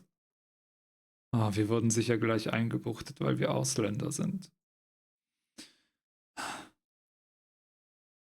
Ich glaube, sein Zustand stabilisiert sich. Das Letzte, das wir hier brauchen, sind tote Festländer. Wir kriegen sicher Leichenschauhausdienst. Was zur Hölle ist das überhaupt? Was weiß ich? Diese Zähne, diese Ohren. Diese Ohren können euch hören. Ich sagte ja, keine Ahnung. Der Detektiv wird ein Update haben, wenn alles vorbei ist. Geduld. Inakzeptabel. Ich will meinen Kommunikatoranruf. Wir haben ein Recht auf... Diese gedämpften Dialoge, das ist cool. Oh, Kommandeur, ihr seid wach. Ihr wart lange... So viel zu... Ihr werdet nicht glauben, wo... Immer langsam. In Ordnung. Zuerst das Wichtigste. Wir haben ein Problem. Das sehe ich. Nach Amnun hatte ich geschworen, ich gehe nie wieder zurück. Einmal unglückliches Missverständnis. Zweimal, da fragt man sich doch, das Gefängnis verändert euch. Ich bin nicht für schwere Zeiten gemacht, Kommandeur. Es gibt noch so viel zu lernen, so viel Wissenschaftliches zu tun. Ich hatte nie eine Chance, es zu sagen. Ich werde nicht in dieser Zelle sterben. Hört ihr mich? Werde ich nicht. Sperrt meinen Körper ein, aber mein Geist ist frei. Gut, gut. Beruhigt euch, Leute. Denkt nach. Metallschrott. Wenn wir welchen finden, können wir so eine Art Klinge daraus machen. Wir müssen die Herrschaft an uns reißen. Den größten, den beängstigendsten Gefangenen finden und auf ihn einstechen. In die Halsschlagader. Vor der ganzen Cafeteria. Oh, aber wenn wir das tun, was ist dann aus uns geworden? Sind wir dann Ungeheuer, Kommandeur? Und waren wir es die ganze Zeit schon? Was hat er gerade vorgeschlagen? Das Gefängnis euch nicht. Vielleicht zeigt es euch. Nein, wir tun, was wir müssen, um am Leben zu bleiben. In der Insektenwelt gibt es keine Moral. Nur die Stärksten überleben. Und das werden wir auch. Wir müssen so kaltherzig sein wie der Käfer. so grässlich wie die Gottesanbeterin, so zäh wie die Kakerlake. Also gut, Fremdlinge, eure Zeit ist um. Lassen die uns jetzt einfach raus, oder? Nach so einer Ansprache, das wäre einfach super gut. Die Zeit ist um? Werden wir exekutiert? Was? Was ist mit euch los? Eure Freunde haben eure Freilassung erwirkt. Unsere Freunde? Folgt mir. Und keine Fisimatenten. Ihr seid noch in meinem Gewahrsam. Ist das ein guter Einstieg? Darf ich nach eurem Namen fragen? Rama. Detektiv Rama. Detektiv. Mein Name ist Gorik. Ich bin Schon Entomolo... gut. Eure Lebensgeschichte brauche ich nicht. Ihr wurdet an meinen Strand gespült. Habt mir eine elende Tonne Papierkram beschert. Ich muss gestehen, ich war zuweilen ziemlich uneins mit dem Gesetz. In Amnun war ich sogar als Bioterrorist angeklagt. Er ließ einen Käfer in seinem Arm wachsen. Aha. Gut beschäftigt, Akane? Bestes Praktikum aller Zeiten. Also gut, ihr zwei. Freigabeformulare. Durch eure Unterschrift bestätigt ihr, dass das Ministerium für Sicherheit euch fair und human behandelt hat, dass ihr während eurer Festnahme und Inhaftierung keinen unnötigen körperlichen Schaden genommen habt. Ihr zuerst, Bioterrorist. Wie gut das einfach ist. Wartet mal. Definiert körperlichen Schaden. Ich habe mir gestern Abend den Zeh angeschlagen. Unterzeichne das verdammte Formular. Der hat gar keinen Bock. Das ist super. Jetzt ihr. Alles klar. Ihr könnt eure persönlichen Sachen aus der Kiste dort holen. Das läuft doch erstmal ganz gut. Wir hoffen, dass ihr euren Aufenthalt im Gefangenenlager von Shing Jea genossen habt. Wenn ihr mir nun folgen wollt. Akane, halte die Stellung. In Ordnung. Shing Jea? Wie ich versuchte euch zu erzählen, Kommandeur, das Luftschiff hatte eine Bruchlandung in... Kanta. Kommt wegen des Wassers, bleibt wegen der Gastfreundschaft. Ist eine Weile her. Fehlen wir euch? Kanta. Ich weiß nicht, was ich sagen soll. Ist doch erst 114 Jahre her. Da hattet ihr ja keine Zeit, was vorzubereiten. Der ist so gut. Was bei der Alchemie ist das? Sicherheitsmech oder sowas. Kann mit der ganzen neuen Technologie nicht mithalten. Erinnert mich komischerweise an unsere Golems. Hat Kanta Handel mit Ratasum betrieben? Welchen Teil von "Wir waren die letzten 100 Jahre von der Außenwelt abgeschnitten" habt ihr nicht verstanden? Und da sind wir. Willkommen in Kanta.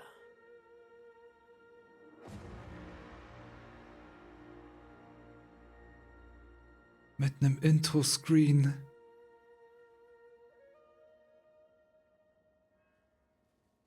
Es ist unfassbar, was die aus der alten Guild Wars 1 Engine rausgeholt haben. Erwartet euch. Und hinterher möchte unser Minister für Sicherheit mit euch sprechen. Kaschmir? Cass, Jory, ich bin froh, dass ihr hier seid. Habt ihr irgendwas über Oreen gehört? Ist sie... Ihr geht es gut.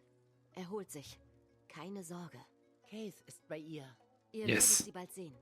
Es ist in Ordnung, wenn ihr euch einen Moment lang sammelt. Nachdem wir gehört hatten, was passiert ist, waren wir... Wie dem auch sei. Hat ein Weilchen gedauert, hat aber alles funktioniert. Irgendwie.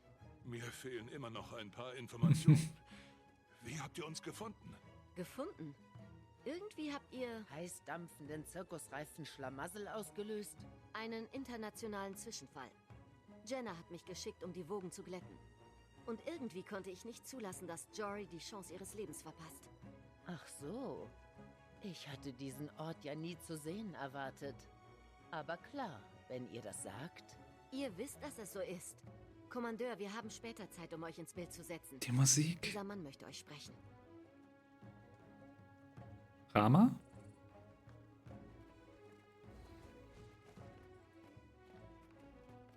Minister Lee, oh. Ihr seid also der Kommandeur, von dem ich so viel gehört habe. Ja, das bin ich wohl. Lee, Minister für Sicherheit.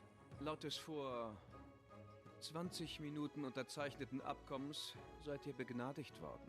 Ich nehme an, dafür muss ich mich bei euch bedanken. Ihr habt Glück, so einflussreiche Freunde zu besitzen. Was ich verstehe, ist, dass ihr eine Art Beschützer des Reiches seid und tut, was nötig ist, um die Sicherheit eures Volkes zu gewährleisten. Ich versuche, für die Sicherheit aller zu sorgen. Verstehe. Nun, meine Pflicht ist es, für die Sicherheit des Volkes von Kanta zu sorgen. Ich mache meine Arbeit sehr gut, Kommandeur. Verstehe, Minister. Ich muss wieder meinen Pflichten nachkommen. Willkommen im hoheitlichen Kaiserreich von Kanta. Nun, Kommandeur, ihr seid mich bald los. Doch es gibt noch eine Sache, die wir tun müssen, ehe ich eure Freilassung unterzeichnen kann. Trefft mich an den Trainingsanlagen des Klosters, sobald es euch möglich ist. Rama, auf ein Wort. Minister, gibt es Neuigkeiten zu unserer Ätherklingen-Situation? Leider nicht. Das ist ja Ich besser war als die beschäftigt mit Ausbeute unserem beim Bierrat. Ehrengast.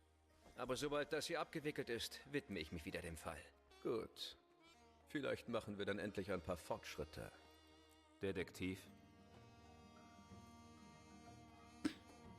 Okay. Und damit sind wir in Kanta angekommen. Also die Charaktere waren jetzt schon richtig cool. Rama, Minister Lee, da hat es auch ein bisschen geknistert so zwischen den beiden. Sprechen wir mal noch kurz mit den NPCs hier. Holen wir uns unseren ersten End of Dragons Beherrschungspunkt.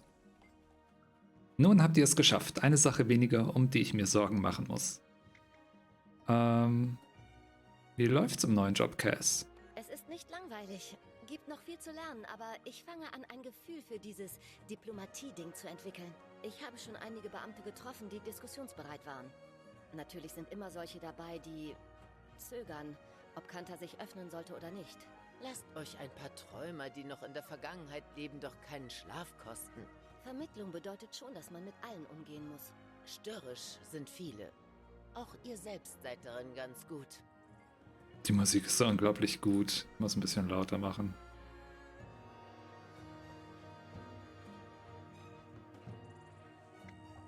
Habt ihr etwas über unsere neuen Gastgeber herausfinden können? Mein Wissen über kantanische Geschichte ist etwas eingerostet, aber alles ist anders, als ich erwartet hätte. Naja, es gab einen Tsunami, als Seitung sich erhob. Dabei wurde ein großer Teil von Kaineng zerstört und unbewohnbar. Vielleicht schlimmer als in Löwenstein. Anscheinend verseucht von Auferstandenen. Seitung, ja klar. Was zu einer Rebellion gegen das Ministerium der Reinheit führte. Sogar einer ziemlich blutigen. Einen gewaltigen Bürgerkrieg, wer weiß wie lange. Klingt, als wäre die Sache recht schlimm gewesen, bis sich ein paar Verweigerer von den Tengu anschlossen. Vielleicht das Blatt wendeten. Versuche noch immer, das alles zu ordnen. Und ja, nicht ganz das, was wir erwartet hatten. Aber worin läge denn dann der Spaß? Wer ist denn noch hier? Naja, etliche Mitglieder der Drachenwacht. Keith, Taimi und einige tyrianische Gesandte. Sianna, Glimm Schicksalsschmiedin, Mirun Skialkin und einige andere mehr. Snagel Goldklauer. Der Typ, der diese Romanzenliteratur schreibt? Dennoch befinden wir uns in beeindruckender Gesellschaft. Es ist ein wenig verunsichernd. Euch fehlt es nicht an Verdiensten, meine Liebe. Ihr Götter. Allein die letzten paar Monate. Ich will bloß meine Arbeit gut machen. Mir einen guten Namen machen. Ich würde sagen, das habt ihr. Ich bin beeindruckt. Und ein wenig verunsichert. Danke für eure Hilfe, Cass. Wie geht es euch, Kommandeur? Das war wirklich eine verrückte Woche. Alles in Ordnung? Eure Reaktion auf Kashmirs Kommentar hier zu sein? Ja. Nein, keine Ahnung. Stimmt was nicht? Es ist nur, ich weiß gar nichts über Kanta. Ein paar Erbstücke von meiner Großmutter. Ein Rezept oder zwei. Wie ich schon sagte, bis vor einer Woche oder so hatte ich nie einen Grund, mir irgend sowas vorzustellen. Es war einfach keine Option. Belinda war diejenige, die stets auf ihr kantanisches Erbe verwies. Sie hätte hier sein sollen. Ihr hätte es hier großartig gefallen. Ich? Mich interessiert das nicht. Jory, ich wusste gar nicht. Warum solltet ihr? Und die Sache ist die, ich weiß nicht mal weshalb. Ist das nicht komisch? Ich verstehe immer noch nicht, wie ihr hier gelandet seid. Höchst unwahrscheinliche Verkettung von Ereignissen. Aus dem Nichts eine Botschaft von Kaiserin Yin. Das erste offizielle Kommuniqué Kantas in mehr als einem Jahrhundert. Das Kreiter einlädt, die diplomatischen Beziehungen wieder aufzunehmen. Oh, und übrigens, wissen wir irgendwas über fremde Luftschiffe, die an ihrem Himmel aufgetaucht und an ihrem Strand abgestürzt sind? Stellt euch Jennas Gesicht vor. Stellt euch jedermanns Gesicht vor. Als sie zu der Stelle über einen Norn, eine Asura und einen Drachen kam, zählten wir mit Timmy und Keith 2 und 2 zusammen. Kurz darauf hat Botschafterin Maid ein neues Portfolio und ein Luftschiff, das sie und ihre Delegation nach Kanta bringt. Wussten nicht, was uns erwartete angesichts der Flotte der Auferstandenen. Niemand hat sich in über einem Jahrhundert so weit auf das Meer hinaus gewagt. Zum Glück scheinen sie seit Zeitans Tod etwas desorganisiert zu sein. Es gelang uns auf einem Luftschiff vorbeizuschleichen. Durchaus praktisch, eine Mesmerin an Bord zu haben. Immer die Mesmer. Passt auf euch auf, Jory. Wir sind frei, Kommandeur. Wie geht es jetzt weiter? Mann, Anka. Die ist vielleicht eine. Ich kann nicht glauben, dass das dieselbe Anka ist, mit der ich meine Hypothesen formuliert habe. Entführung? Mord? Draufgängertum? Timmy hatte recht. Ich hätte ihre Motive hinterfragen sollen. Aber nach so langer Zeit von ihr zu hören, da hatte mein rationales Hirn einfach einen Kurzschluss.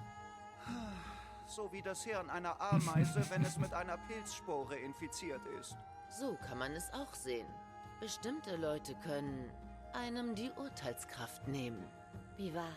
Manchmal übernehmen die Gefühle. Ist uns allen schon passiert. Und was will sie überhaupt mit Aureen?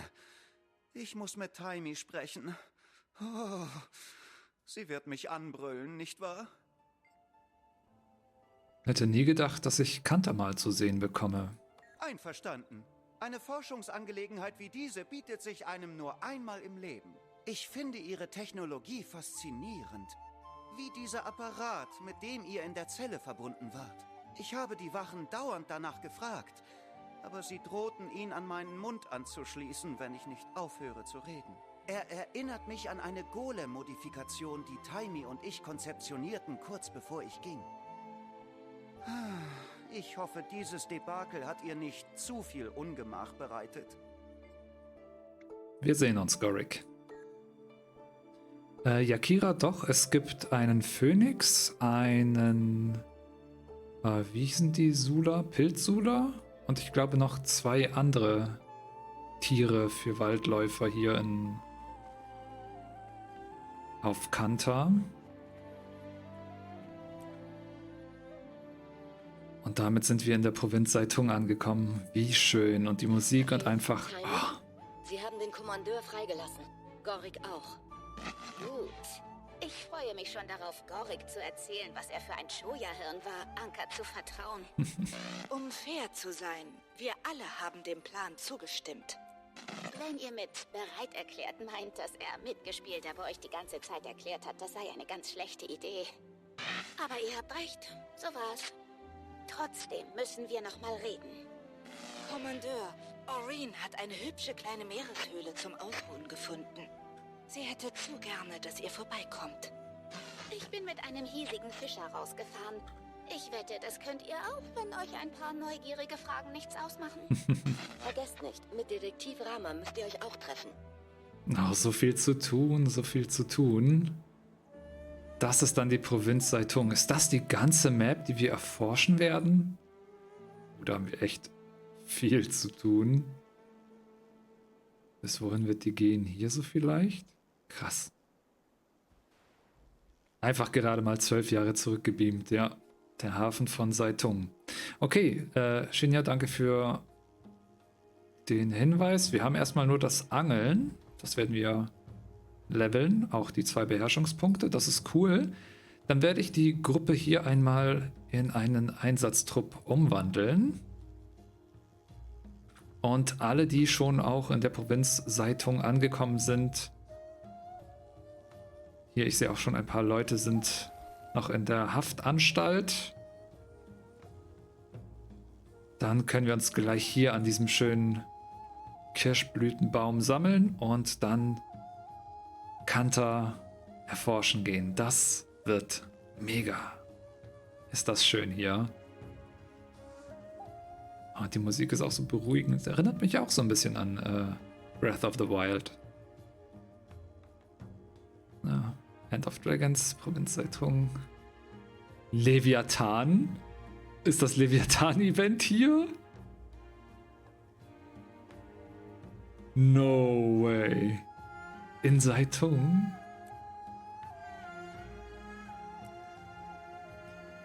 So, ich mache hier erstmal den Einsatztrupp auf und dann können alle joinen, die möchten.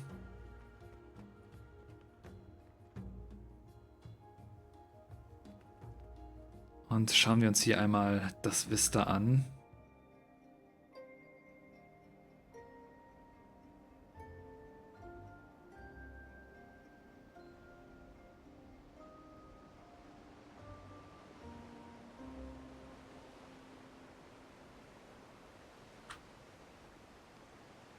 Wie schön. Oh mein Gott, wie schön. Tägliche End of Dragons Erfolge. Aha. Fischer. Erfolge abschließen. Was gibt es dafür?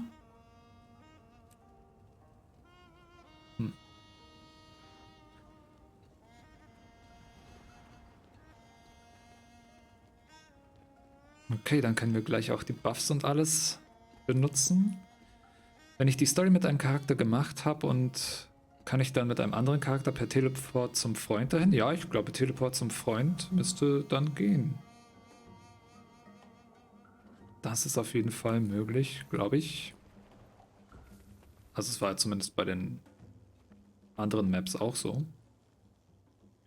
Weiß schon, wie man die Gen 3 Waffen craftet? Ja, eine ist schon im Handelsposten, also sie sollte, glaube ich, nicht allzu komplex gecraftet werden.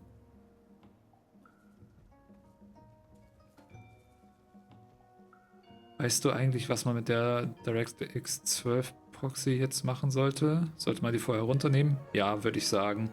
Gerade weil ich nicht weiß, wie das hier mit der DirectX 11 Beta aussieht und ob sich da dann was beißt.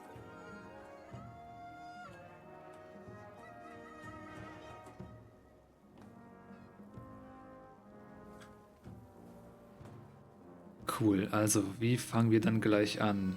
Da gibt es Raptor-Taxis, das ist ganz praktisch, wenn man irgendwo hin möchte. Gibt es hier in der Nähe ein Meta-Event, ja, und zwar den Ätherklingen-Angriff. Die Ätherklingen machen gerade eine Pause zur Strategiebesprechung und das ist gut, dann haben wir ein bisschen Zeit, die Map zu erforschen. Sehr, sehr schön.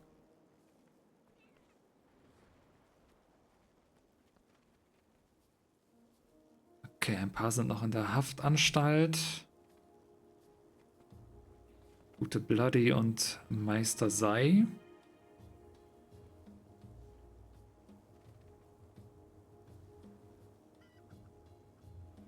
Sehr, sehr schön.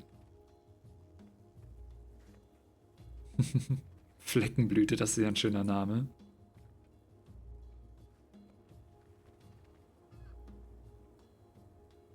Genau, Vipanes kann noch nicht beitreten. Also warten wir hier noch kurz und sammeln uns einmal.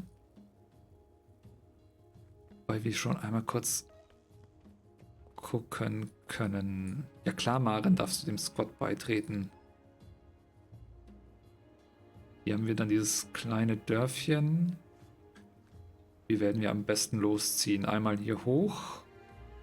Zu dieser Sehenswürdigkeit. Hier ist dann auch eine Jadebot-Werkbank. Ein Kaufmann, der anscheinend ein Willensbeuger ist. Und da gibt es einen Heldenpunkt. Und eine Virtuosen-NPC. Huh.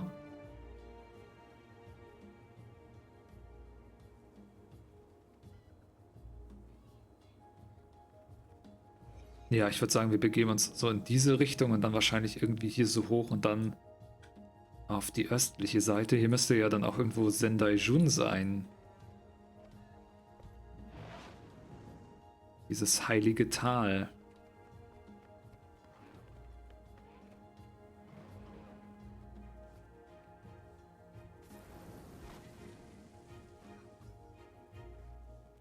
So, Bloody ist auch auf oder in der Provinz angekommen. Und dann fehlt nur noch Seishi. Und alle anderen, die sich halt dann noch über das LFG hier noch einklinken möchten.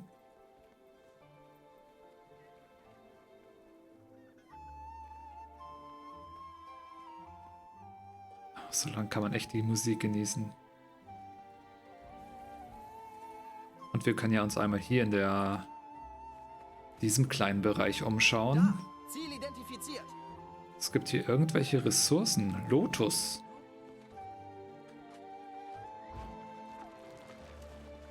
Und Koi-Fische, die hier schwimmen. Wie schön. Ja, erstmal die Touristen, die hier in die schönen Wasseranlagen reinspringen und alles abernten.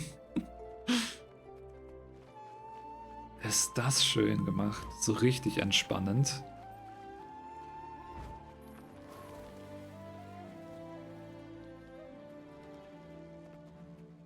Ich finde die Jadediener, also das sind Gegner, die so interessant designt sind oder halt Verbündete aktuell. Ich glaube nämlich, dass das Gegner werden, weil die mächtigste Person in ganz Kanter scheint ja nicht die Kaiserin zu sein, sondern June. Und wenn sie sozusagen dann unser Bösewicht wird, na, da können wir nicht mehr rein, dann könnte sie alle Jadebots auf uns einfach hetzen und wir müssten uns dann gegen diese Armee einfach stellen. Könnte durchaus passieren.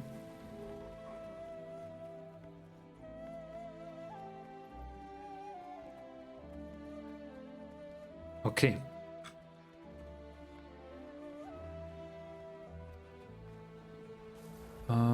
Dann glaube ich, dass andere Personen nicht noch in den Einsatztrupp möchten. Das heißt, wir werden einmal hier vor diesem schönen Kirschblütenbaum, werde ich einmal Banner platzieren. Oder wir können uns einmal kurz, ich möchte gerne das einmal festhalten, dass wir uns einmal hier alle irgendwie aufstellen in einer Reihe und dann einen schönen Screenshot machen. Das hätte ich ganz gerne, das als Andenken für diesen ersten Livestream von End of Dragons. Das ist eine schöne Sylvari.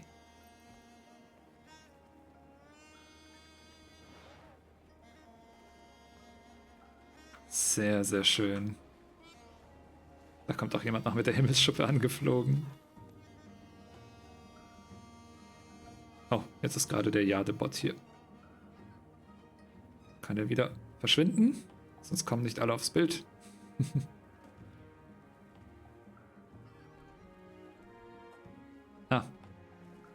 Strategista kommt auch. Würde auch noch gerne kommen. Chaos ist aber beim Leviathan. Ich weiß jetzt halt nicht, wie lange das dauert. Und vorankommen oder erforschen möchte ich ja auch noch.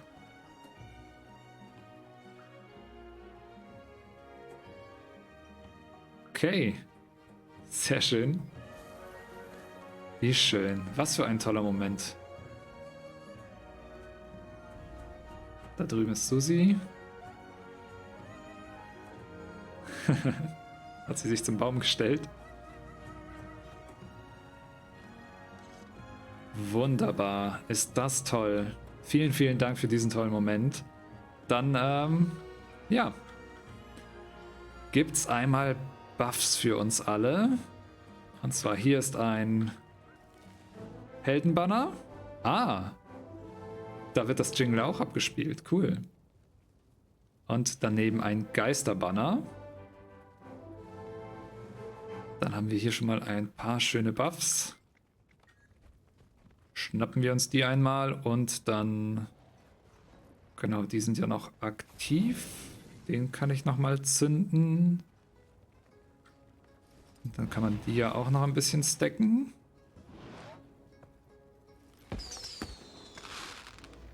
Party. Halbe Stunde. Sehr schön.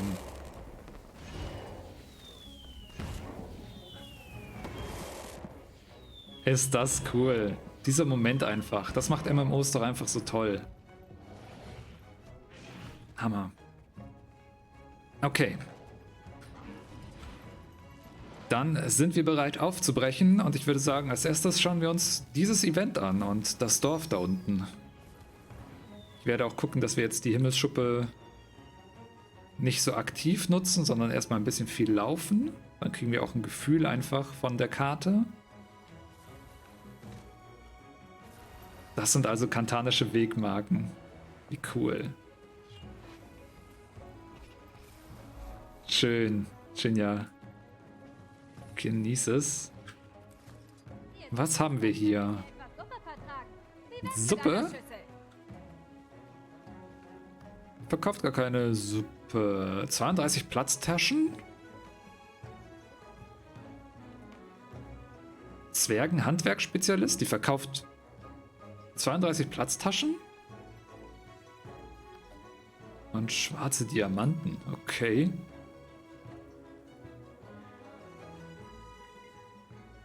Seid gegrüßt, Freunde. Ich bin in diesem Teil von Shing Jea euch in diesem Teil von Shing Jea noch nicht begegnet. Seid ihr eine Wächterin? Ich sehe eure Flammen nicht. Wir Willensverdreher zeigen unsere Flammen erst in dem Moment, in dem wir handeln, und dann ist es für den Gegner bereits zu spät. Was ist ein Willensverdreher? Das klingt beängstigend.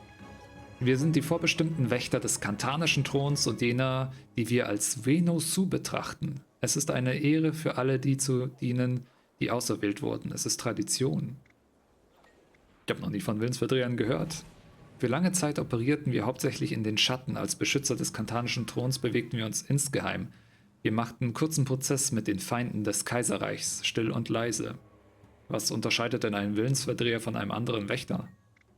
Während Willensverdreher in der Tat Beschützer sind, kommen wir etwas brutaler daher. Man nennt uns auch die Hände des Throns oder das Schwert des Kaisers. Ach, Willensverdreher sind... Aber das sind jetzt nicht Klingen des Kaisers. Okay. Begleithandschwerter, faszinierend. Dafür braucht man ein gutes Auge. Ein Begleithandschwert ist die schnellste und einfachste Waffe, nach der man nach Belieben greifen kann. Wir spüren eine Drohung und beseitigen sie. Es scheint mir, das lässt nicht viel Raum für die Verteidigung. Das ist wahr, aber wenn man uns bedrängt, können wir den härtesten Gegnern standhalten. Wir wenden auch physische Fähigkeiten an und werden dadurch noch tödlicher. Erzählt mir von euren Tugenden. Wie sind diese im Vergleich zu anderen Wächtern? Wir halten unsere Tugenden und unsere Flammen bis zum richtigen Zeitpunkt zurück. Dann projizieren wir uns mit ihnen hier und da ins Schlachtfeld. Wir unterstützen unsere Verbündeten, indem wir ihre Gegner ausschalten. Was treibt ihr hier? Im Vertrauen gesagt, ich hörte, dass es hier Neuankömmlinge von auswärts gibt und wollte mal nachgucken, was die so für Frisuren haben. Ganz fabelhaft. Außerdem schätze ich die neue Bedrohungslage für die Stadt ein. Also ich für meinen Teil habe ganz prächtige Haare. Wonach haltet ihr denn Ausschau? So machen wir das eben. Wir kümmern uns um Probleme. Wir beschützen dieses Land und das Volk. Wir helfen, wo wir können. Ein Willensverdreher hat die Pflicht, in Kanta für Sicherheit zu sorgen. Schön, euch kennenzulernen. Cool. Also steht hier ein Willensverdreher rum. Was habt ihr hier mit der Statue? Interagieren? Loot. Oh, das ist also so eine verborgene Truhe. 50 Stück gibt es dann in Ganzkanta. Klasse. Das ist ja toll. Ach so, das ist das, was die gemeint haben wie Breath of the Wild. Also wir haben da jetzt einen Stein weggenommen und eine Truhe entdeckt. Das ist dann sowas wie ein Krog. Okay. Alles klar, und hier ist eine Belagerungsschildkröte. Mega gut. Okay, was müssen wir denn hier für das Event machen? Liefert die Waren bei den entsprechenden Empfängern ab. Kistenlieferungen. Da unten am Hafen.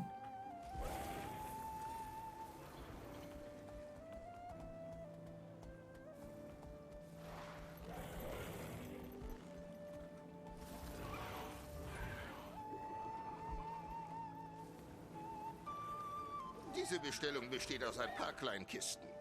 Bringt sie zusammen zum Hof oder einzeln, was immer am besten geht. Es heißt, sie seien zerbrechlich. Ich ignoriere das normalerweise.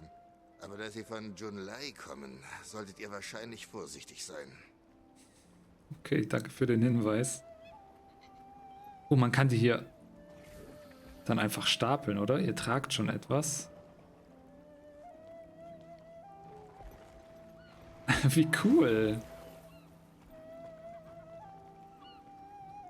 Okay, ja, dann bringe ich die Kiste einmal so weg. Ich kann die irgendwie nicht hier verfrachten.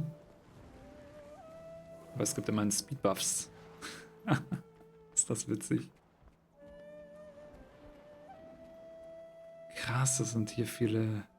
Also ist hier einfach viel Vegetation auf der Insel.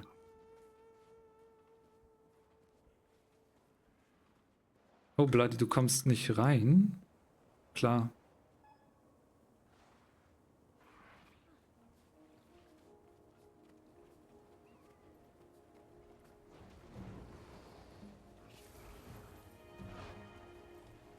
So, die müssen irgendwo darüber. Unsere Nudeln werden jeden Morgen frisch zubereitet.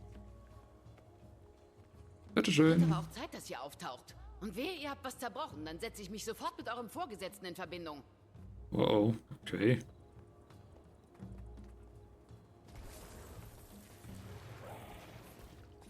Einlass der Provinz Seitung.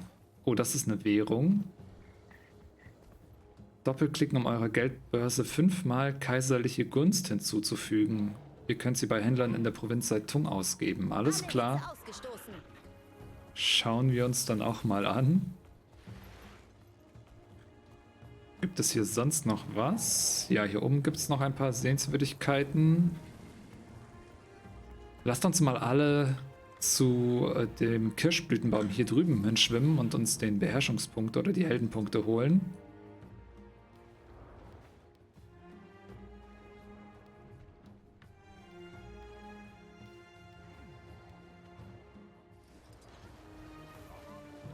Temperatur wieder im Normalbereich. Ich bin stark.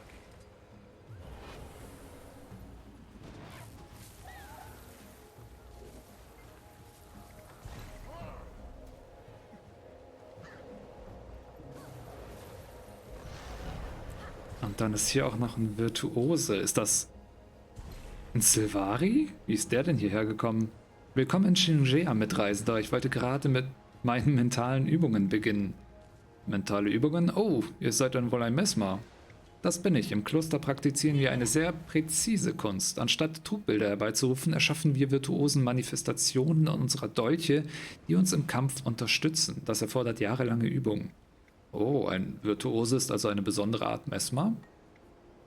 Der Virtuose ist ein Meister der Klinge, genauer gesagt des Dolchs.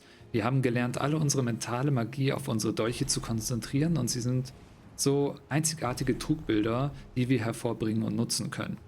Für diese Beherrschung habt ihr sicher Jahre gebraucht. In der Tat, aber das Ergebnis war mächtig. Man braucht viel weniger Energie, um ein Trugbildolch herbeizurufen und das macht uns schneller, besser vorbereitet. Verhalten sich diese Trugbilddolche dann anders als normale Trugbilder? Sie bleiben dicht bei ihrem Meister und halten sich bereit, beim geringsten Zwinkern seines Geistes auf seinen Gegner loszufliegen und sie aufzuschlitzen. Okay. Was macht ihr denn in Shing Jea? Ich bin noch nicht lange in Kanta, es ist ruhig hier, still. Es erinnert mich an mein Zuhause, an den Hain. Ich habe gehört, dass Mesmer im Kloster eine ganz spezielle Kunst ausüben. Das wollte ich sehen.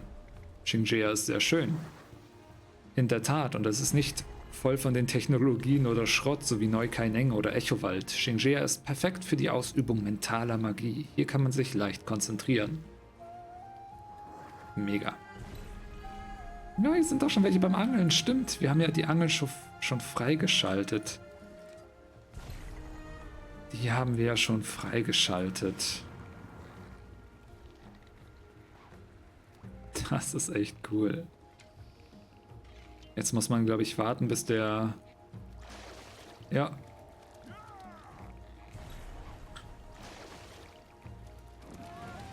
Bis der Schwimmer einmal sinkt und dann kann man einfach hier unseren ersten Fisch geangelt. Eine Meeräsche? Oder Meeräsche? Was ist das? Wie cool. Alle am Angeln.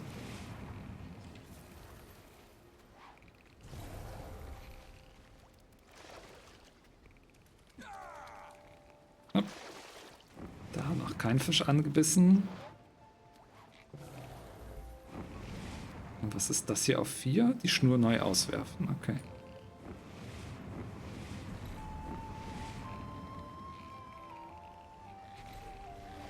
Bisher ist das wirklich sehr entspannend. Also ich habe es mir stressiger vorgestellt. Und jetzt noch eine Meerbrasse. Cool. Stücke von antikem Ambra. Das ist dann das, was man dafür bekommt, wenn man hier alle Fische gesammelt hat. Auch ein neuer Rohstoff.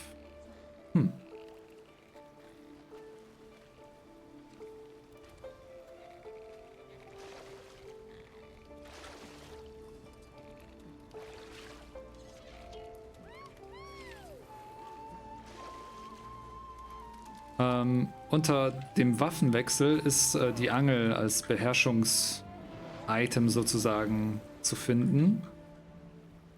Oder du kannst einfach J drücken, das geht auch, ja. Dann wird die auch ausgerüstet, aber hier unten ist dann die Angel zu finden. Und dann kann man hier auswerfen und entspannt angeln. Das ist auch einfach. Wenn wir unsere Skiffe haben, dann können wir das auch mal von den Skiffen probieren. Röli ist erstmal raus. Tschüss und viel Spaß noch allen. Danke, Röli, dass du reingeschaut hast. Dir auch noch viel Spaß. Heb die Steine auf. Okay. Huch, was ist passiert? Ach nein, wenn wir jetzt alle aufheben, gibt es dann auch wieder so eine Belohnung?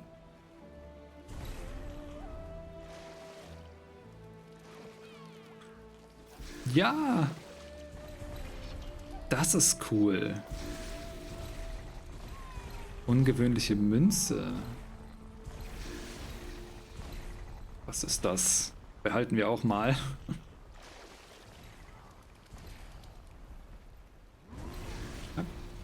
Ich hoffe, ich habe keinen Fisch damit erschlagen.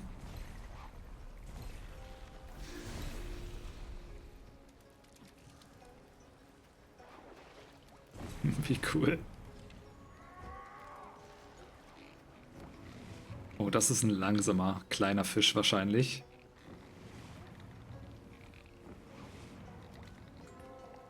Noch ein Fisch.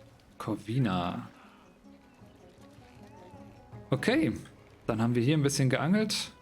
Ein bisschen was gemacht. Ich würde sagen, kehren wir zurück ans Festland und machen dann da oben weiter. Da gibt es noch eine Sehenswürdigkeit, dann können wir über die Brücke gehen und dann hier rüber und dort ein bisschen erforschen.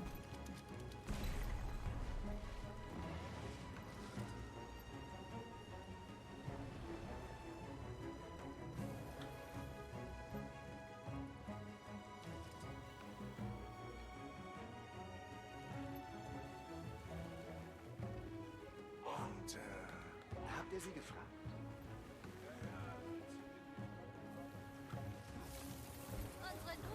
Die Überlebenden des Absturzes wurden nach ihrer plötzlichen, ungeplanten Ankunft in Kante aus dem Gefängnis entlassen. Die News. Humanitarier jubeln, während andere eher zögerlich reagieren. Sollten ihnen alle Freiheiten gestattet sein oder sollte man ein wachsames Auge auf sie haben?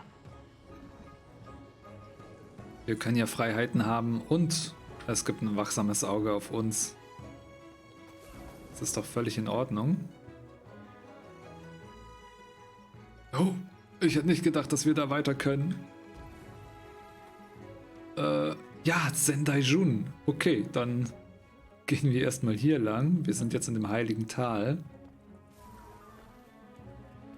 Bloody, du hast ein verhärtetes Netz geangelt?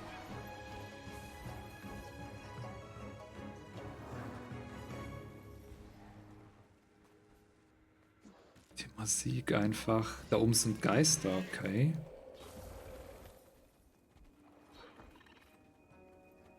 Ja, die Ade-Technologie, die haben wir noch nicht freigeschaltet. Oh, Tiger, stimmt. Tiger gibt's ja auch als Kreaturen. Oh mein Gott, Sendaijun. Wow, hier ist alles zugewuchert. Das war in Guild Wars 1 noch alles so brach und da hat man hier gegen den befallenen Kana im Tempel gekämpft.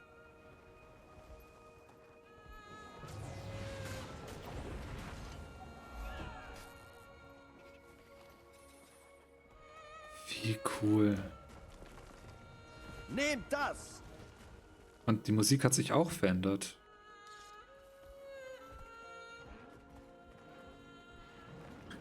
Schön. Da unten ist noch ein Beherrschungspunkt und da drüben auch. Lasst uns dann mal in die Richtung gehen und uns die zwei Sachen schon mal holen. Oh. Wer ist da drüben angeschlagen?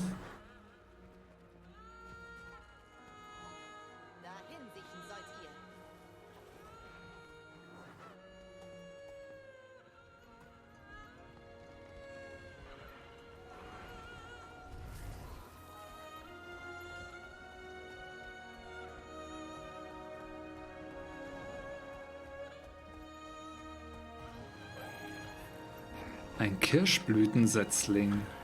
Oh. Erfrischend. Und irgendein Geist. Endlich!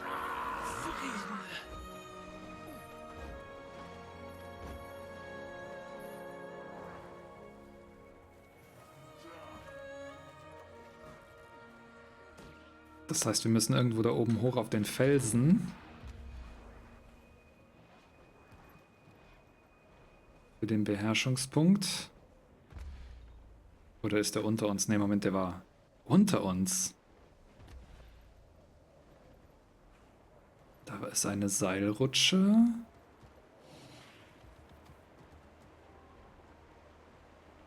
Ah, okay. Mit einer Taucherbrille natürlich. Okay, hier gibt es den Beherrschungspunkt. Und auch irgendwie ein Ort, der hier drin versteckt ist. Was ist das hier? Ein alternativer Eingang mit einer Truhe. Spürt meinen Zorn! Aber hier ist auch irgendwie noch das Miasma oder herannahende Dunkelheit. Die Dunkelheit umfängt euch. Greift mein Ziel an! Okay, am besten dann von hier. So geht man, oder kommt man wahrscheinlich sehr schnell dahin. Da unten hat sich auch noch ein paar versteckt. Todesschuss. Okay, dann würde ich sagen, gucken wir uns noch den Beherrschungspunkt da oben an.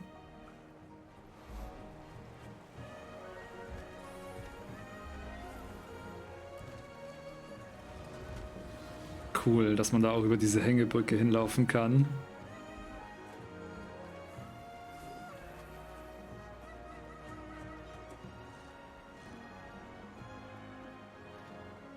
Gürkchen! Was bist du denn für eine Katze? Ah, kuschelt gern, wie cool. Alle mal Gürkchen flauschen?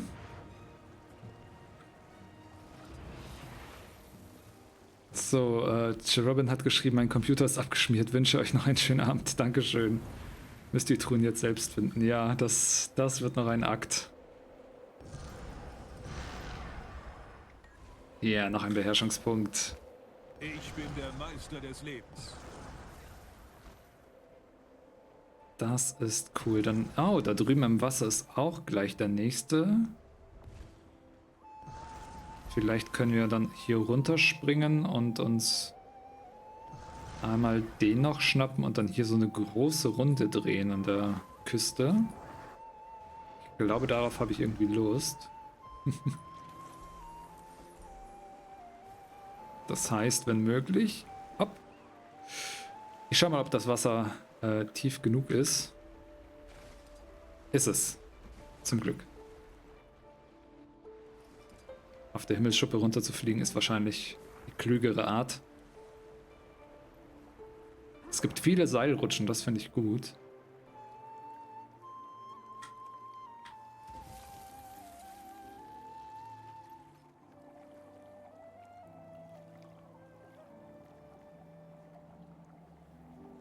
Mhm. Ist auf dem Wrack hier, okay.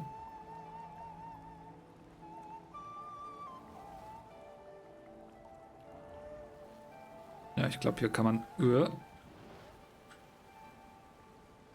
so auch ganz gut hoch.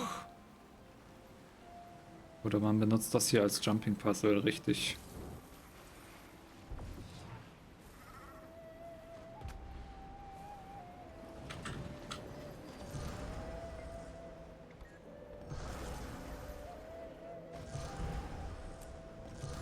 Sehr schön.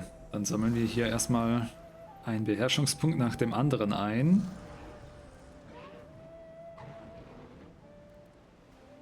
Schade, dass wir noch keine Skiffe haben. Dann könnten wir alles... Oh, Moment. Oder haben wir? Was haben wir vorhin bekommen? Ich habe nämlich ein bisschen was weggeklickt. Skiffe... Nee, das ist noch geschlossen. Okay.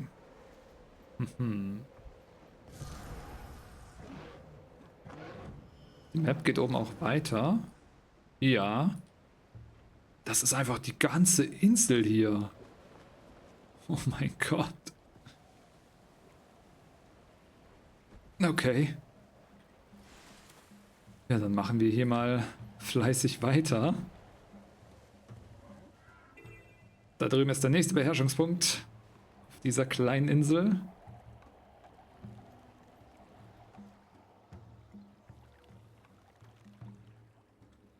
Das ist einfach so riesig.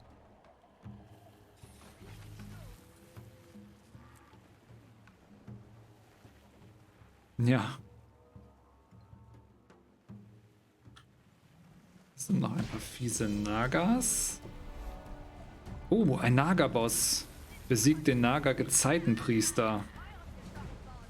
Okay, Leute, wir haben unseren ersten großen Kampf hier in Kanta. Unverwundbar außer an Land. Okay, ich glaube, wir können ihn, wenn wir in dem Bereich drin stehen, wütend machen. Aber dürfen uns dann nicht...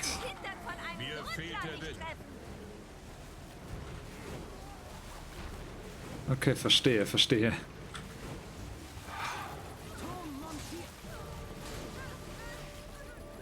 Das heißt, immer versuchen, so lange wie möglich hier in dem Gebiet zu bleiben.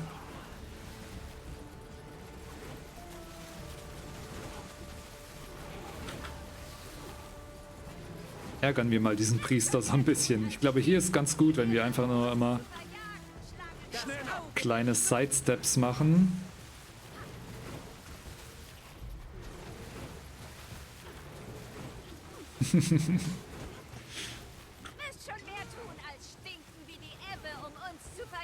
Das ist der Gezeitentanz. Und mehr.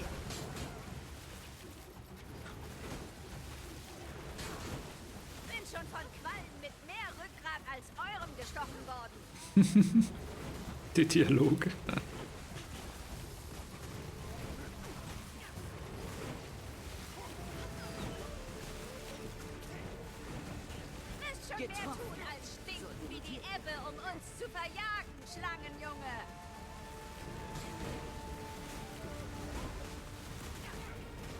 Boah, das dauert aber lange, bis das voll ist.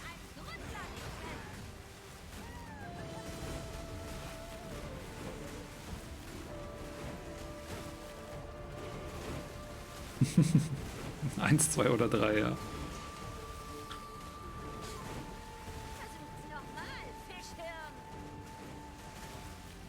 Ich hoffe nur, dass der Champion dann nicht zu zäh ist, sodass wir ihn gut besiegen können. Weil es dauert ja dann doch schon seine Zeit, bis das hier gefüllt ist.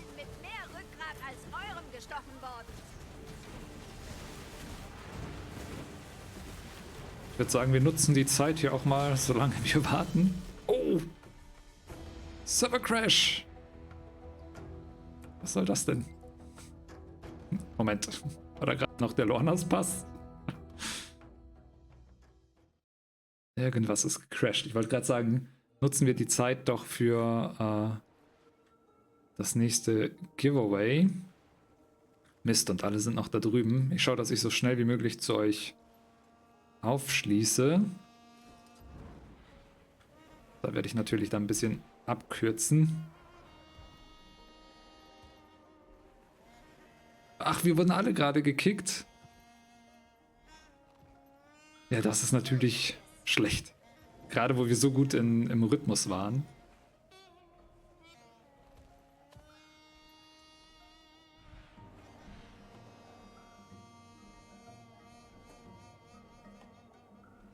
Kompletter DC. Der hat uns die Insel einfach runtergeworfen.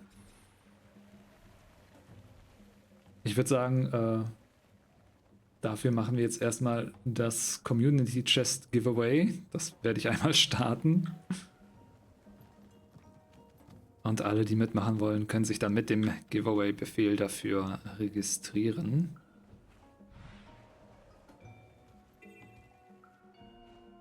Oh, Moment mal, Ätherklingenangriff. Die verbündeten Truppen machen sich bereit zu einer Attacke auf die Ätherklingen in 1 Minute.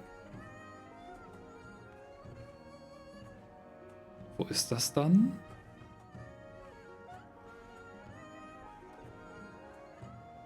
Hier drüben. Ne, das ist das Angelturnier von Shing Jea.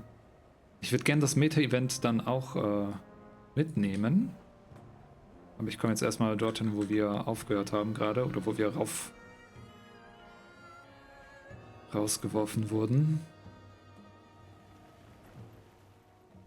Oh, ich ziehe mich mal in Gruppe 2, ja.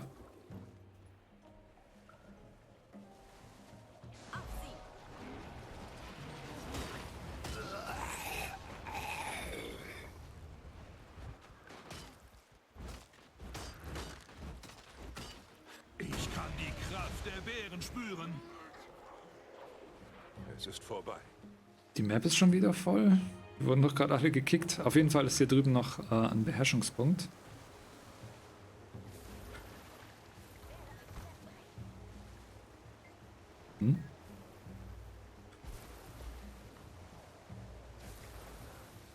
Ich kann mit dem Ort nicht kommunizieren. Oder habe ich den Beherrschungspunkt bekommen?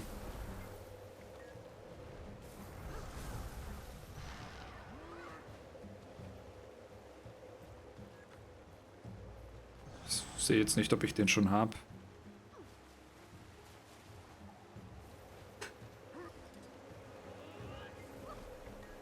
Ah, jetzt. Man braucht eine ganz spezielle Position. Ich bin der Meister des Lebens. Ja, Schoki, ich sehe das schon. Hier hat gerade nur eins schön angefangen. Ich will nicht mitten rein crashen in das Meta-Event, aber anscheinend greifen die Ätherklingen an. Da drüben ist irgendwas mit einer Jadekanone.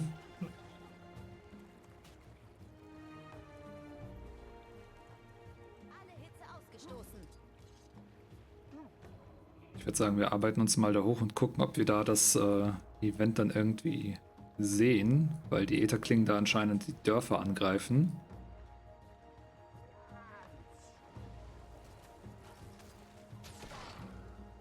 Ja, bei uns hat auch gerade das Meta-Event angefangen. Hier, perfekt. Die verbündeten Truppen kämpfen gerade gegen die Ätherklingen. Das Team von Zone 1 geht gegen die Ätherklingen-Plünderung durch die Ätherklingen vor. Und dann haben wir noch Zone 2 und 3. Okay. In dem Tempel oben auf dem Hügel? Das sind doch bloß Geschichten, die die Kinder erzählen, damit sie nicht... Dann würde ich mal sagen, gucken wir mal kurz, wo die Dörfer sind und dann nehmen wir an diesem Meta-Event teil und schlagen die Ätherklingen zurück. Wir haben ja mit denen sowieso noch ein Hühnchen zu rüpfen. Das müsste, glaube ich, hier oben sein. Ich werde tun, was ich muss.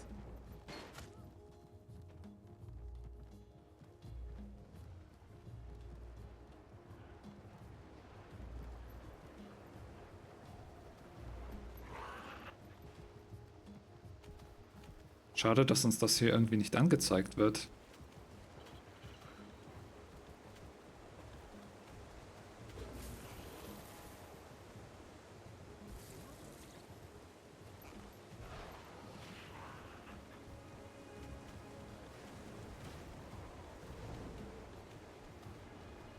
Wenn jemand eines dieser Zonen gefunden hat, oder eine Zone, dann lasst es mich gerne wissen, damit wir ungefähr... Aber ich glaube, das müssten die Dörfer sein, oder? Ja. 1, 2, 3. Okay. Dann sollten wir uns hier aufteilen. Und einmal nach da oben reisen.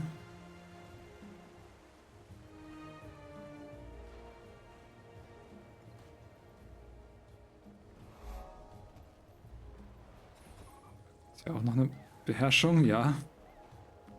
Okay, damit sind sie sehr großzügig.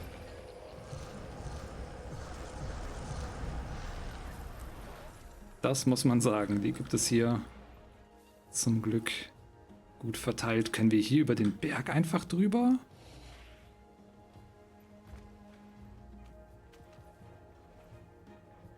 Das muss ich ausprobieren.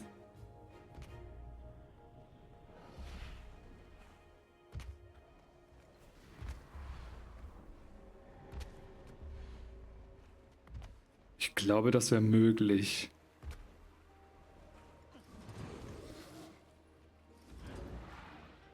Ja, ist es. Junes Villa. Oh Gott, wo sind wir denn jetzt gelandet?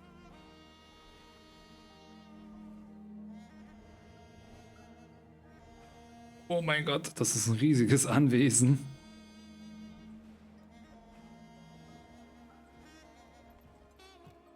Ich schau mal, ob ich euch irgendwie ein Portal geben kann. Na, wobei ihr schafft es sogar hier auch gut hochzukommen. Gut, dass schon alle sich die Himmelsschuppe geholt haben, ja. Okay, sehr gut. Dann machen wir uns gleich weiter und schauen, dass wir die Dörfer retten können.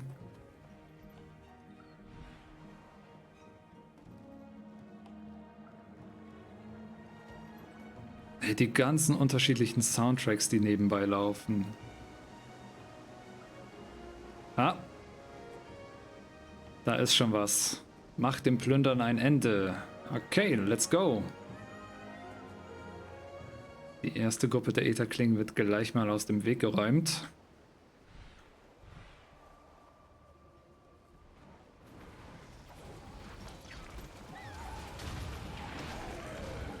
So, jetzt gibt's auch ein bisschen Action. Meine Stärke wächst an.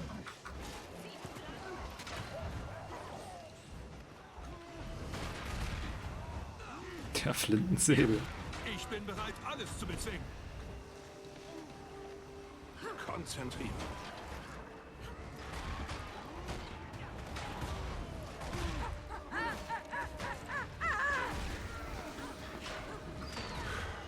Die Ruhe füllt ihre Stärke. Na, 17.000?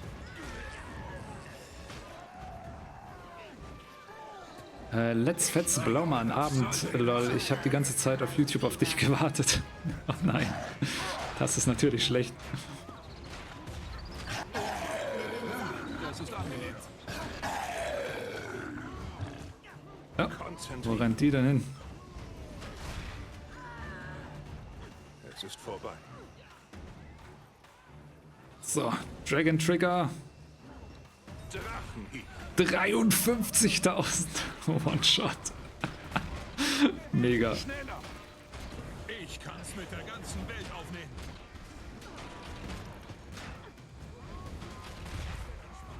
Ah, solche Macht. So, wo ist der nächste? Der da drüben. Oh my wa. Moshinderu. Zack, 73.000. Ist das cool. Ja, es macht schon Spaß, aber ist dennoch, glaube ich, nicht die effizienteste Art zu kämpfen mit dem Krieger. Oh. Ach, diese ekligen... Die machen echt viel Schaden. Bringt mich auf die Beine. Moment, wir nehmen... Okay, wir haben sie erfolgreich abgewehrt. 13 Minuten haben wir noch. Sehr gut. Ein paar haben sich auch schon aufgeteilt. Das ist sehr smart.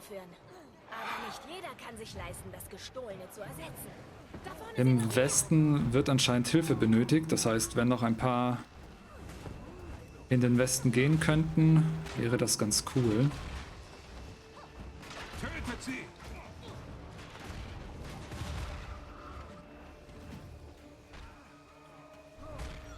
Zentrieren.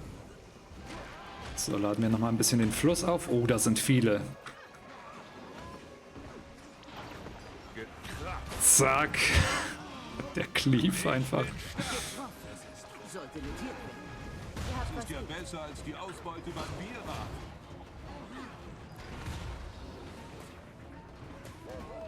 Na, kommt noch einer rein? Ne, dann die da hinten erwischen. Da fliegt mir eher das Blech weg. Da fliegt mir ja das Blech weg.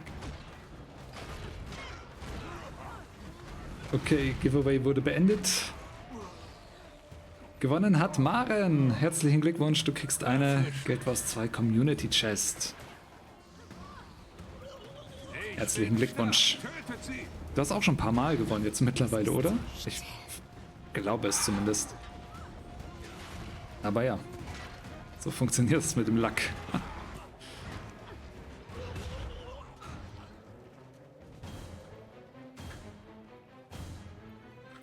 Oh, damn. Ich werde mal in den Westen reisen zu den anderen. Haltet ihr mal bitte hier die Stellung.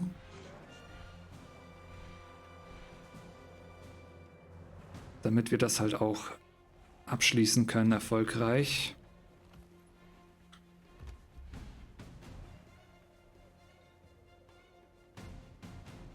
Das zweite Mal, okay, alles klar. Einfach Magic Finds skillen, dann gewinnt man mehr bei den Giveaways, sagt Bloody. Nee. Sehr gut, die anderen haben das Plündern geschafft. Wow, hier ist auch alles voll kaputt. Was ist denn... Was geht denn hier auf der Karte alles ab? Verschickte Parasiten! Lasst das auf der Stelle sein!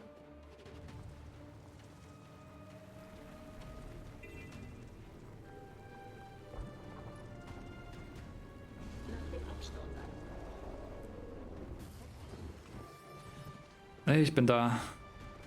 Lasst uns die ein bisschen zurechtstutzen. Mein Wunsch geht in Erfüllung.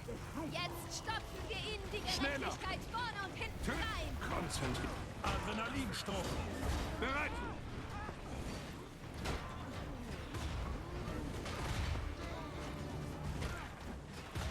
Die da hinten.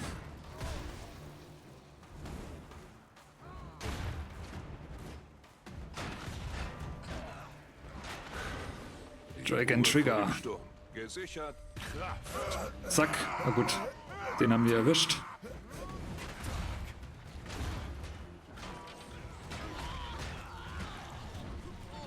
Zentrieren.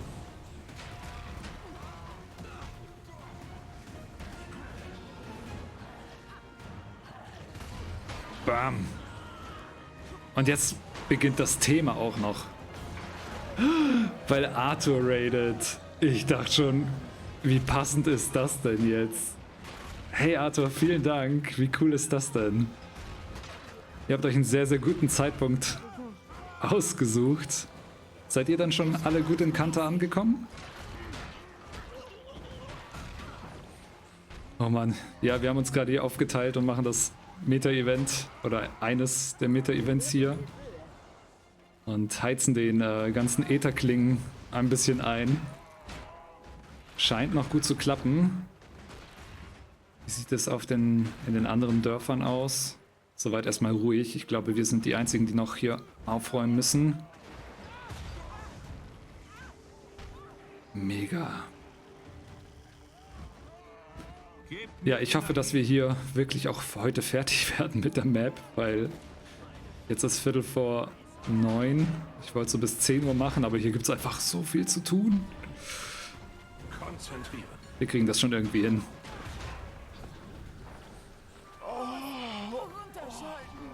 Ich glaube, ich werde... Ich bin stark. Wow, auch der Move ist einfach stark.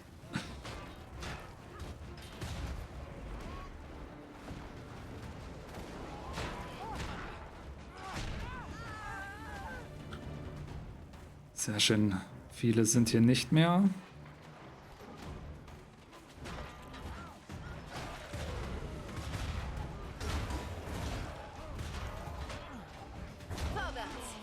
Sehr gut.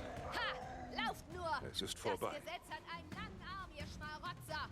Was für ein Chaos hier. Damit können wir uns jetzt nicht befassen. Hier ist ja noch jemand. Was haben wir denn hier? Das haben sie einfach dagelassen. Wenn Was die macht sie unsere jetzt? Sachen stehlen, habe ich kein Problem damit, mir das auszuleihen. Wollen wir doch mal sehen. Ich drücke einfach mal hier drauf. Und dann lege ich den Hebel um. Na bitte! Ha, das schnurrt ja geradezu. Was macht sie jetzt? Ich sehe euch dann da vorne. Huch. Oh, das Ding ist... Das stellt eine Gefährdung der Öffentlichkeit dar und verstößt gegen die Lärmauflagen. Haltet sie auf! Wenn das die einzigen Probleme sind. Hier geht's weiter. Kanonen zerstören. Okay, okay, okay. Können wir einfach hier runter springen? Können wir. Na dann. Ich bringe eure Zahnräder zum Glühen. Zentrieren. Wie gut. Wir haben auch schon vorhin geangelt. Ganz kurz, ja, aber 3 Fische habe ich geangelt. Hebel umlegen, ein paar Knöpfe drücken. Ich habe auch gedacht, dass sie jetzt damit kommen. Na los. Zeit für den Dragon Trigger. Fühlt ihre Stärke. Dammit. Ich dachte, der macht auch Breakbar Schaden. 2, 1, Zündung! Konzentriert. Strahlende Glut. Blitzstrahl! Jetzt. Und zack. Kaputt. Eine Kanone haben wir erledigt. Danke für den Hinweis. Ja, die Beherrschungsleiste ist voll. Angelmeister fertig skillen, das ist gut. Sehr gut aufgepasst. Es ist vorbei. Bladesworn ist okay, also er macht auf jeden Fall Spaß. Ich weiß halt nur nicht, wie effektiv er dann in seinen anderen PvE-Rollen sein wird. Das ist im Prinzip das, was mich interessiert. Aber der Dragon Trigger hier im PvE, also im Open World, auf den Maps zu benutzen, das ist cool. Ja. Ach, solche Macht. Ich bin stark. Auftrag ausgeführt. Gibt es auch noch so eine Schützin? Müssen wir die auch ausschalten?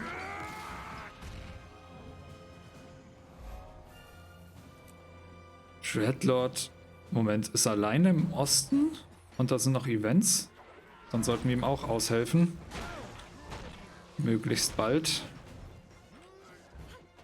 Benutzen wir mal den Elite, damit wir unseren Movement-Skill wieder aufladen können.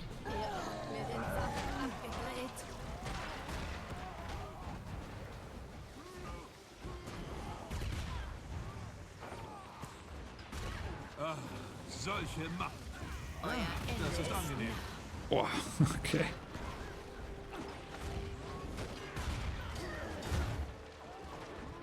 Ist das mein Blut? Man juckt einfach alles weg mit dem Dragon Trigger, ja.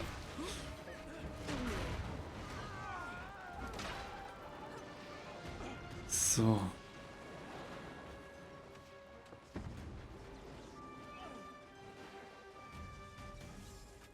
Hier müssen noch Kanonen zerstört werden. Oh, ach so, das muss... ich dachte, das trifft sich alles hier in diesem Gebiet. Da muss man sich echt komplett aufteilen.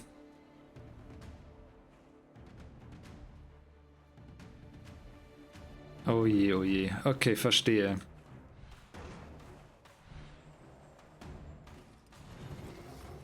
Süßer, süßer Schatz. Zone 01 kämpft gerade gegen den Anführer. Zone 3 ist in Bewegung, ja. Oh. Ich sehe schon. Lasst euch mal ein paar Banner da. Misch einmal kurz mit. Und mach mich dann gleich mal weiter. Bereit. Ich bin der Meister des Lebens. Körperlichen Anstrengung? Verhüllt. Oh boy, 3 Minuten. Champ bei mir, help. Bist du Marin? Die da hinten räumen noch gut auf.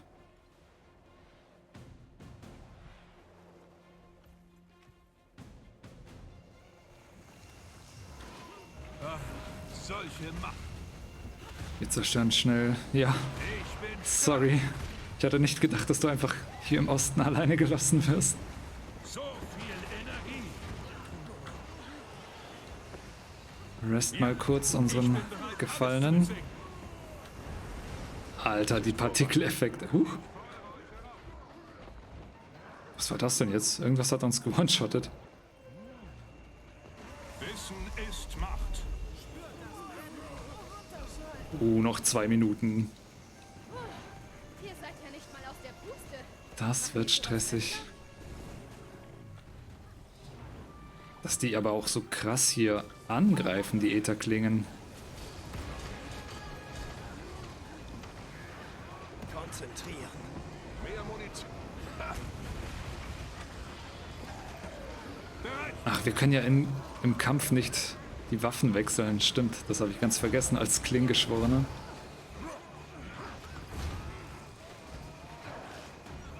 Wir brauchen noch ein bisschen mehr Breakbar-Schaden. Ich guck mal kurz, ob das mit dem Dragon Trigger klappt. 99k. Huch. Ich wüsste gern, was uns immer wegnugt. Ich brauche Hilfe. Die Sache wird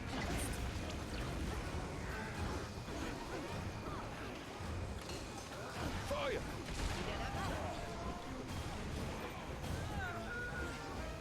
Eine Kanone gibt es noch.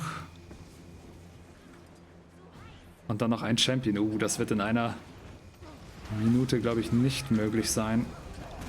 Gucken wir mal, ob das dann fehlschlägt oder ob wir dann nur bestimmte Sachen für den Fortlauf des Events irgendwie nicht bekommen.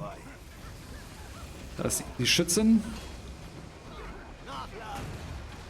Konzentrieren. Die Ruhe vor dem Sturm. Ja, jetzt kommt wahrscheinlich noch der Boss, nicht wahr?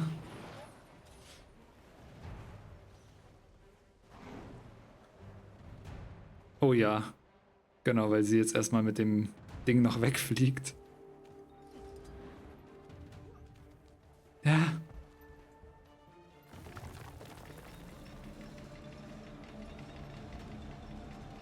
Die Armee von Himmelsschuppen. Mega.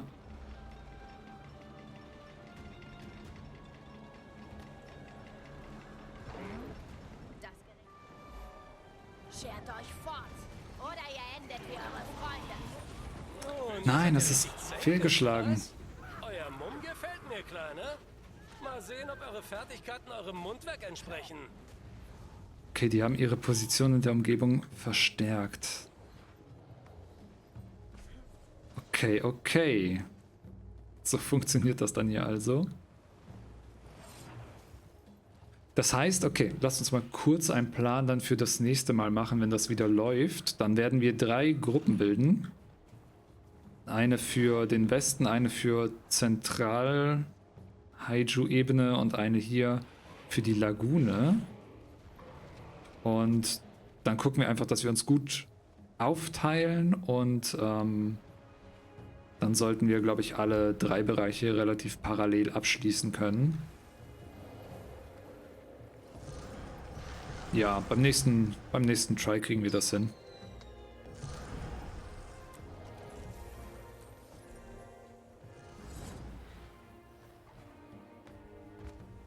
Da hätte ich schon gern gesehen, was dann für ein Boss auftaucht. Aber wisst ihr, was wir machen können? Wir können einmal uns hier die 2 Wegmarken holen, dann haben wir es ein bisschen näher, wenn wir dann irgendwie sterben sollten und könnten dann einfach gleich während des Events die Wegmarken nutzen. Und hier unten gibt es noch ein bisschen was zum Aufdecken. Ja, lass uns mal kurz die Wegmarken holen. Cool, interessant aufgebaut. Dass auf der ersten Map gleich so ein cooles Meta-Event ist. Also eins, wo man auch Koordination und alles braucht. Gefällt mir.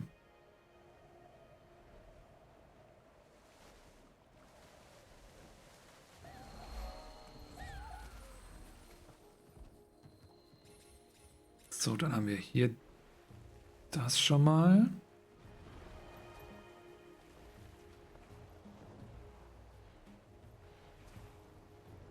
Ich glaube hier bei Junes Anwesen.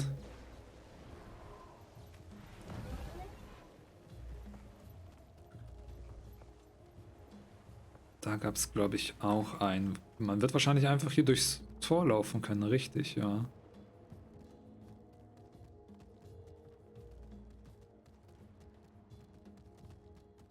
Möchte jemand raten, aus welchem Material der Jadehöhlen-Freizeitbereich hauptsächlich gefertigt ist?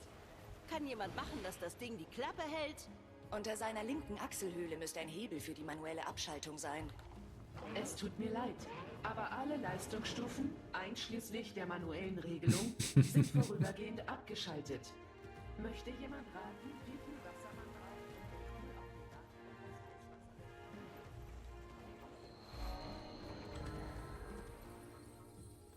braucht? Huch.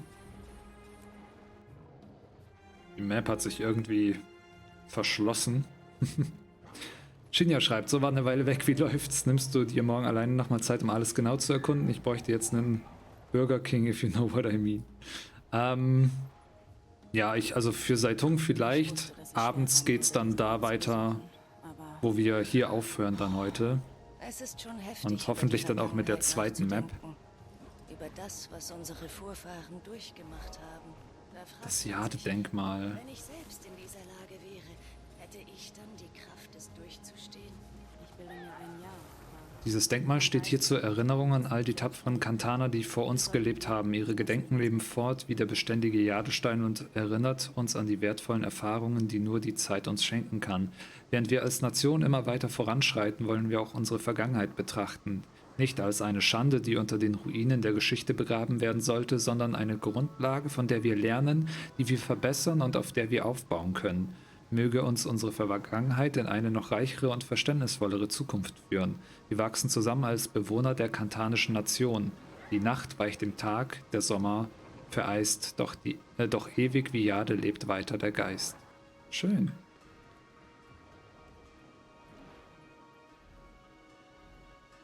Sehr, sehr schön. Was haben wir denn von der Provinz? Wir haben bisher nur 30% aufgedeckt. Okay. Alles klar. Wir haben auf jeden Fall die beiden Wegmarken. Das war mir erstmal wichtig. Okay, interessant, wie die Karte aufgebaut ist. Das heißt, ich würde auch einmal hier gucken, dass wir von oben hier im Osten alles abschließen und uns dann einmal nochmal hier runterarbeiten. Ich habe so das Gefühl, hier unten könnte es Skiffe geben. Schauen wir einfach mal.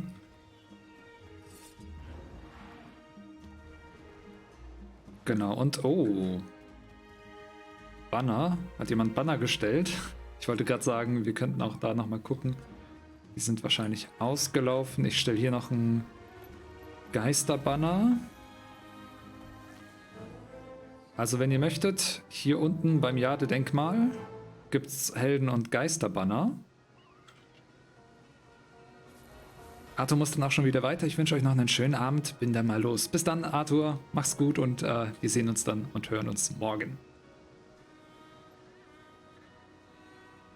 Sehr gut. Der gute Mikrowellentee. Er wird jetzt ganze Nacht durchzocken wahrscheinlich. Am Mittwoch habe ich dann die Leggy, falls die Rezepte draußen sind. Ja, cool, okay. Dann hast du noch viel zu tun.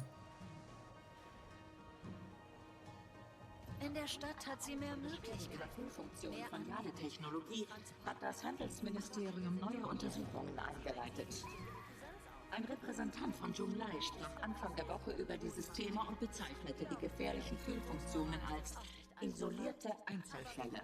Aha, Fehlfunktionen. Das ist unfassbar, dass man hier doch mit der Himmelsschuppe so viel besser vorankommt. So, einmal hier. den Punkt mitnehmen. Was ist denn hier passiert? Ein paar Kappas sind hier. Hallo. Ja. Netter Mac-Modus. Weil er gehauen wurde.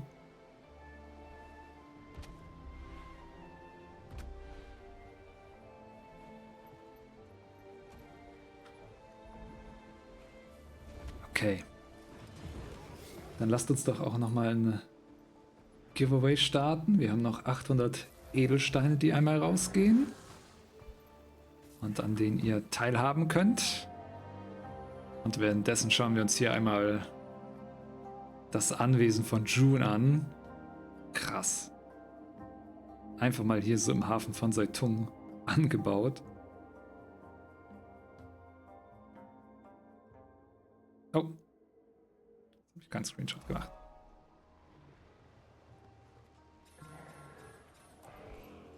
Ja, es ist wirklich gut, dass man mit der Himmelsschuppe nach Kanta gekommen ist. So, jetzt habe ich den Screenshot.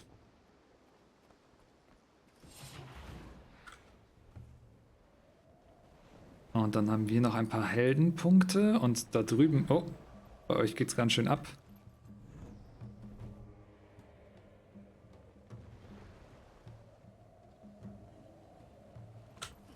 Ein Kirin. Ja, das sind die Glocken wahrscheinlich von dem Tsunra-Kirin, der hier in Sendaijun war. Wo ist der denn? Ich glaube, der ist irgendwie buggy. Weil er scheint ja hier zu sein, aber ist nicht angreifbar. Okay. Machen wir weiter.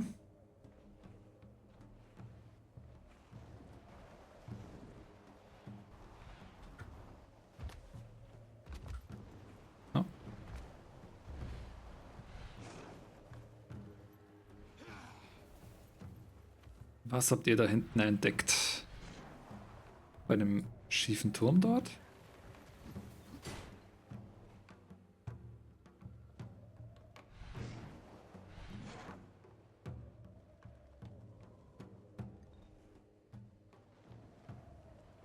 Aha.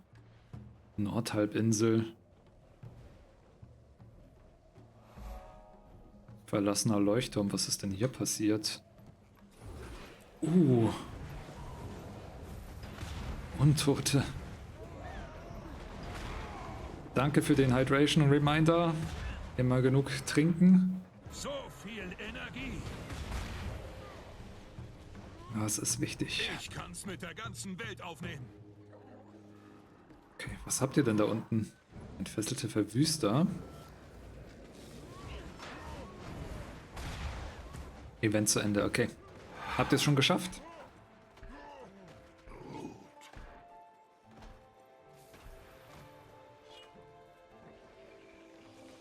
Dann können wir jetzt, glaube ich, hier runter und dort bei der Nordhalbinsel noch die paar Punkte einsammeln. Da ist auch noch ein Beherrschungspunkt.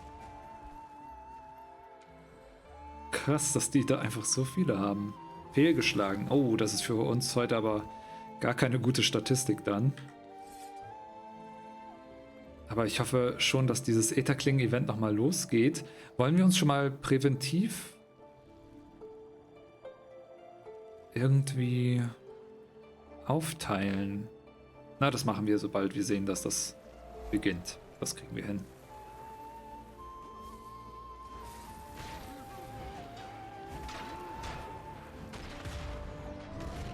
Schneller! Zentrieren.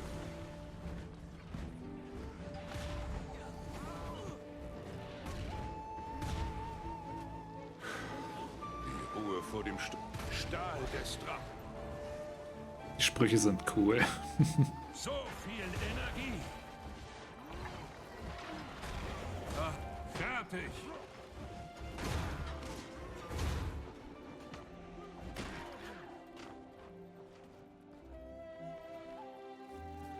Gruppe 4 ist Osten und Nevermind bin 2. Also willst du dann den Osten übernehmen, Bloody? Da ist noch ein Panorama.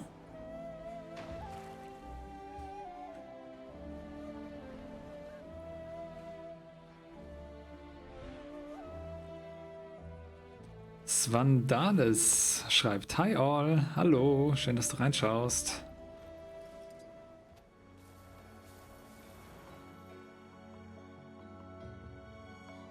Schön. Man muss grundsätzlich nochmal riesen Props an die deutschen Voice Actors geben. Komplett neues Addon, deutsche Synchron, das hört sich alles richtig gut an, ja.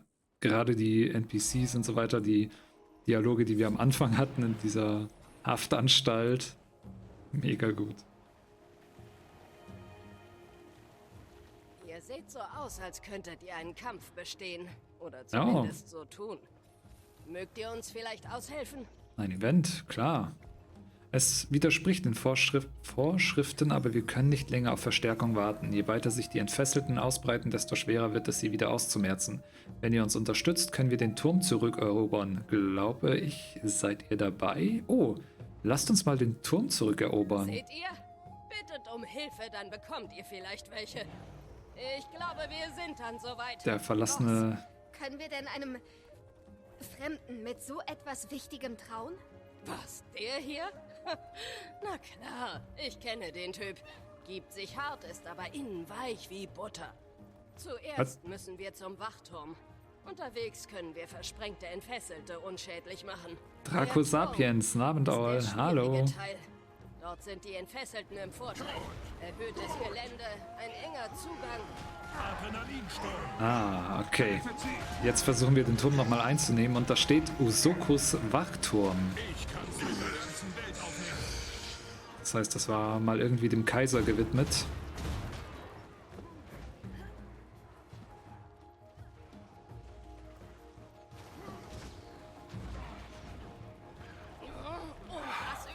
Oder das da?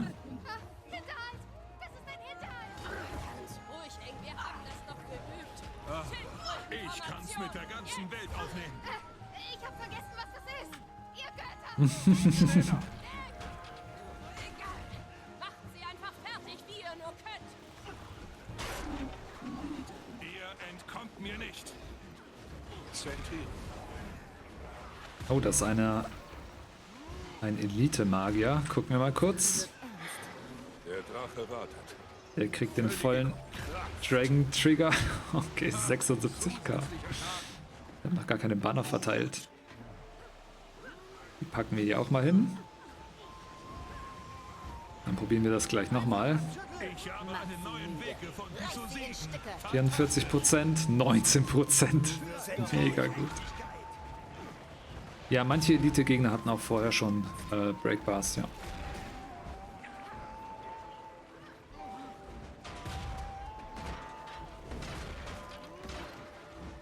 Ich bin stark.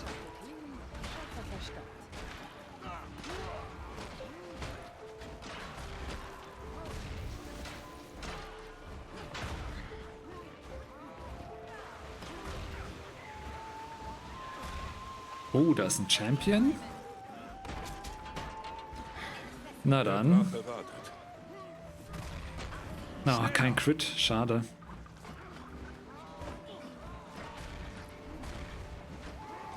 Ah, Maren hat den Händler für die Auswahlkiste des prismatischen Precursors gefunden. Das ist doch gut. Völlig gefüllt ihre Stärke. Oh, schon wieder kein Crit. Muss hier das Crit-Siegel reinpacken in die Waffe. Konzentrieren. Jetzt probieren wir es aber nochmal. Jetzt muss es klappen. Der Drache wartet. Da, 85k. So muss das sein.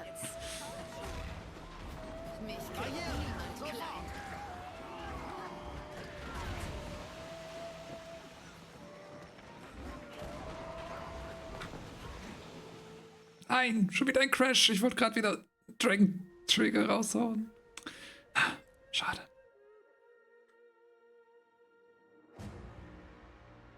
Oh, aber das gibt uns immer die Chance, einmal zugucken, wer 800 Edelsteine gewonnen hat. Und das ist Aquila. Du gewinnst 800 Edelsteine. Herzlichen Glückwunsch.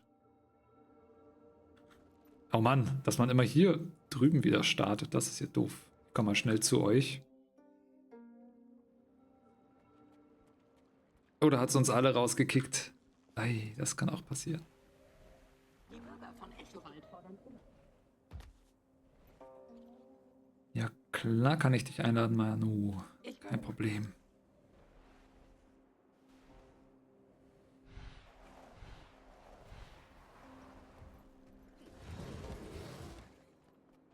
Event ist nicht mehr da.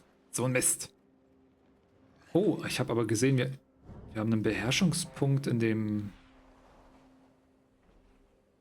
an diesem komischen Tempel übersehen. Der scheint da irgendwo ganz oben zu sein.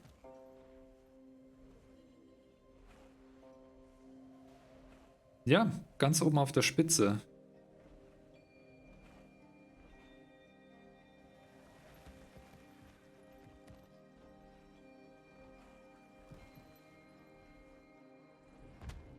Besiegt die Entfesselten und nehmt ihre Ritualschauplätze ein. Das ist jetzt ein neues Event, das gerade hier ganz im Norden ist. Ich pack mal da eine Wegmarke hin. Da würde ich jetzt mich mal hinbegeben, weil auch dieser Turm mich sehr interessiert. Ja, und danach könnten wir das andere Event machen. Schauen wir mal, ob dann das andere Meta-Event auch bald wieder startet.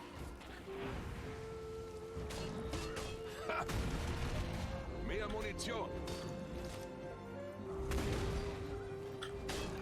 Ja, das ist angenehm.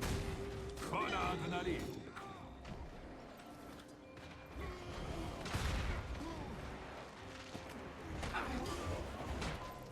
Fress das. Konzentrieren.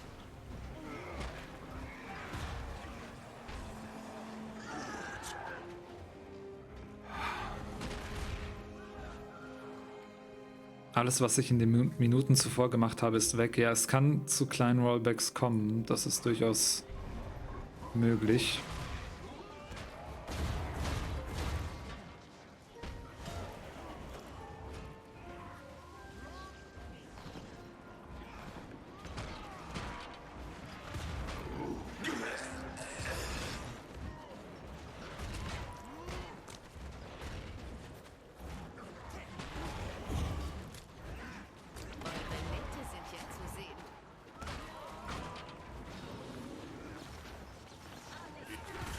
Ihre Stärke.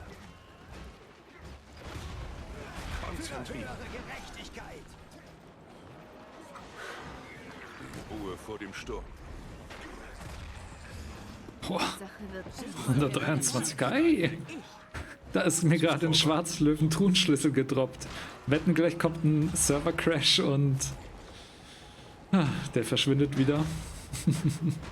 Und ja, das hätte jetzt auch ein Precursor sein können. Ist das heftig. Solche Macht. Konzentrieren. Fress das.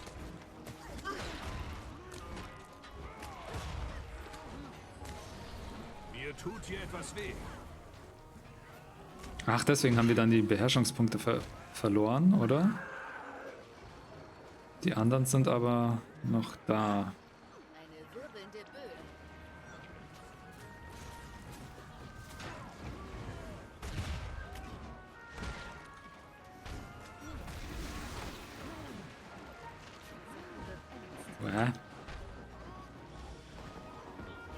Eine kraftvolle Kombination. Die sind echt zäh, die Auferstandenen hier.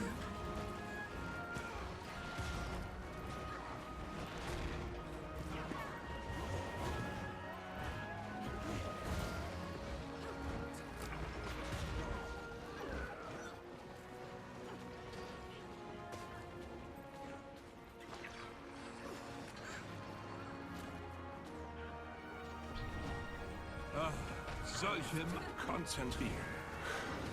Die Ruhe vor dem Sturm. Schneller! Verleih mir deine Stärke.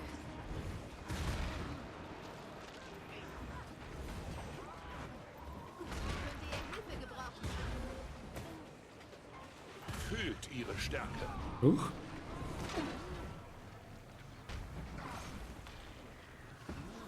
Die Sache wird ernst. Die sind tough. Die Ruhe vor dem Sturm. Gesichert, geladen. Konzentrieren.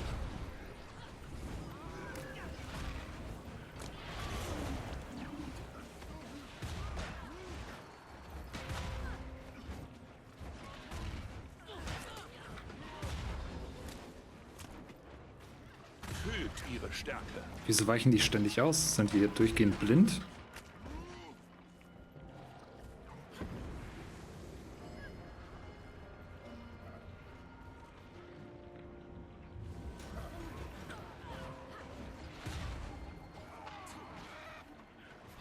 Ich war ganz schön in der Klemme.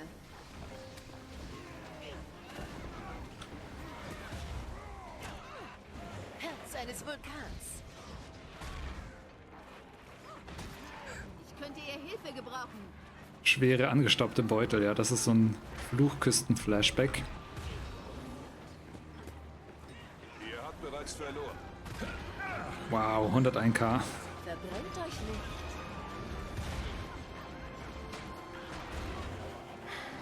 Der Drache wartet. Die Geschichte gehört mir. Jetzt kommen irgendwie alle hierher. Zentrieren. Dies ist mein Zorn.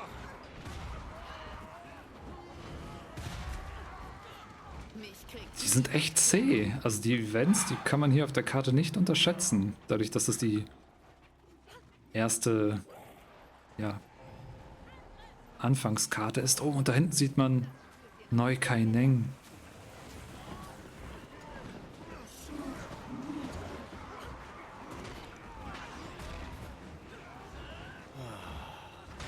So, dann holen wir uns noch den Ritualschauplatz. endlich erkenne ich das Tötet Muster sie! und mehr. Zentrieren. Schneller! Ja, Befallene wäre cool, aber Shiro gehört ja jetzt mehr oder weniger den Wiedergängern.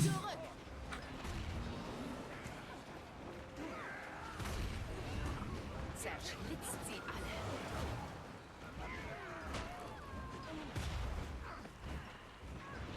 Schneller! Fühlt ihre Stärke.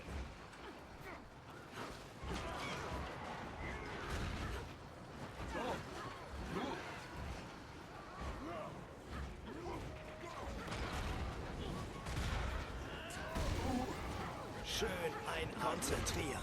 Du wirst gehorchen. Tötet sie!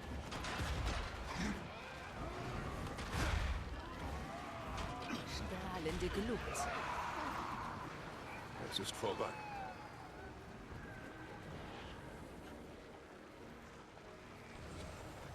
Yay, wir haben es geschafft. Gibt es noch irgendwie einen Boss oder ein Folge-Event? Ja. Champion entfesselte Bandenchefin? Okay. Euch geschlagen.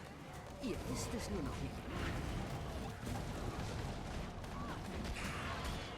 Das ist irgendwie so ein Gargoyle. Ich war ganz schön im nächsten Ich bin bereit, alles zu bezwingen. Zu Staub zerbröselt.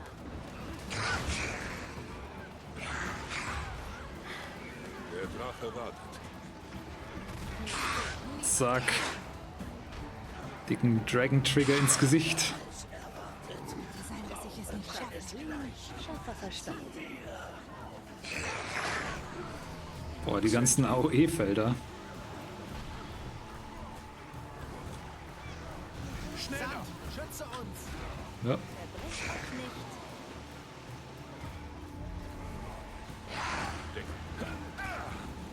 sicher geladen.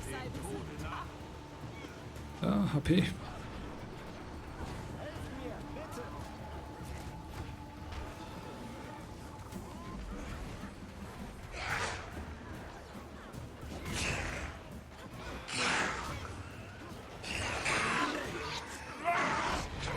Was sagt sie?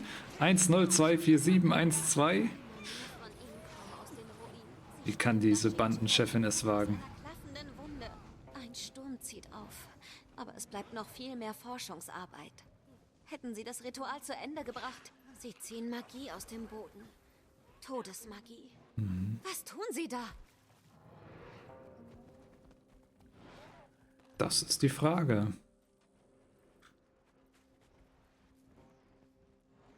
Okay, aber wir haben es geschafft. Erfolgreich abgeschlossen. Ich würde gern irgendwie hier Richtung Herz runter.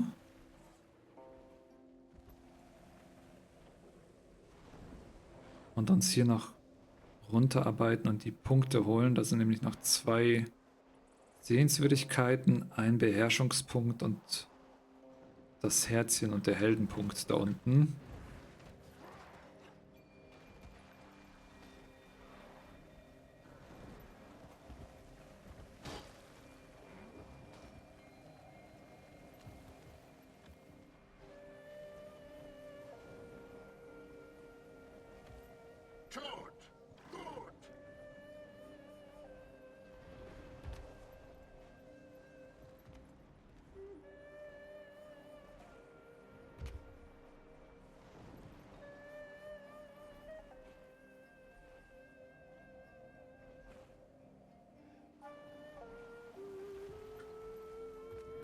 Genau, weiter unten ist noch ein Beherrschungspunkt, den habe ich auch gesehen.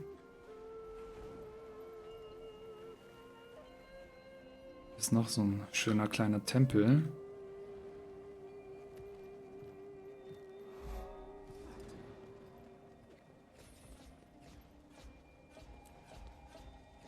Huch. Der Geisterassassine, der hat ja coole Effekte gehabt. Adrenalinsturm, endlich! Frieden! So viel Energie! Okay. Dann starten wir nochmal ein kleines 800 Edelsteine Giveaway. Dann könnt ihr euch da auch nochmal dran beteiligen, wenn ihr möchtet.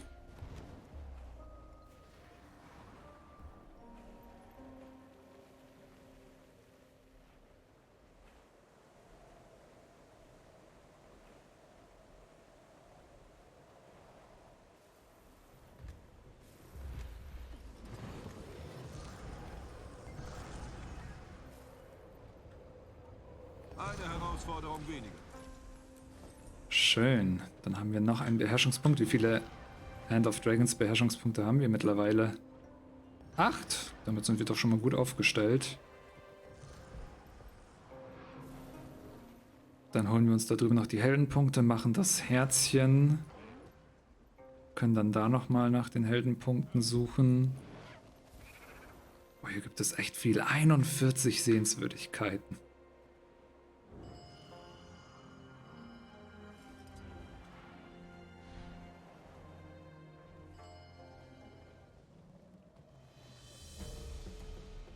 Oh, die Naga-Plünderer sind da. Und hier oben ist so ein Elite-Giftrufer. Kann man an dem einfach vorbei? Nö, wäre auch zu cool gewesen. Konzentrieren. So viel Energie!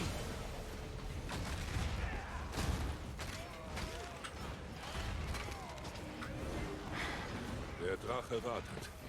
Stahl des Drachen. So, und jetzt die Heldenpunkte. Und da unten sind die Naga-Plünderer. Die können wir auch abwehren.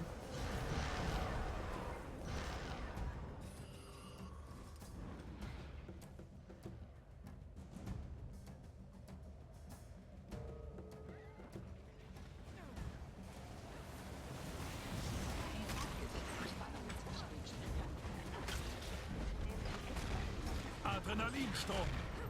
Beide Banden kämpfen um die vorherrschende Weise und die finale Gelegenheit zu besetzen. Die als Falken bekannte Gruppierung versucht, die von den Banden verursachten. Da ist wieder der Gezeitenpriester. Konzentrieren. Voller Adrenalin.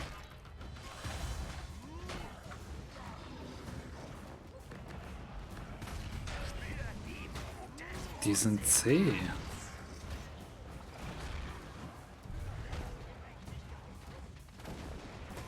Ach, solche Macht. Tötet sie! Ja, das ist angenehm. Gesichert. Kraft. Es ist vorbei.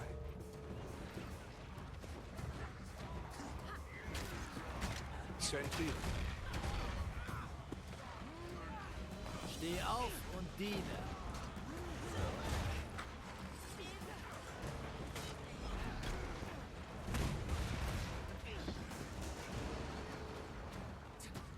Gruppenevent bei Shoki.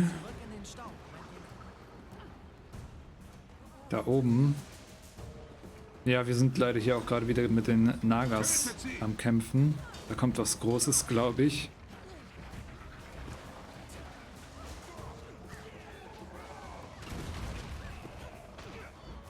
Ich habe den knuffigen Eulentango nicht gesehen am Anfang, nein. Okay. Shoki meint, dass da was Großes bei ihm ankommt.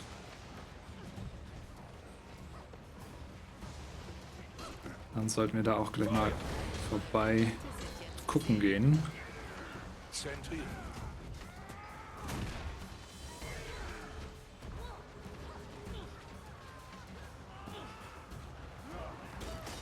Ja, das ist angenehm. Fress das.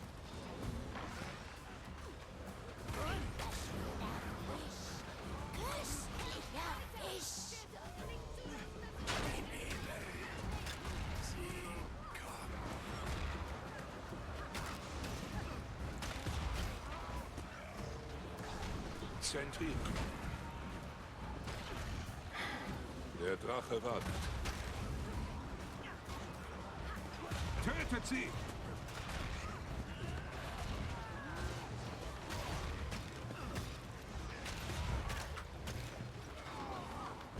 Kraft.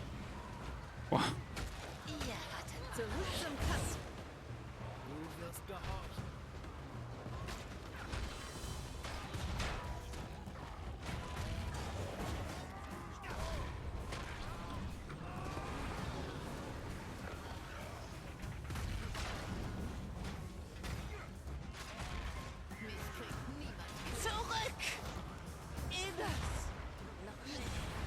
Konzentrieren. Der Schwur ist getan. Okay, das haben wir geschafft. Ich würde mal einmal kurz... Wirklich? Danke, Festländer. Ich hoffe, das bedeutet, sie kommen nicht wieder. Doch das wäre wohl zu schön. Lass mal einmal da hochgehen und gucken. Da drüben bei Shoki ist anscheinend auch ein Event oder irgendwas Großes.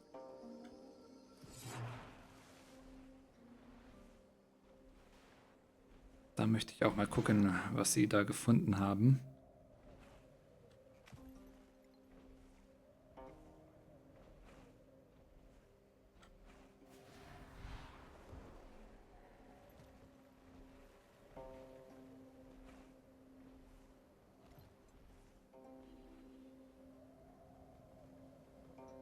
Eierschalen.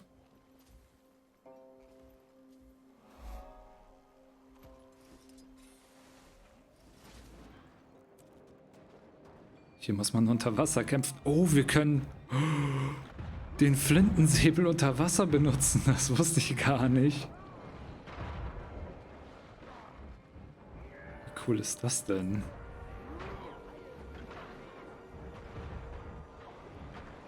Okay, mit dem Special Action Key können wir gucken, welche Eier schlecht sind. Der Drache wartet. Ich kann die Kraft der Bären spüren. Konzentrieren.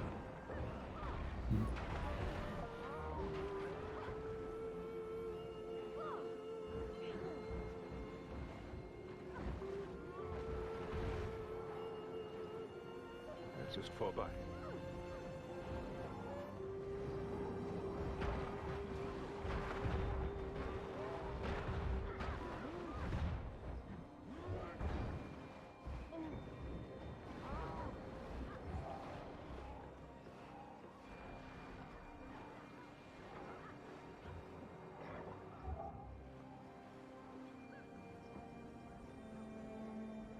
Die Eier hier scheinen alle gut zu sein.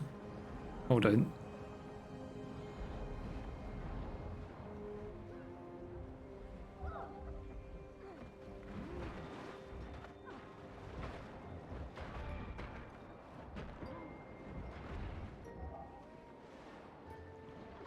Dass sich hier einfach in der Mitte so viele Meeresskorpione tummeln. Delfinen-Flashbacks, ja, von dem Fraktal. Richtig.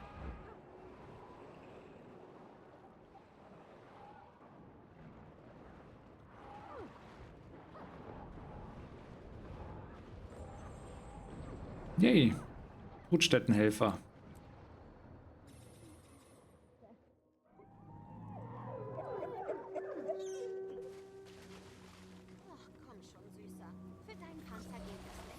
Hm? Bubu der Megalodon. Wie süß.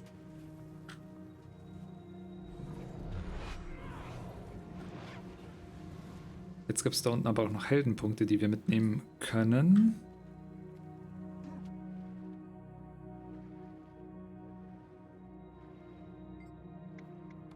Boss.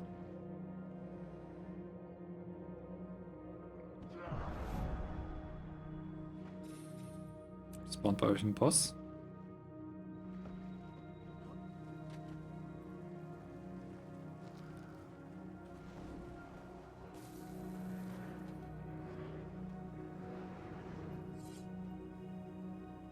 Da hinten ist beim Tempel auch noch ein Herzchen-NPC. Aber die ganze Seite werden wir nicht auch noch erforschen. Doch, wahrscheinlich schon. Okay.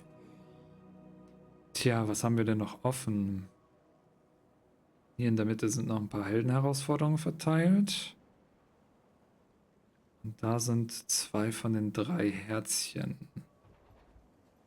Ah, Giveaway wurde beendet. Wir haben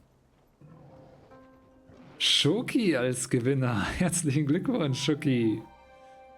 Du bekommst 800 Edelsteine. Das freut mich. Mega. Herzlichen Glückwunsch.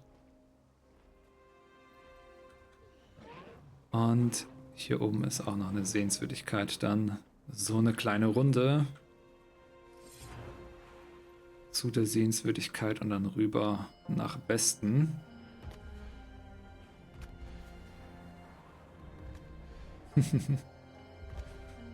Das ist cool, das freut mich, Schoki.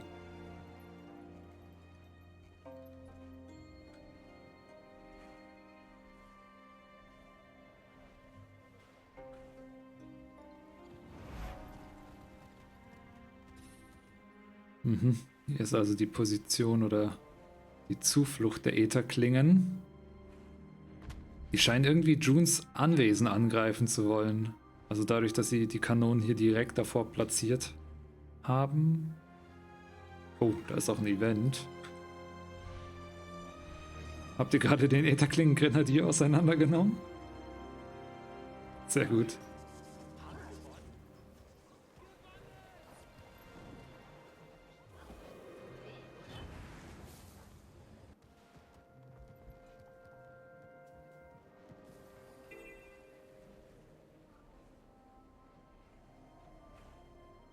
Dann könnten wir hier sogar das Herzchen füllen. Das ist cool. Arbeiten wir uns mal hoch und kämpfen hier gegen die Ätherklingen. Ich nehme mal an. Ja, dass die das Herzchen füllen.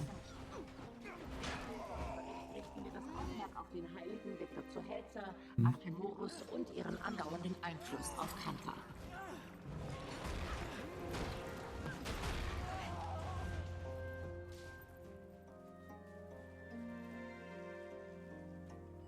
Genau, ich würde sagen, wir laufen hier einmal rüber. Und dann helfen wir noch den Leuten hier.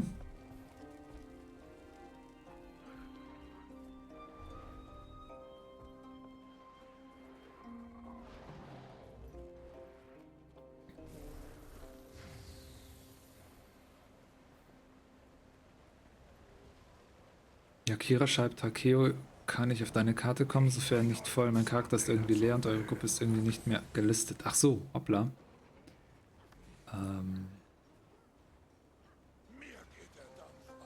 Ja, wahrscheinlich durch die Crashes.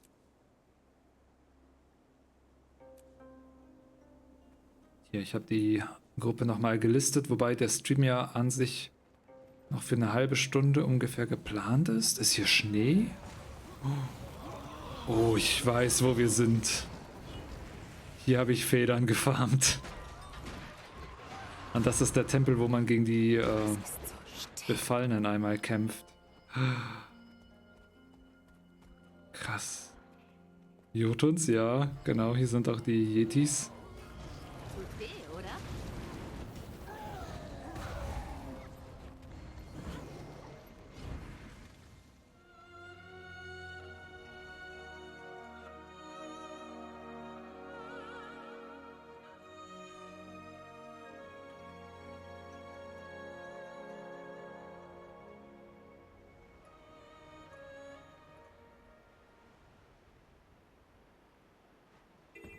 Ist das cool.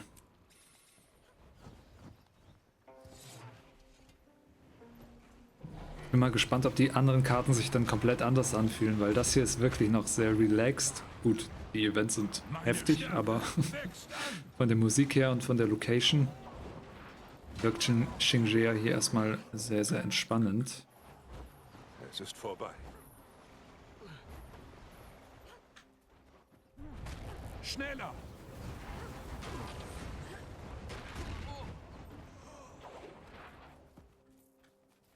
Okay, gucken wir einmal darüber. Da fährt schon jemand mit einem Skiff. Ist das ein NPC? Oder irgendein Spieler?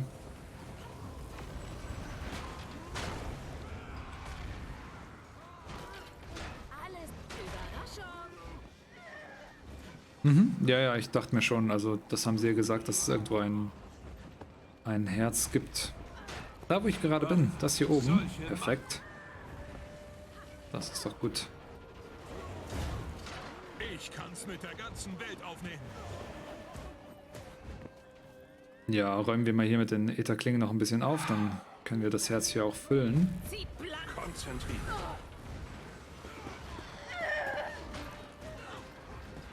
Es wird ein nettes Sümmchen einbringen.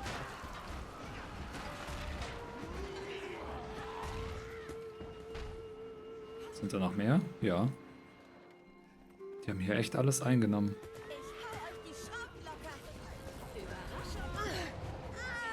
Ich hau euch die Schrauben locker. Okay, was können wir noch machen? Boote reparieren, Dorfbewohner retten, Trümmer aus dem Weg räumen und Gesindel abschrecken. Ja, Gesindel abschrecken machen wir. So viel Energie. Konzentriert. Fertig.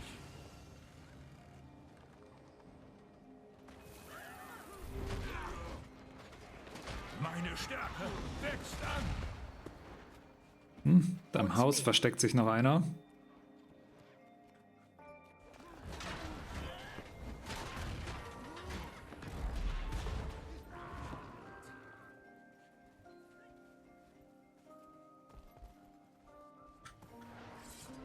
Zerschneidet sie.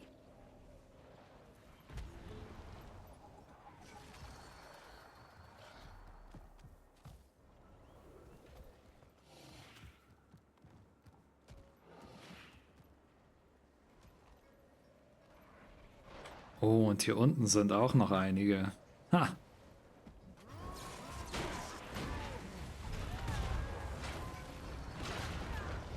Meine Stärke wächst an. Zentriert. Bereit. Solche Macht. Es ist vorbei.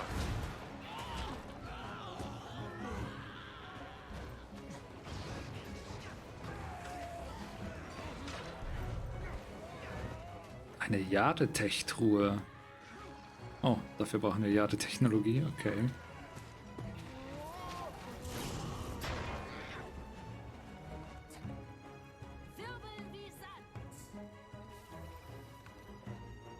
Mhm.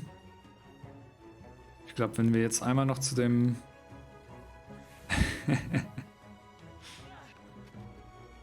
Wie cool. Ah, reparieren.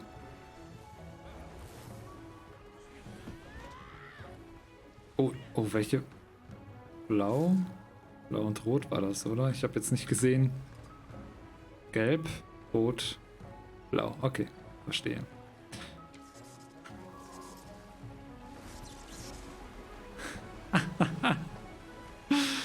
Skiff Action. Oh, die steuern sich ja interessant.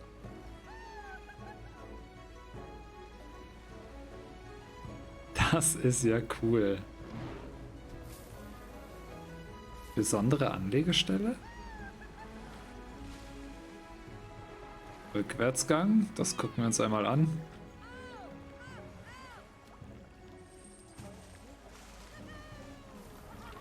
Ach, besondere Angelstelle. Man muss auch schon lesen können.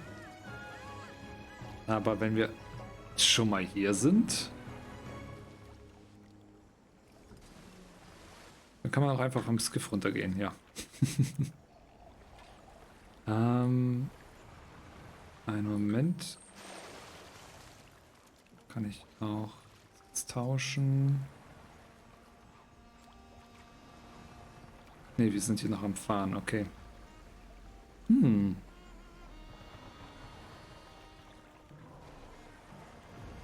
Das ist cool. Ja, wenn wir ankern, dann können wir uns hier auch einmal hinstellen und angeln.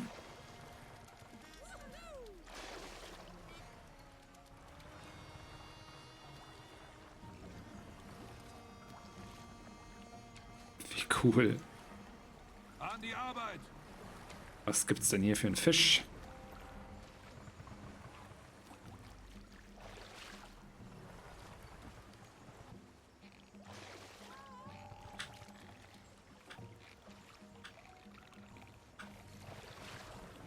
Na, der ist schon hartnäckiger. Shinota Schwarzflosse. Cool.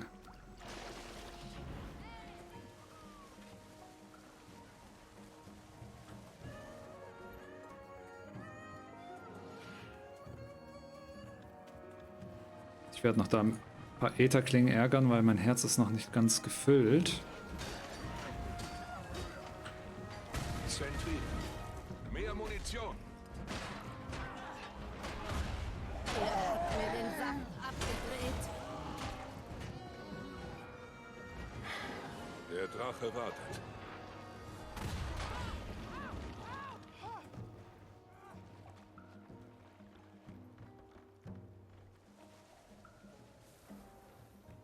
Oh, das da hinten sieht auch schön aus. Ey, die Map ist so überladen, einfach überall, wo man hinguckt. Es ist interessant oder schön oder actiongeladen. Das ist echt heftig.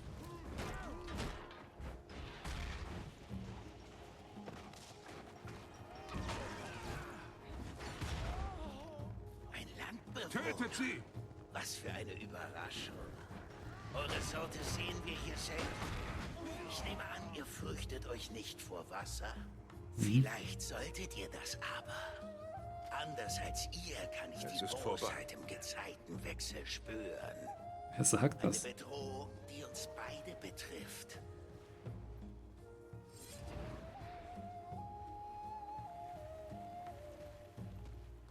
Habt ihr euch da alle auf dem Boot versammelt zum Angeln?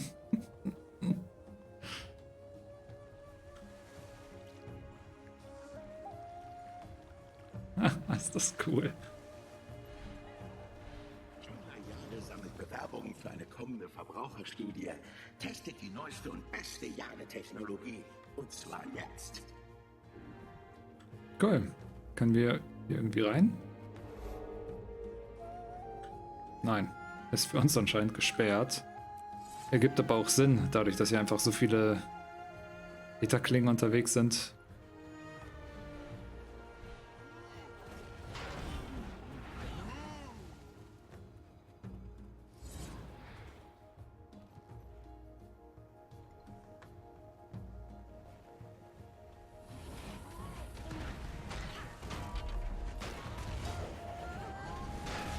Adrenalinsturm. Oh, danke Gorin, ja. Ich glaube auch, die Beherrschung ist wieder levelbar.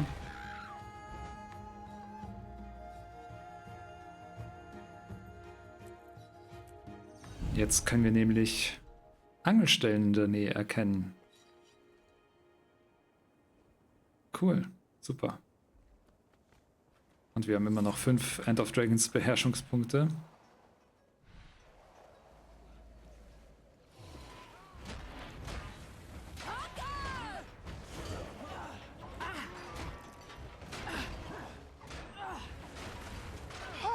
Eine Herausforderung weniger. Fertig.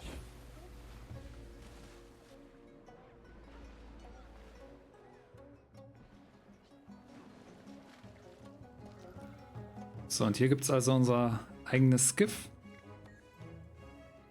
Angelskiff. Das heißt, wir können die mit einem Erlass von der Provinz Seitung kaufen oder von kaiserlicher Gunst. Aber war das nicht genau das gleiche? Tipp zum Skiff-Gebrauch. Tritt direkt bei Erhalt in Kraft. Erhöht das Skiff-Tempo über 1 Stunde um 20%. Dauert auch über Kartenwechsel an. Cool. Ja, davon haben wir schon 24, davon 93. Okay. Dann würde ich sagen, kaufen wir uns hier ein Angelskiff. Und haben damit auch die Skiffe freigeschaltet. Schön.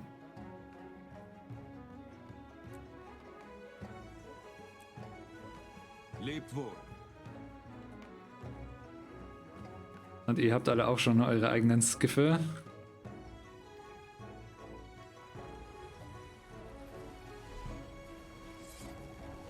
Huch. Hat mich irgendeiner mitgenommen?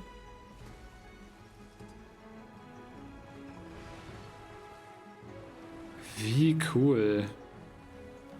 Ja.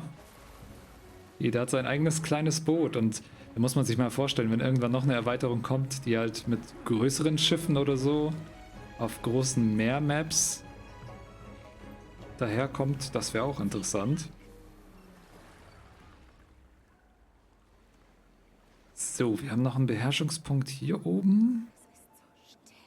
Ich glaube, sonst haben wir viel abgeschlossen in dem Bereich. Das heißt, mehr so zentral gibt es noch Dinge zu erledigen. Wir können auch hier einmal rumfahren. Das ist ganz cool, jetzt da wir die Skiffe haben.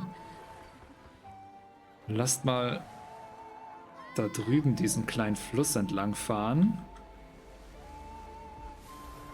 Olli, du kannst mitfahren, wenn du möchtest, genau. Und ich glaube, jetzt können wir auch eigentlich die Skiff-Steuerung trainieren. Oder das hier.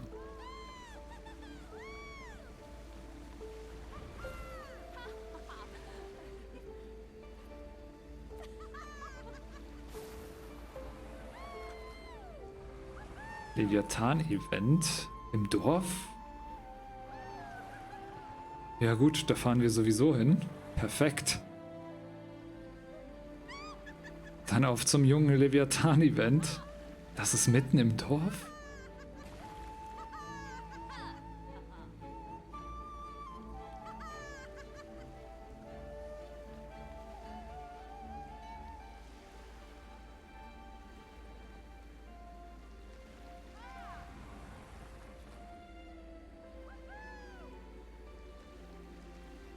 Wie cool ist das denn alles aufgebaut, hey?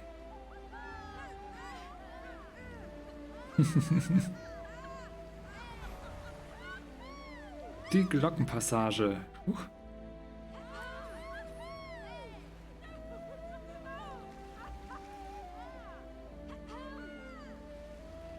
Wehrt den Leviathan ab. Der ist im Meer da draußen? Rentners Multigaming. Schönen guten Abend. Hallo, schön, dass du reinschaust. Ja, lasst uns noch den Leviathan jagen. Zeit, bis der Leviathan satt ist. 13 Minuten und 37 Sekunden. Sehr gute Uhrzeit. Da hinten ist der. Oh, und ganz viele Nagas. Okay, Leute. Dann holen wir uns den mal. Ab. Oh. Was für ein Riesenbrocken.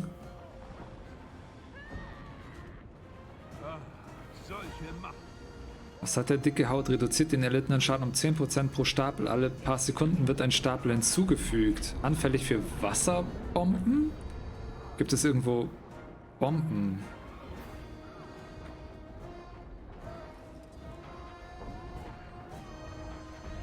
Ja, wir brauchen irgendwie Wasserbomben. Der interessiert sich auch gar nicht für uns.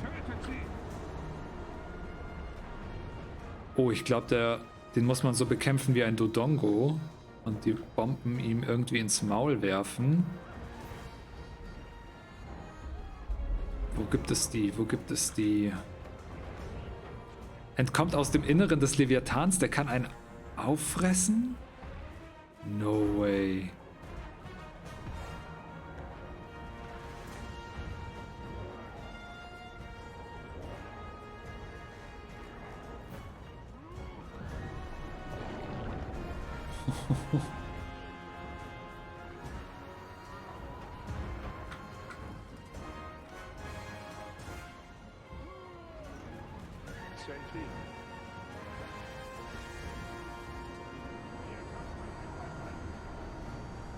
Mist, unter Wasser muss man mit dem Dragon Trigger echt aufpassen. Solche Macht. Gesichert, geladen. Boah, der kriegt echt so wenig Schaden. Wo sind die Bomben?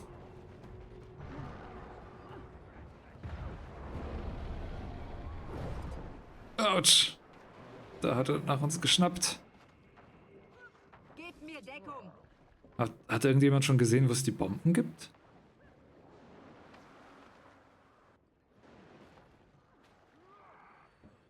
Du wirst gehorchen. Nicht schlecht. Ich gucke mich mal noch ein bisschen um.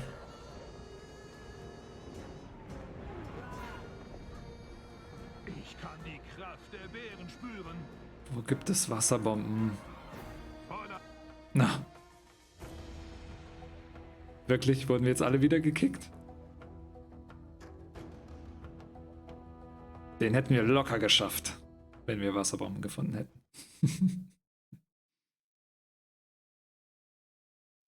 Ah, RIP. RIP, RIP. So ist das mit den Events. Aber cool, dann ist dieses Leviathan Event direkt hier unten.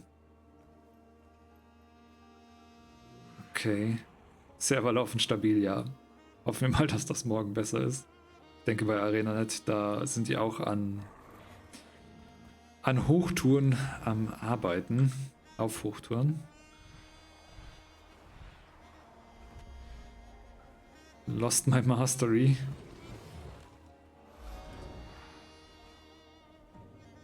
Meine Map ist leider schon wieder voll. Okay, dann wechsle ich mal kurz hier auf diese Map. Gar kein Problem. Schauen wir mal, ob wir uns hier breit machen können.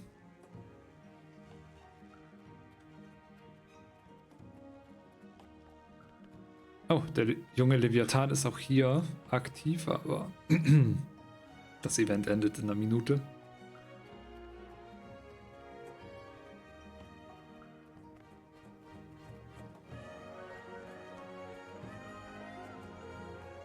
Oh, das Kloster von Shing Jea. Das Kloster. Da müssen wir noch hin. Oh mein Gott. Und das ist schon 5 vor 10, okay. Dann lasst uns noch hier kurz das Kloster erforschen. Und ja. Dann nochmal vielleicht ein Screenshot hier oder da drinnen. Darauf hätte ich noch Lust. Und dann haben wir 58% der Karte überhaupt erst gesehen. Oh, und ich dachte irgendwie, wir kommen schon auf die zweite Map oder so. Ich sehne mich nach der rohen Energie Aber das des ist cool. Stadtlebens. Freut mich, dass wir uns da auch Die Zeit lassen. Brigade, die geschäftigen Straßen, die schimmernden Lichter, dort ist meine Muse. Wenn ich nur jemanden fände, diese tristen Gemälde aufzuschwatzen. Jemand, der wie ein offensichtlicher Dummkopf aussieht. Jemand, der offenkundig so dämlich ist, dass ich ihm ein Vermögen abnehmen und noch heute Abend in einem Boot nach Klingengeschworenen sitzen könnte. Okay. Diese NPC.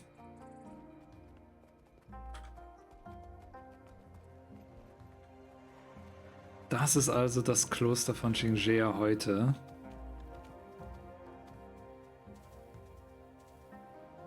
Char, sagt ihr? Wir haben in Kanta keine Katzen, die so aussehen. Seitung-Nudeln, Klingengeschworenen. Das gibt es alles bei Boras Nam Nam in eurer Nähe. So scharf wie jeder darf. Wie cool das hier aussieht. Oh Mann. Oh Mann.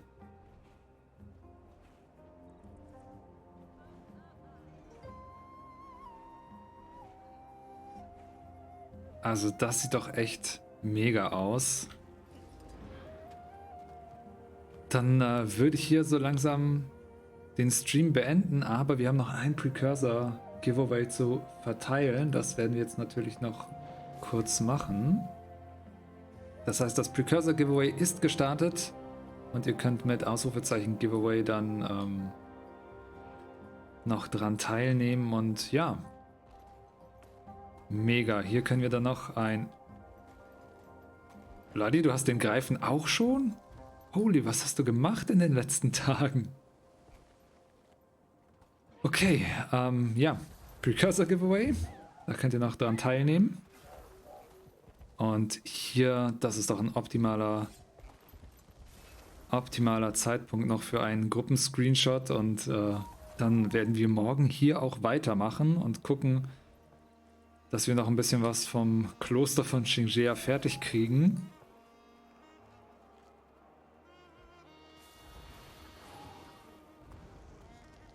Ja.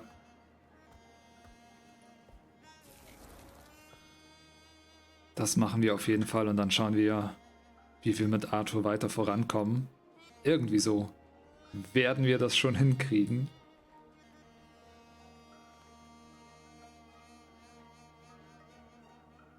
Da oben sind noch ein paar. Vielleicht möchten die auch noch runterkommen. Krass. Unglaublich. Und wir haben dieses kleine Teil hier nicht mal geschafft in dem heutigen Stream. Und haben halt noch das hier offen. Eieiei.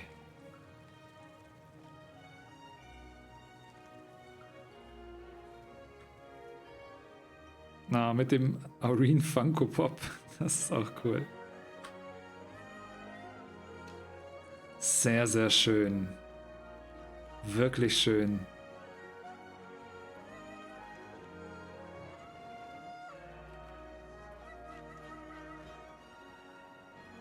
Susi ist auch noch da.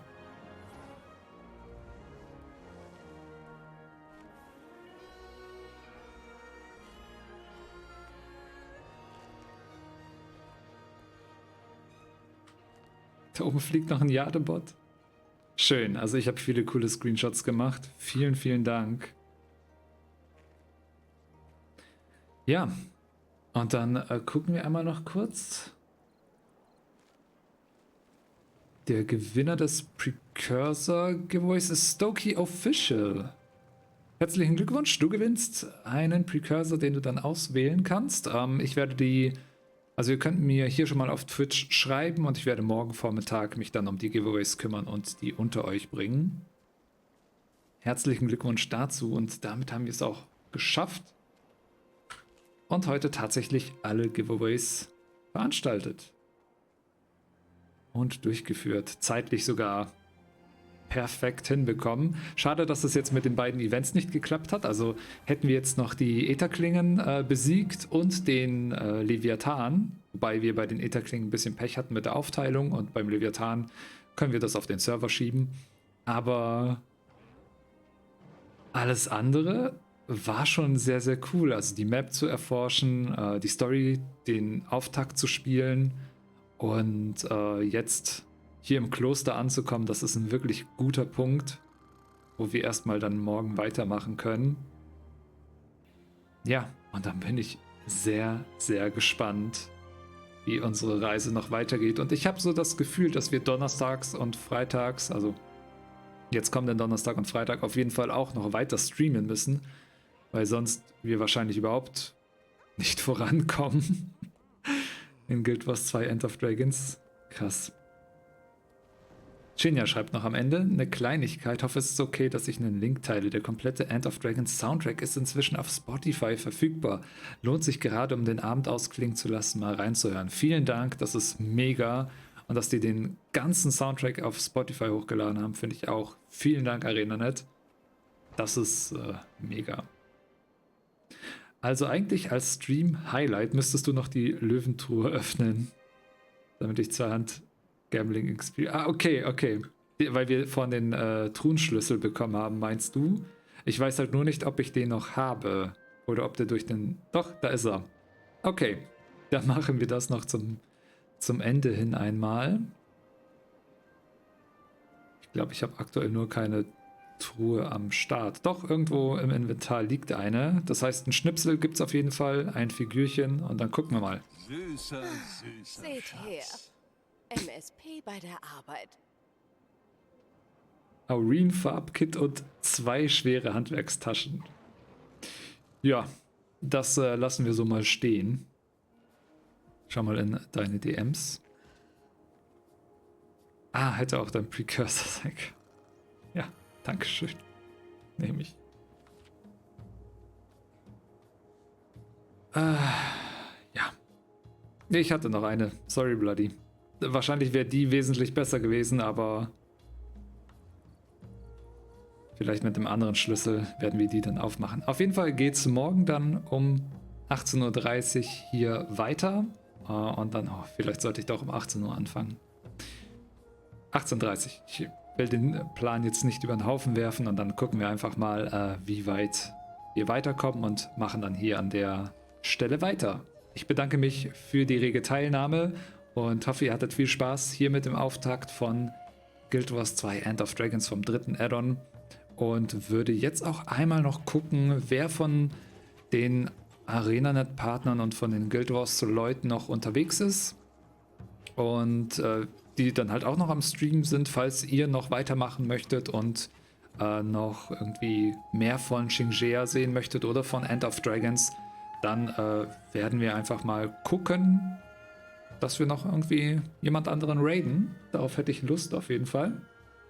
Und deswegen schauen wir mal kurz, wer aktiv ist. Es ist auf jeden Fall die gute Pixel-Proxy noch am Start. Sehr schön. Das ist doch cool. Vielleicht werden wir sie dann einfach begrüßen und einmal in ihren Stream reinraiden.